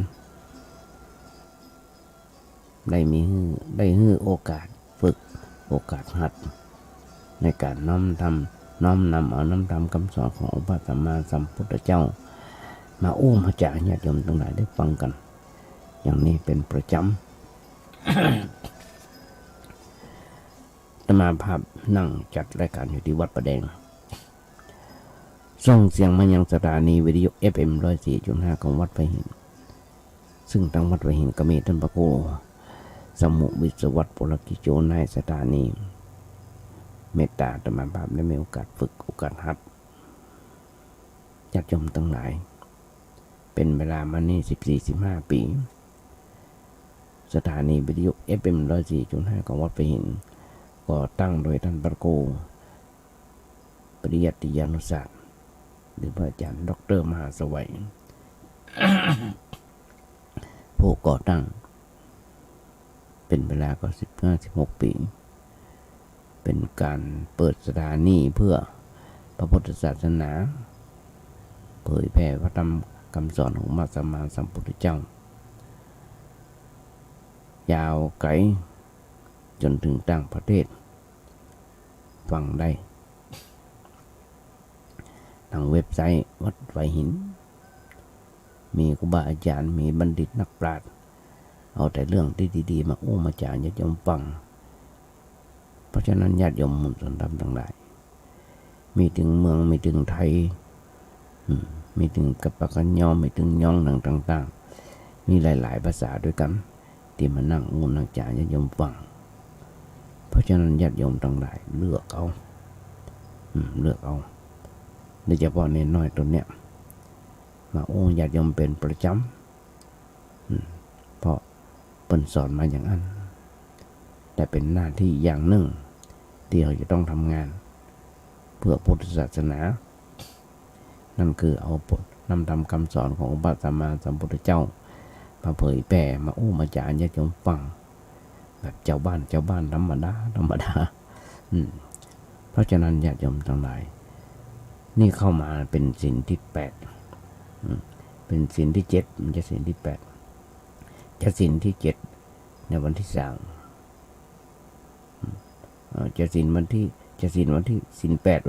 ศีลที่8ของการเข้าพรรษาในวันที่26เดือนหน้าเดือนนี้ไม่ใช่เดือนหน้าเดือนนี้วันนี้ก็เลยต้องมาปะกันวันหนึ่งญาติโยมทั้งหลายวันก่อน แต่มาโอ้เรื่องศีลธรรมและสัจธรรมยังมาจบศีลที่แล้วนะพุทธที่แล้ว ก็เป็นไปตามที่คิดได้ก็ว่าโอ้ญาติโยมฟังอย่างที่บทกลอนที่จะมาโอ้ว่าถ้าโลกนี้มีธรรมประจำที่มันทำดีจะไม่ดีมีที่ไหนมีสุขบ้างทุกบ้างจังไรเป็นวิสัยของมนุษย์ปุถุชนแล้วของท่านพระครูสังฆมุนิหารธรรมนุนธรรมคุโนเจ้าวัดสันทรายหลวงปนว่าไว้ว่าสังขารจะสะสวยต้องหมั่นขัดสีคนจะดีต้องหมั่นฟังเทศอยากเป็นคนวิเศษต้องสร้างเหตุของความดีศีลธรรมและสัจธรรมญาติโยมทั้งหลายเพราะฉะนั้นศีลธรรมและสัจธรรมที่โอ้ธรรมะไม่กลับมาโลกาจะวินาศญาติโยมก็จะหันหน้าอยู่ทุกเมื่อเช้ามันตั้งแต่สังคมในครอบครัวของเราสังคมในตำบลอำเภอจังหวัดไปถึงในรัฐสภาเป็นสังคมที่บิดเบี้ยวเพราะอย่างเพราะขาดศีลธรรมขาดศีลขาดธรรมกันมีหลายอันหลายอย่างญาติโยมทั้งหลายโบราณเพิ่นบอกมือขายเงาสาวได้สาวเอาเพราะฉะนั้นโอ้ต่อถ้าเขาบัดบักเขาวางมาอาบน้ำฟังธรรมทุกวันญาติโยมทั้งหลายต้องมาบ้านได้เอาเทปที่บันทึกไว้ เปิดส่งให้ญาติโยมฟังทุกวันจาก4 โมงมาแรงจนถึง2 ทุ่มญาติโยมจะฟังเวลาได้ก็ได้ก็มีพิมพ์เข้าไปว่าเน้นน้อยสังเหลืองทาง YouTube ก็จะได้ปากกันจะมามีลูกมีหลานมีลูกศิษย์ลูกหาอยู่ต่างประเทศก็มีกระส่งมาเบิ้นฟังเบิ้นพ่อเพราะฉะนั้นญาติโยมทั้งหลายเราจะทำอันหยังเราก็จะได้รู้ว่าทำเพื่ออันหยังทำเพื่ออันหยังเราจะทำอันหยังและเราจะได้อันหยังเมื่อทำแล้วเราก็สังเกตตัวเก่าว่ามีความรู้สึกอย่างไรที่เกิดขึ้นในใจนี่เรื่องของศีลและสัจธรรมความรู้สึกนั้นเย็นเยือกเย็นหรือว่าเราร้อนความรู้สึกนั้นเป็นสุขหรือว่าเป็นทุกข์เพราะฉะนั้นเราจะต้องพิจารณาด้วยตัวเก่าของเราเองเราจะหันชัดเจนแจ่มแจ้งในผลนั้นที่นี้เมื่อผลมาที่นี้เมื่อหันผลแล้วอันนี้แหละก็จะเกิดผลที่ห้องว่าปาสาทะคือเลื่อมใสในการปฏิบัติก็เกิดความเลื่อมใสในการปฏิบัติขึ้นก็เพราะว่าเฮาสบายใจเฮาได้หันผลที่เกิดขึ้นจากการปฏิบัตินั้นเฮาก็ใคร่อยากจะทำหันต่อไปทำต่อไปคันเมินเข้าก็เคยชินถ้าความเคยชินเกิดขึ้นในจิตใจก็เป็นนิสัยละนิสัยในทางดีเกิดขึ้นแก่บุคคลใดบุคคลนั้นก็ได้ชื่อว่าเป็นคนดีอยู่กับพระอยู่ตลอดเวลาภัยบรรละตัวออกไปจากอยู่กับสิ่งชั่วร้ายมันจะทำตัวให้เกิดความทุกข์ความเดือดร้อนอันนี้คือตัวผลอันเกิดขึ้นจากการปฏิบัติซึ่งญาติโยมทั้งหลายจะได้ปะด้วยตัวเก่าเองทั้งนั้นก็อย่างที่เคยญาติโยมฟังว่าอาหารการกินยังก็จ้างพยาว่าส้มพยาว่าเค็มพยาว่าเผ็ดถ้าเราไม่ได้กินเขาก็บอกที่นี่อย่างนึงในการที่เราจะปฏิบัติตามหลักธรรมะในทางพระพุทธศาสนา พระพุทธเจ้าเพิ่นอู้ไว้เพิ่นอู้ไว้เพิ่นบันทึกกันไว้เดี๋ยวครูบาอาจารย์เพิ่นก็มาอู้ต่อในทางพระพุทธศาสนาพระเจ้าเพิ่นแสดงไว้เฮาก่อนจะเริ่มต้นที่ไหน เฮาก่อนจะเริ่มต้นเรื่องอันหยังอันนี้ก็เป็นข้อที่คนจะได้เข้าใจเป็นสิ่งแรกเป็นอย่างแรกเหมือนกันว่าในการปฏิบัติธรรมนี้เฮาควรจะเริ่มต้นด้วยเรื่องอันหยังอันเนี้ยเป็นข้อที่คนจะได้เข้าใจเป็นสิ่งแรกสิ่งแรกนั่นอย่างที่ก็คือเริ่มต้นด้วยตัวเก่าตัวเฮาเองข้อเนี่ยเฮาเอามาปฏิบัติกันมีอยู่สองอย่างหลักธรรมะในทางพุทธศาสนามีอยู่สองเรื่องใหญ่ๆอย่างที่บอกสิ่งแรกนั่นคือศีลธรรมอย่างหนึ่งสิ่งที่สองคือประการที่สองคือสัจธรรมอย่างหนึ่งศีลธรรมและสัจธรรมนั้นเป็นข้อบัญญัติศีลเป็นเรื่องละธรรมะเป็นเรื่องปฏิบัติละอย่างญาติโยมทั้งหลายละสิ่งที่เป็นสิ่งที่ชั่วร้ายที่เป็นอัปมงคลสำหรับตัวเก่าที่ทำให้ตัวเก่าวิบัติปานาติปาหัมบคาตสัตว์ชีวิตอาทินนาหัมบลักสิ่งของบางไว้กาเมสุมิชาหัมบล่วงเกินในคู่ครองของไผ่มุสาหัมบจุหลอกของไผ่สุราหัมบกิน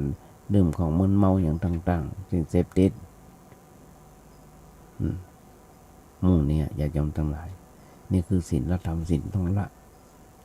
สัจธรรมสิ่งอย่างก็จ้างที่มันเป็นสัจธรรมเพราะฉะนั้นศีลธรรมนั้นเป็นข้อปฏิบัติที่คนญาติโยมทั้งหลายที่รู้กันแล้วว่าอาจารย์เปิ้นรู้บัณฑิตนักปราชญ์เปิ้นรู้เปิ้นเลยบัญญัติขึ้นเปิ้นบัญญัติขึ้นกินแล้วมันมีโทษต่อร่างกายสูบกัญชามีโทษต่อร่างกายตอนนี้กัญชาเริ่มเปิดเสรีไปจะปลูกไปจะกินอย่างได้ก็ได้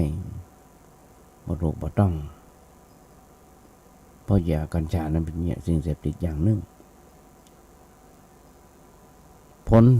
ทุกอย่างญาติโยมทั้งหลายผลมันดีมันมีคุณและมีโทษมีคุณมหันต์มีโทษกับมหันต์เหมือนกันใหญ่โตบ่โหฬารทุกอย่างญาติโยมทั้งหลายบ่ต้องว่าสุราบ่ว่าต้องว่ายาเสพติด ข้าวปลาอาหารของเราก็เหมือนกันถ้ากินหนักเกินไปมันก็เป็นโทษกินพอดีมันก็เป็นคุณสำหรับตัวเฮาอย่างใดก็อย่างอันเพราะว่าคนเฮาเมื่ออยู่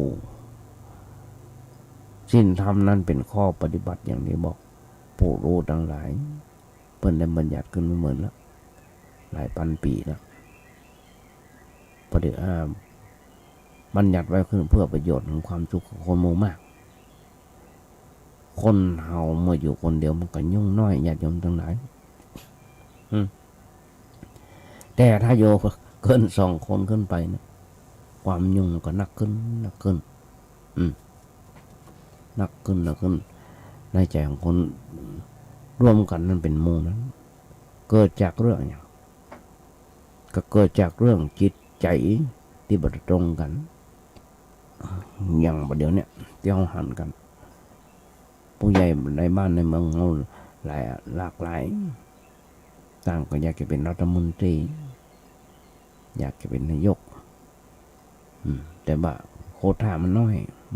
ตำแหน่งหน้าที่มีน้อยแข่งแย่งชิงดีชิงเด่นกันเนี่ยความยุ่งมันเกิดขึ้นในใจของคนในหมู่นั้นมันเกิดจากเรื่องอย่าง ก็เกิดจากเรื่องจิตใจที่บัดตรงกันคือจิตใจที่ได้รับการปรุงแต่งมาตรงกันแต่งมาเหมือนกันก็เหมือนกับว่าการแต่งตัวของหมู่เฮาเนี่ยอย่ายอมทั้งหลายทุกคนมันเหมือนกันคนหนึ่งแต่งสีหนึ่งคนหนึ่งแต่งสีหนึ่งมาเหมือนกันสักคนเต้าที่มาเต้าที่เคยหันเป็นแบบนั้น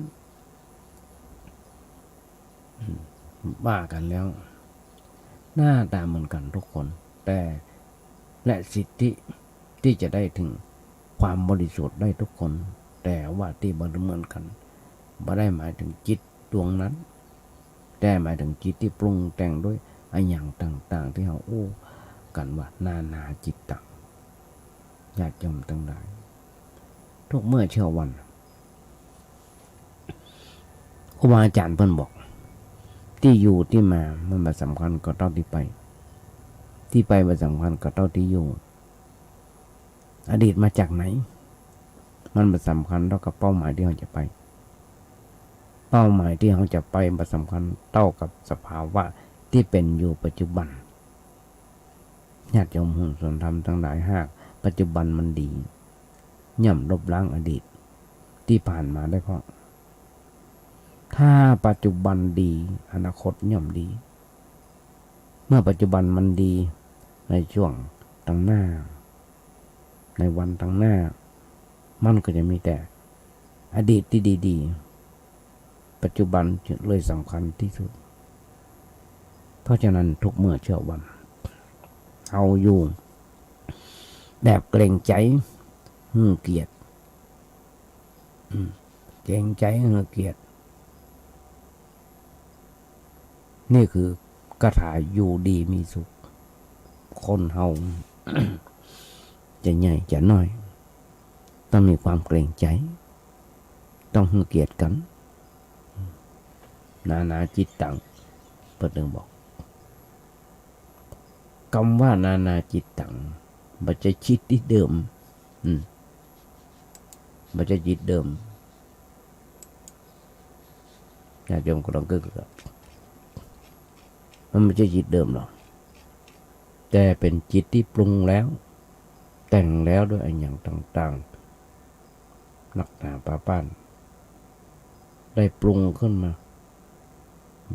ต้นบอกว่ามันปรุงของเราได้ตั้งแต่เล็กแต่น้อยเป็นหนุ่มเป็นสาวจนใหญ่หน้าก้าบานมันปรุงแต่งด้วยสิ่งแวดล้อมมันปรุงเราด้วยสิ่งแวดล้อมด้วยการอบรมบ่มนิสัยของคนรับคนใหญ่ตามทัศนะของคนเรานั้นบางคนก็อบรมให้เกิดความเข้าใจผิดในเรื่องอันอย่างนักหนาป่าป้านมากเรื่องผู้เชื่อผิดในเรื่องอันอย่างบางเรื่องมันกระทำด้วยความหลงผิดอันอย่างต่างๆอย่างสมัยครั้งพุทธกาลที่องคุลิมานได้ฆ่าคนอย่างต่างๆเพื่อเอานิ้วมือมาเป็นพวงมาลัย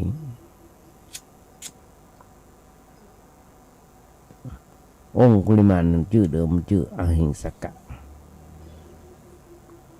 เปลี่ยนมาเป็นองคุลิมานลืมไปละหนักแล้วนะมันไม่หนักกว่านี้2 อย่าง2 ชื่อนะทำไมเปิ้ลถึงเป็นโจรฆ่าคนเพื่อเอานิ้วมาก็เพราะลงพิษอะไร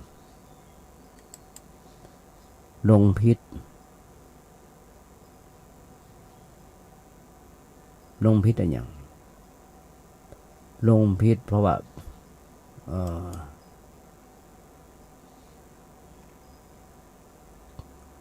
ลงพิษไปเชื่ออาจารย์ตัวเก่าแล้วก็อยากจะเฮียนโหในเรื่องของเหาะเหินเดินอากาศได้ก็ได้เป็นหลงผิด ที่อาจารย์เพิ่นบอกว่าถ้าเธออยากจะห่อเหินเดินอากาศได้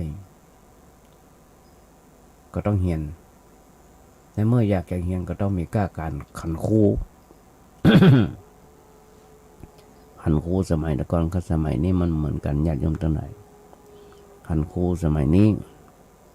ต้องเสียเงินแม้กระทั่งแค่ดูดวงบ่ได้ต้องเสียเป็นแสน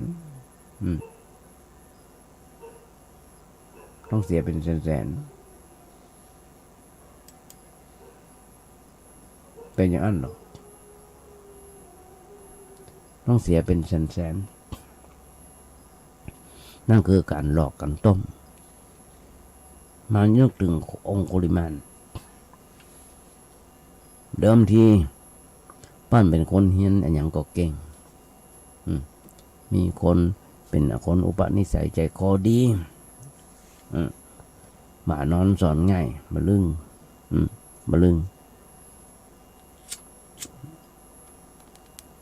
คนเราเมื่อเป็นคนดีเป็นคนเงียนเก่งย่อมมีคนอิจฉาริษยาเพราะฉะนั้นในวงของบาอาจารย์เบิ้ลกับองคุลิมานก็เลยมีการอิจฉาก็เลยเป่าหูให้อาจารย์เบิ้ลมาต่อไปในองคุลิมานเนี่ยจะรวบอำนาจเอาถึงเมียเอาถึงเป็นอาจารย์คนมุกเจ้าอาจารย์เพิ่นก็เลยออกอุบายถ้าอยากจะโหเรียนโหวิชานี้ก็ต้องไปเอานิ้วมือมาเป็นกะคูองคุลิมานก็ไปทำตามที่ครูบาอาจารย์เพิ่นบอกครูบาอาจารย์เพิ่นบอกจนในที่สุดไปป่าพระพุทธเจ้าก่อนอย่าไปป่าพระพุทธเจ้านั้นข้าวคนมาเป็นหูตะไดแล้วเพื่อเอานิ้วมือป่าพระพุทธเจ้าโน่นโดยพระพุทธเจ้าทั้งที่พระพุทธเจ้าของเขาเนี่ยเดินไปองคุลิมานก็บอกว่าหยุดนะองค์มานบอกหยุดนะพระพุทธเจ้าก็บอกเขาหยุดแล้วแต่เธอยังไม่หยุดเขาหยุดแล้วแต่ท่านยังไม่หยุดญาติโยมทั้งหลายห้องส่งวันนี้มีเสียงซาวมีเสียงซาวประกอบด้วยนั่นคือกระรอกห้องอยู่บนหลังคาดังปุ๊บเพราะฉะนั้นญาติโยมทั้งหลายฟังไปด้วยแจกก็ได้ยินเสียงหมาเดี๋ยวได้ยินเสียงเครื่องบินมันได้เป็นธรรมชาติของห้องส่งที่กุฏิวัดประแดงเนี่ยเพราะความหลงผิดญาติโยมทั้งหลายก็เลยเดือดร้อนกว่าจะป่าพระพุทธเจ้ากว่าพระพุทธเจ้าจะโอ้ให้ฟังสอนให้ฟังว่าเขาหยุดแล้วองค์เลยมานโฮได้ทันทีว่าบ่เคยได้ยินไผ่อู้อีสักเรื่องก็เลยหยุดวางดาบที่เปื้อนเลือดแล้วกราบพระพุทธเจ้าขอบวชกับพระพุทธเจ้า ขอบวชของเจ้าเนี่ยญาติโยมทั้งหลายคนเฮาผิดในเรื่องอะไรอย่างมันจะผิดในเรื่องอะไรอย่างเพิ่งกระทำด้วยความหลงผิดในเรื่องอย่างต่างๆจิตมันแตกต่างกับจิตของคนอื่นไป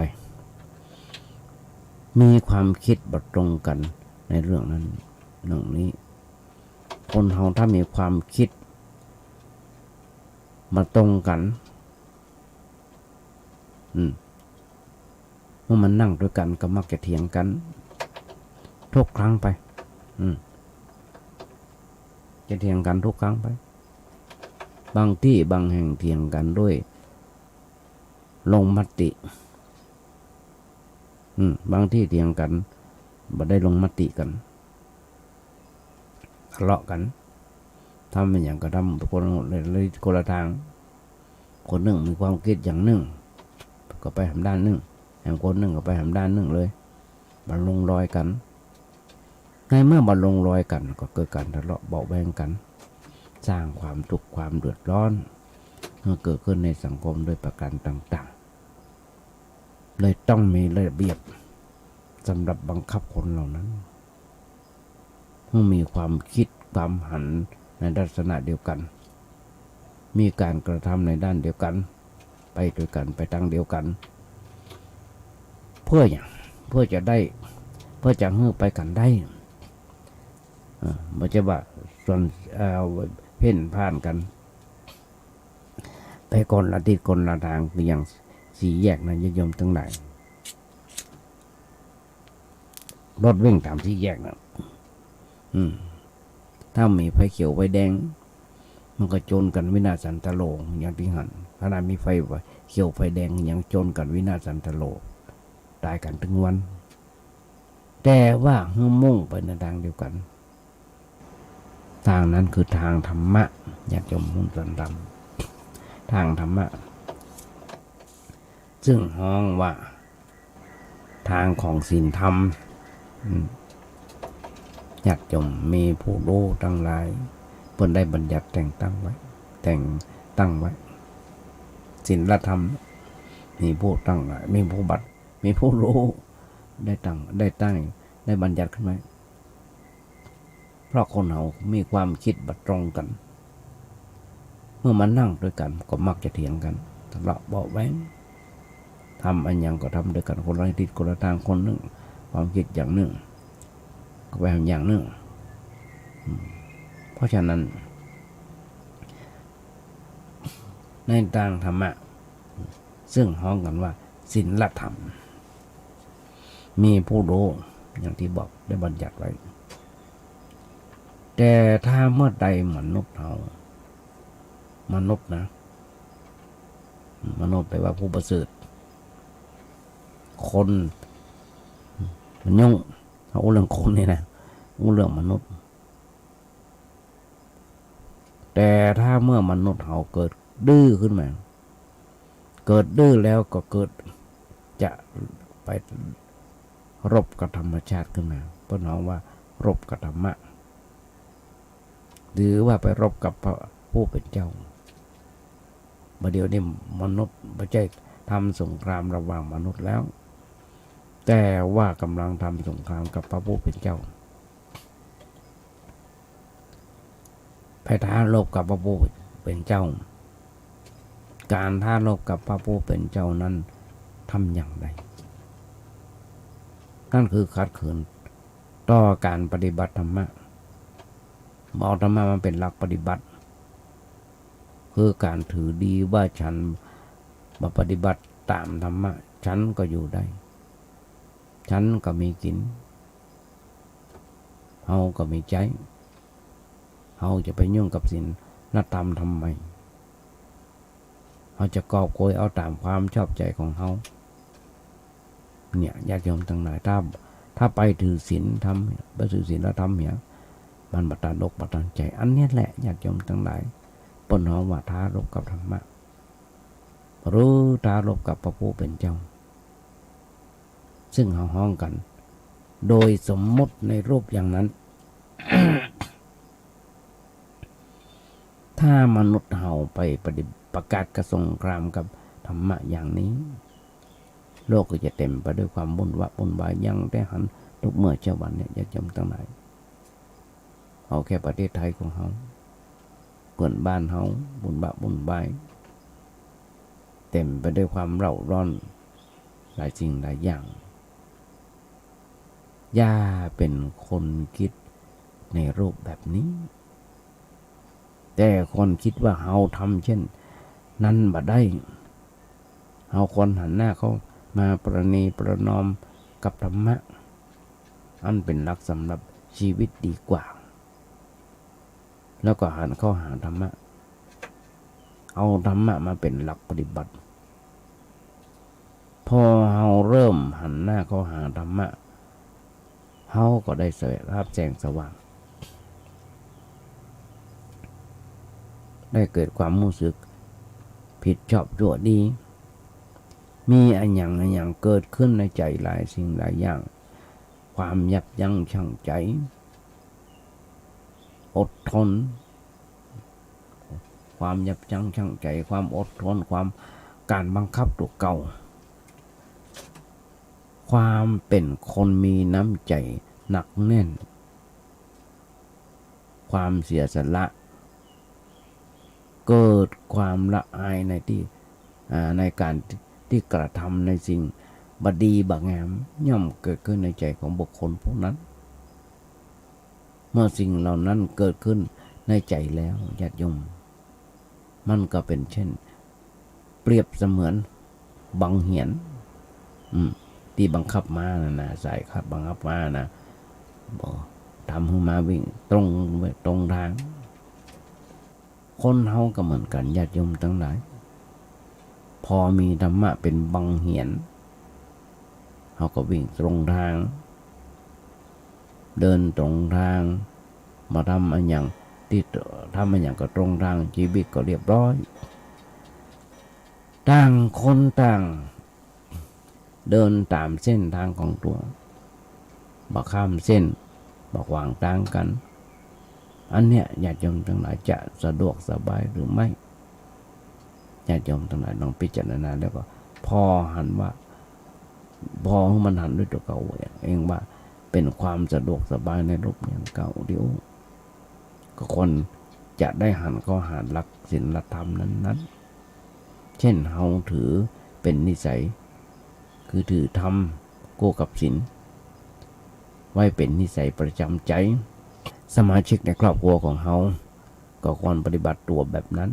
ทุกท่วนหน้าการอยู่ร่วมกันก็จะสงบเรียบร้อยสังเกตพ่อครอบครัวของอริยบุคคลในสมัยก่อน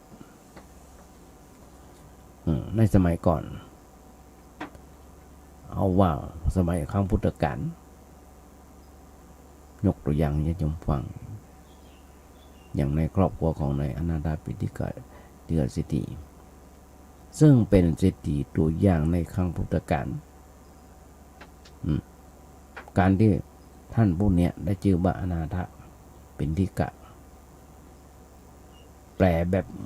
ง่ายๆยังจะมานะว่าแปลแบบง่ายๆยังจะมาหรือว่าเอาของครูบาอาจารย์เพิ่นแปลไว้อนาถปิฎกแปลว่าหม้อเข้าของคนทุกข์คนยากหม้อเข้าของคนทุกข์คนยากนั่นเป็นชื่อที่เพิ่นตั้งชื่อเดิมเปิ้นชื่อสุทัตตะชื่อเดิมเปิ้นนะสุทัตตะมันเป็นชื่อที่พ่อแม่ตั้งแต่ว่าต่อมาเมื่อได้มาเป็นลูกศิษย์ของพระพุทธเจ้าได้ถือศีลถือธรรมเคร่งครัดปฏิบัติดีปฏิบัติชอบทรัพย์สมบัติที่เปิ้นมีอยู่นั้นเกิดเป็นประโยชน์แก่สังคมด้วยการสงเคราะห์ช่วยเหลือมนุษย์ที่ลำบากยากจนใครต้องการเสื้อผ้าต้องการอาหารต้องการยานพาหนะต้องการงัวควายก็ได้เบิ่งพระอาศัยก็ได้ไปขอเบิ่งไปบอกเบิ่งได้บ่เคยปฏิเสธต่อบุคคลที่มาขอชาวบ้านร้านดินนั้นร้านดินอย่างต่างๆจึงได้ใส่ชื่อป้นใหม่ว่าสมัยครั้งพุทธกาลป้นใหม่ว่านิกเนมสมัยนี้ว่านิกเนมนิกเนมใช้ชื่อใหม่อนาถปิฎกถ้าแปลก็อย่างที่บอกหม้อข้าวของคนทุกข์ใครที่ลำบากยากจนเดินเข้าไปสู่บ้านนั้นอิ่มท้องอย่างน้อยๆถ้าบ่มีเสื้อผ้านะก็ต้องได้มาต้องการสิ่งใดก็ได้ในครอบครัวเนี่ยถ้าเฮาศึกษาญาติโยมทั้งหลายฟังพระสงฆ์องค์เจ้าเพิ่นเทศน์ธรรมเมื่อใดก็ฟังแล้วก็มีในอนาถปิฎกนะอนาถปิฎกเศรษฐีเนี่ยตลอดหลายๆเรื่องหลายๆดาวตลอดพรรษาญาติโยมลองฟังเถอะต้องการสิ่งใดก็ได้ในครอบครัวนะแต่ว่าต้องศึกษาพอต้องกึศค่อยพอว่าทำไมพอถึงได้ชื่อว่าพ่อเข้าของคนทุกข์ก็อย่างที่บอกจะปะว่ามีความประพฤติธรรมเคร่งครัดพ่อบ้านคือท่านเศรษฐีที่มีประพฤติธรรมกับประพฤติธรรมแม่บ้านของท่านเศรษฐีกับประพฤติธรรมก็มีลูกสาว3 คน เป็นคนที่เคร่งครัดปฏิบัติดีปฏิบัติชอบเป็นผู้ช่วยของพ่อของแม่ปฏิบัติงานเพื่อการรักษาศีลสนใจในการฟังธรรมเนี่ยประตูบ้านเปิดกว้างสำหรับพระภิกษุสงฆ์ที่เข้ามารับอาหารบิณฑบาตพระทั้งหลายญาติโยมทั้งหลายจึงคุ้นเคยกับท่านผู้นี้เป็นอย่างดีมีการปฏิบัติชอบถึงวันอุโบสถศีลทางบ้านต้องถืออุโบสถเอากันง่ายๆว่าพอถึงวันอุโบสถศีลถึงวันศีลวันธรรมมาเพิ่นถือศีลกันหมดบ่มีการหุงหาอาหารกินมือแมลงกินอาหารเพียงชั่วเพนหลังเตี้ยงไปเพื่อก็กินละปนจากนั้นลงขวปิดเงียบมันมีการกินข้าวปลาอาหารกันเลยทั้งบ้านอันนี้เป็นการปฏิบัติดีอยู่ญาติโยมทั้งหลายแล้วก็ท่านมีลูกบ่าวคนหนึ่งเป็นลูกบ่าวคนเดียวของครอบครัวก็เหมือนกับลูกบ่าวเนี่ยเป็นลูกบ่าวของเพิ่นเป็นครอบครัวที่ทั่วไปนะเป็นเหมือนกันก็เลยคนทั่วไปนะบอกเป็นลูกคนเดียวลูกคนเดียวลูกผู้ชายคนเดียวถึงหายถึงซนเกกมาเลเกเรว่าบ่ถือว่าพ่อเพิ่นเป็นเศรษฐีมั่งมีสีทรัพย์มาชอบบัดมาชอบฟังธรรมเวลาพามาก็แอบเป็นรับเหียลบไปเหียมาอยู่ต้อนรับมาอยู่เลี้ยงพระอย่างทั้งนั้นท่านเศรษฐีเปิ้นหงเปิ้นพอหันลูกเบาแล้วก็หันว่ามันพาเราพากอมันพาเราพากอหน่อยในตัวนี้มันผิดแปลกแหวกแนวประหลาดประหลาดจะเนี่ยอย่างไรลูกเบาเปิ้นไปวัดเนี่ยพ่อได้ฟังธรรมเนี่ยพ่อเปิ้นก็เกิดว่านอนมันชอบสตางค์ชอบเล่นชอบเอี้ยงก็เลยออกอุบายเดี๋ยวห้องลูกบ่าวผมมาของลูกไปวัดสักวันของลูกไปวัดถ้าไปวัดแล้วเพียงแค่เข้าวัดสักชั่วโมง2 ชั่วโมงปิกมาเปิ้นจะหื้อสตางค์ลูกบ่าวเปิ้นก็ได้เงินเอาไปเอี้ยงไปส่วนเสียหากระเปิ้นกระโปงก็เลยไปวัดแต่ว่าบอกไปนอนนะไม่ได้ไปทำอะไรอย่างไปนอนวัดเนี่ยสักชั่วโมงเสร็จแล้วปิดมาก็จะได้รางวัลได้สตังค์แต่ทำแบบเนี้ยได้ครั้งได้หนญาติโยมทั้งหลายทีนี้เศรษฐีเปิดก็ออกกุบายขยับมาเลื่อนขั้นลูกบ่าวบนนั้นหน่อยบอกว่าเพิ่งไปนอนไปนอนทำอะไรไม่ทำอะไรอย่างไปนอนวัดเลยต้องทำอะไรอย่างต่อไปนี้ของไปมาได้อะไรอย่างต่อไปนี้ของไปฟังธรรมด้วยถ้าพระพุทธเจ้าเพิ่นแสดงอย่างเพิ่นโอ้อะไรอย่างก็เพิ่งไปนั่งฟังไปนั่งฟังกับเพิ่นด้วยแล้วก็ไปนั่งฟังแต่ฟังไปก็ไปกับไปฟังกับฟังแต่ว่าใจบ่ได้อยู่กับเสียงพระพงสั่นไปนั่นอย่างบ่ฮงเวลาปิกบ้านมาพวกก็สอบถามสัมภาษณ์บอกว่าวันนี้ทุกเจ้ามันโอ้เรื่องอะไรอย่างทุกเจ้ามันเทศเรื่องอะไรอย่างมาได้เรื่อง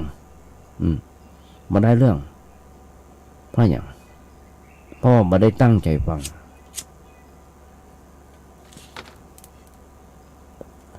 เพราะว่ามันได้ตั้งใจฟังต่อมาก็เลื่อนขั้นขึ้นไปเรื่อยๆบอกว่าทีนี้ไปฟังแล้วจำเรื่องนั้นได้แล้วเอามันเล่าให้พ่อฟังแล้วมันเล่าให้พ่อฟังแล้วพ่อจะให้รางวัลหนักขึ้นกว่านี้หันกว่าทุกครั้งไอ้ลูกบ่าวญาติโยมทั้งหลายก็ยิ้มจิ้มใจ ยิ้มใจพอจะได้รางวัลนักขึ้นเป็นลำดับวันนั้นก็เลยไปนั่งไปตั้งใจฟังเมื่อได้ฟังเมื่อตั้งใจฟังเขาพระพุทธเจ้าก็เทศนาให้ฟังแล้วเกิดจับจิตจับใจญาติโยมทั้งหลายเกิดจับจิตจับใจได้ความรู้ความเข้าใจบรรลุธรรมเป็นโสดาบันบุคคลเหมือนกันแน่ครั้งเดียวนะเป็นโสดาบันเหมือนกันพอได้โสดาบันบุคคลแล้ววันนั้นได้ปิกบ้านวันนั้นบักกลับบ้านบักปิกบ้านนอนวัดเห็นเลยนอนทั้งคืนญาติโยมทั้งหลายพอเมื่อเจ้ามาพระพุทธเจ้าจะต้องไปบิณฑบาตพระพุทธเจ้าไปบิณฑบาตในบ้านของเศรษฐีลูกบ่าวเศรษฐีนั้นตื่นเจ้าเหมือนกันจัดแจงแต่งเรียบร้อยแต่งตัวเรียบร้อยรับอาสาอุ้มบาตรโดยพระพุทธเจ้าไปถึงบ้านเวลาเดินไปบ้านก็นึกอยู่ในใจกลัวพ่อตัวเก่าเรื่องเงินเรื่องทองสินจ้างรางวัลนึกในใจอย่างนั้นบอกว่าอย่าเน้อนะนึกในใจนะจะไปอู้เรื่องเงินทองเน้อแต่ถ้าบอกแล้วจะดีรู้สึกว่าน่าจะน่าละอาย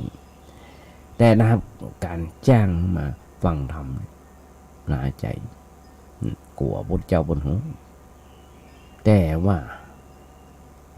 ความจริงพุทธเจ้าหูมาเมินแล้วมันต้องบอกกับหู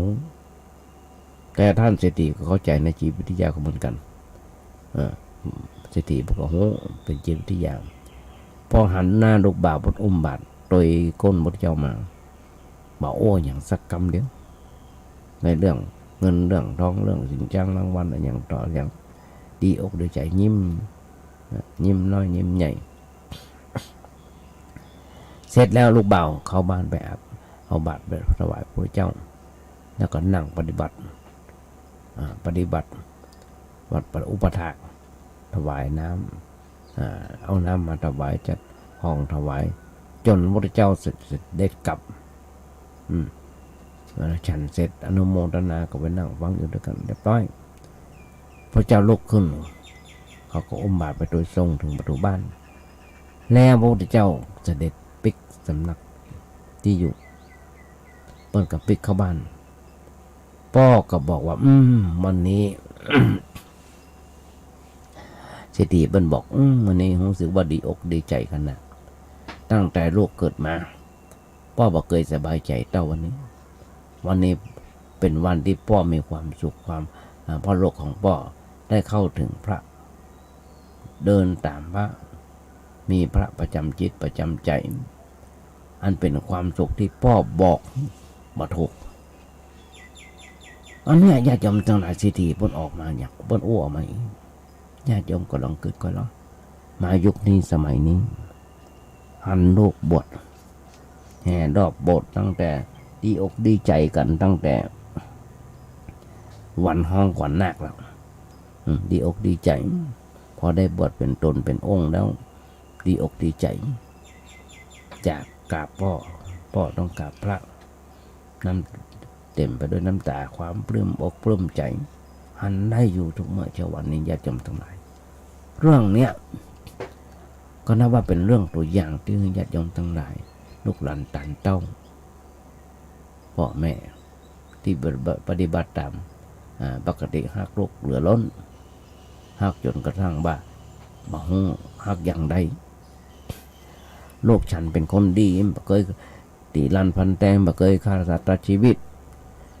แต่กว่าจะฮู้เรื่องลูกติดคุกติดตารางลูกติดคุกติดตาราง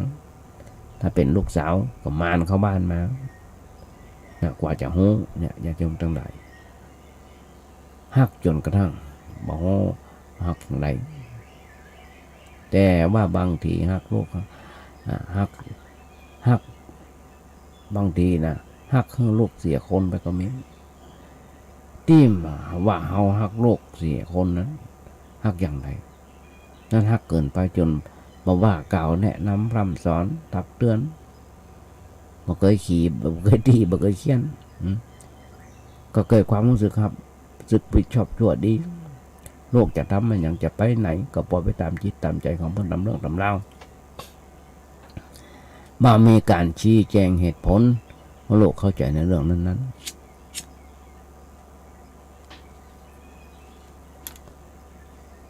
โลกเสียผู้เสียคนก็เพราะแบบหนึ่งก็มีแบบหนึ่งแห่งแบบหนึ่งนั่นแหละฮักเหมือนกันแต่ว่าฮักแต่ว่าดุด้วยด่าด้วยมันด่าให้จนเ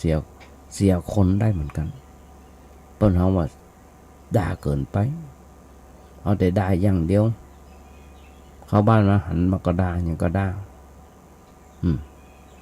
ว่ากล่าวอย่างว่าเปิ้นอย่างอันอย่างนี้ด้วยความรุนแรงพรุษวาทโลกอยากปิกบ้านอย่างนั้นอยากจมทั้งหลายเพราะว่าปิกมาเมื่อใดก็เจอที่ยักษ์2 ตัว ยักษ์2 ตัวอย่างบุคคลโบราณพูดว่าเอาพ่อแม่เป็นเสือเท่าเอาด้วยเจ้าเป็นเสือเหลือง นั่งอยู่ในบ้านเสือเท่านั่งอยู่บ้านแล้วเสือเท่าก็คือพ่อคือแม่นี่แต่แพ้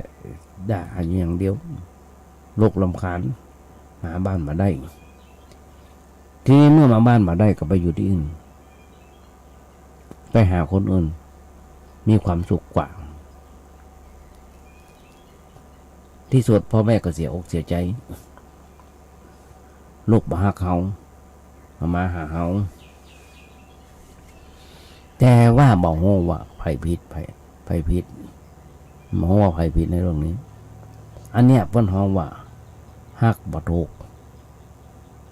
ฮักบ่ถูกเหมือนกันทำให้ลูกเสียหายไปมีบ่อยญาติโยมทั้งหลายหันอย่าได้ชุบเมื่อเชื่อวันความฮักที่ถูกทางความฮักที่ถูกทางนั้นต้องเปลี่ยนวิถีใหม่คือว่าต้องฮักถูกตามคำโบราณเพิ่นว่าฮักวัวผูกฮักลูกตี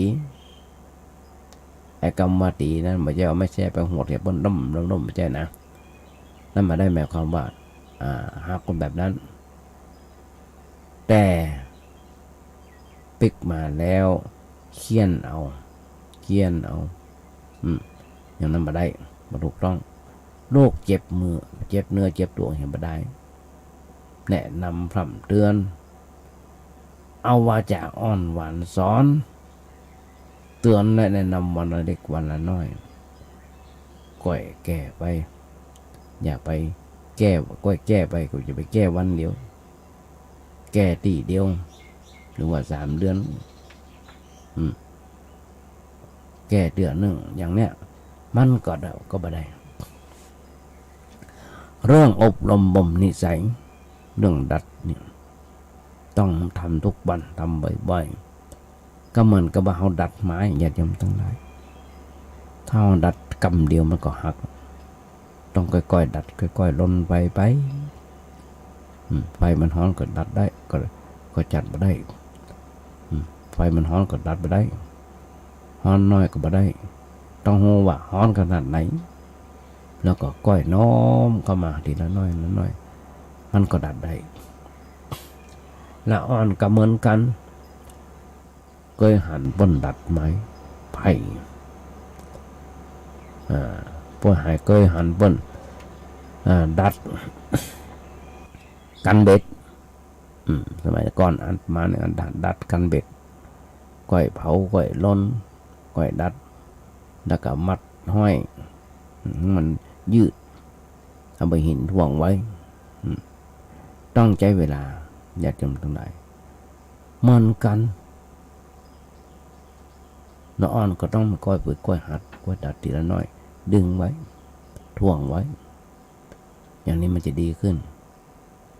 อย่าเอาแต่คำหยาบไปโอ้กับหลอนมันตกอกตกใจกำดุกำด่า ถ้าเปิ้นไปไหนทำอันหยังบ่ชอบกับบอกคนก้อยอู้ก้อยสอนไต่ทำไปไหนมาไปหาไผทำอันหยังเอาก้อยอู้ก้อยชี้แจงที่เล็กน้อยบ่บังคับแต่อู้เสนอแนะเมื่อเปิ้นเข้าใจญาติโยมหุ่นชนดำทั้งหลายอ่อนยุคนี้สมัยนี้อินเทอร์เน็ตมันเข้าถึงบ้านถึงจองเฮายุคดิจิทัลความรู้อย่างต่างๆบางทีเฮาบ่ทันร้อนนอนมันรู้ก่อนเฮาพอร้อนไปโรงเรียนเฮาเป็นคนเฒ่าคนแก่อยู่บ้านรู้เรื่องบางทีทีนี้โลกก็เหมือนกันเฮาต้องรู้ว่าเฮาเป็นโลกรู้ว่าคนที่หาเขาจริงๆมี2คนนั้น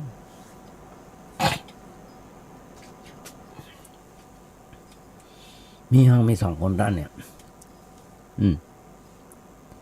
คือพ่อกับแม่คนอื่นฮักก็บ่จริงหรอกอย่างเฮามีแฟนเปิ้นฮักเขาก็เปิ้นฮักเขาก็ฮักอย่างนั้นแหละมาจริงจังเท่าไหร่อย่างแต่ว่าวันศุกร์มาได้พอข่าวเปิ้นบอกคนออกจากคุกมาสมัยนั้นเปิ้นเป็นนักเรียนอาชีวะตีลั่นฟันแตงเปิ้นอย่างต่างๆแม้กระทั่งยาเสพติดจากการโศกการกินมาถึงการค้ารายเล็กรายน้อยพอติดคุกติดตารางขึ้นมามันมีไผซักคนไปเยี่ยมผัวก็เอาเมียใหม่เมียก็เอาผัวใหม่มีไปหากินกันคนตกหอนแต่ว่าพ่อแม่นะฮะเขาจริงจังจริงๆตกหอนบอกไปเบิ่งเอาหยังเกาะแข้งเกาะขาเบิ่งเพื่อใจอ่อนตกหอนไปเบิ่งได้มีอะไรอย่างก็เข้าไปเกาะแข้งเกาะขากอดคอกอดอย่างเปิ้นบางคนญาติโยมทั้งหลายแม้จะโอ้วัดตัดขาดมาเป็นโรคมาเป็นพ่อเป็นแม่กันแล้วต่อไปมันแล้วก็ว่าไปอย่างนั้นแต่ว่าภายหลังพอลูกเข้าไปหาใจอ่อนแล้วหรอพ่อขาแม่ขาทำไปได้เลี้ยงมาเองทำไปได้พ่อแม่เป็นอย่างนั้นเฮาเป็นพ่อเป็นลูกก็คนจะกึดว่าน้ำใจของพ่อของแม่ดีกว่าเฮาเหลือล้นเฮาคนจะเอาใจเปิ้นไว้พร้อมอย่าได้ใจตัวเองเป็นใหญ่จะทำอันอย่างก็ต้องคิดต้องตรองมันรอบคอบต้องคิดแบบเจ้าประคุณทั้งสอง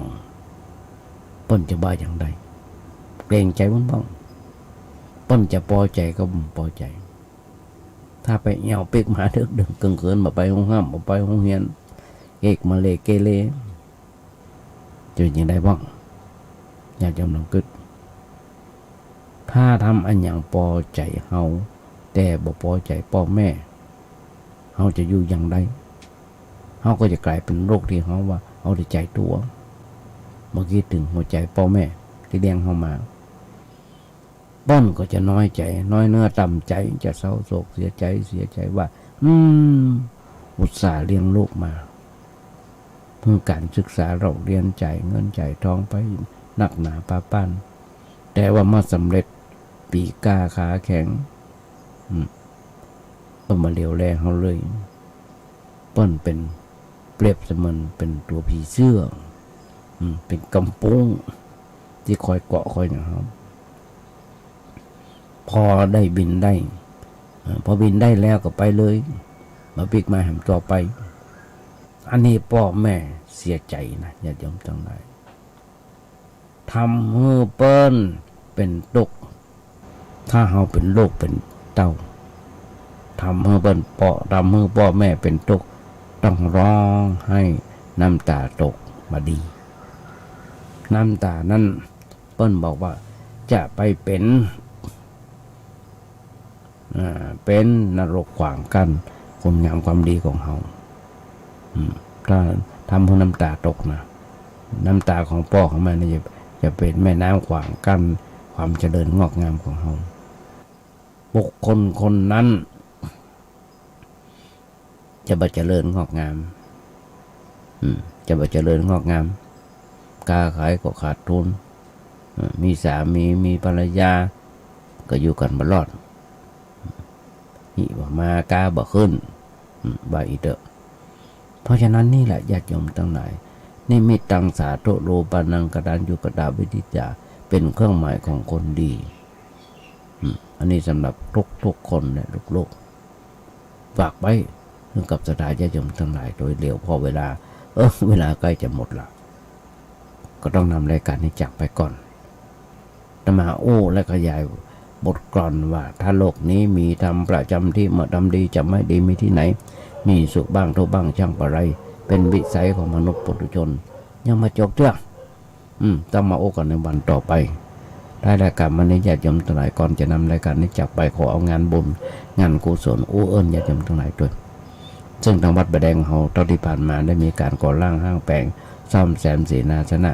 ที่วัดประแดงบอกว่าจะเป็นบันไดหน้าก็ดีกำแพงก็ดีสำเร็จลุล่วงไปด้วยดีแต่ยังมีการก่อสร้างห้างแปลงต่อไปแฮมหลายอันหลายอย่างเพื่อเป็นการปรับภูมิทัศน์ของวัดประแดงของเฮามันเจริญงอกงามขึ้นไปสร้างไว้ทำไว้เพื่อเป็นถาวรวัตถุกับลูกกับหลานของเฮาฝากญาติโยมทั้งหลายร่วมทำบุญสุนทานด้วยกันโทรศัพท์ไปถามท่านพระครูเจ้าวาดได้เบอร์บะหมี่อยู่บัตร0818815690081881881560ปะหน้าคาตาเปิ้นก็ทำได้สารถามเปิ้นได้ว่าจะมีการทำบุญอย่างได้บ้างฝากบอกญาติโยมทั้งหลายทุกท้ายรายการวันนี้ญาติโยมทั้งหลายกราบขอบพระคุณในน้ำใจของท่านพระครูสมุวิศวะวรกิโจนายสถานีที่มีความเมตตาเมื่อธรรมาภาพได้มีโอกาสฝึกโอกาสหัดในการต่อไปโดยกราบขอบพระคุณน้ำใจแต่ท้ายรายการวันนี้อาจจะเป็นวันครบรอบวันเกิดของใครคนใดคนหนึ่งธรรมาภาพขออำนวยพรสลายญาติโยมทั้งหลายขอมีความสุขมีความเจริญคิดสิ่งหนึ่งสิ่งใดถึงความมุ่งมั่นปรารถนาขอญาติโยมอย่าเจ็บอย่าไข้กันเลย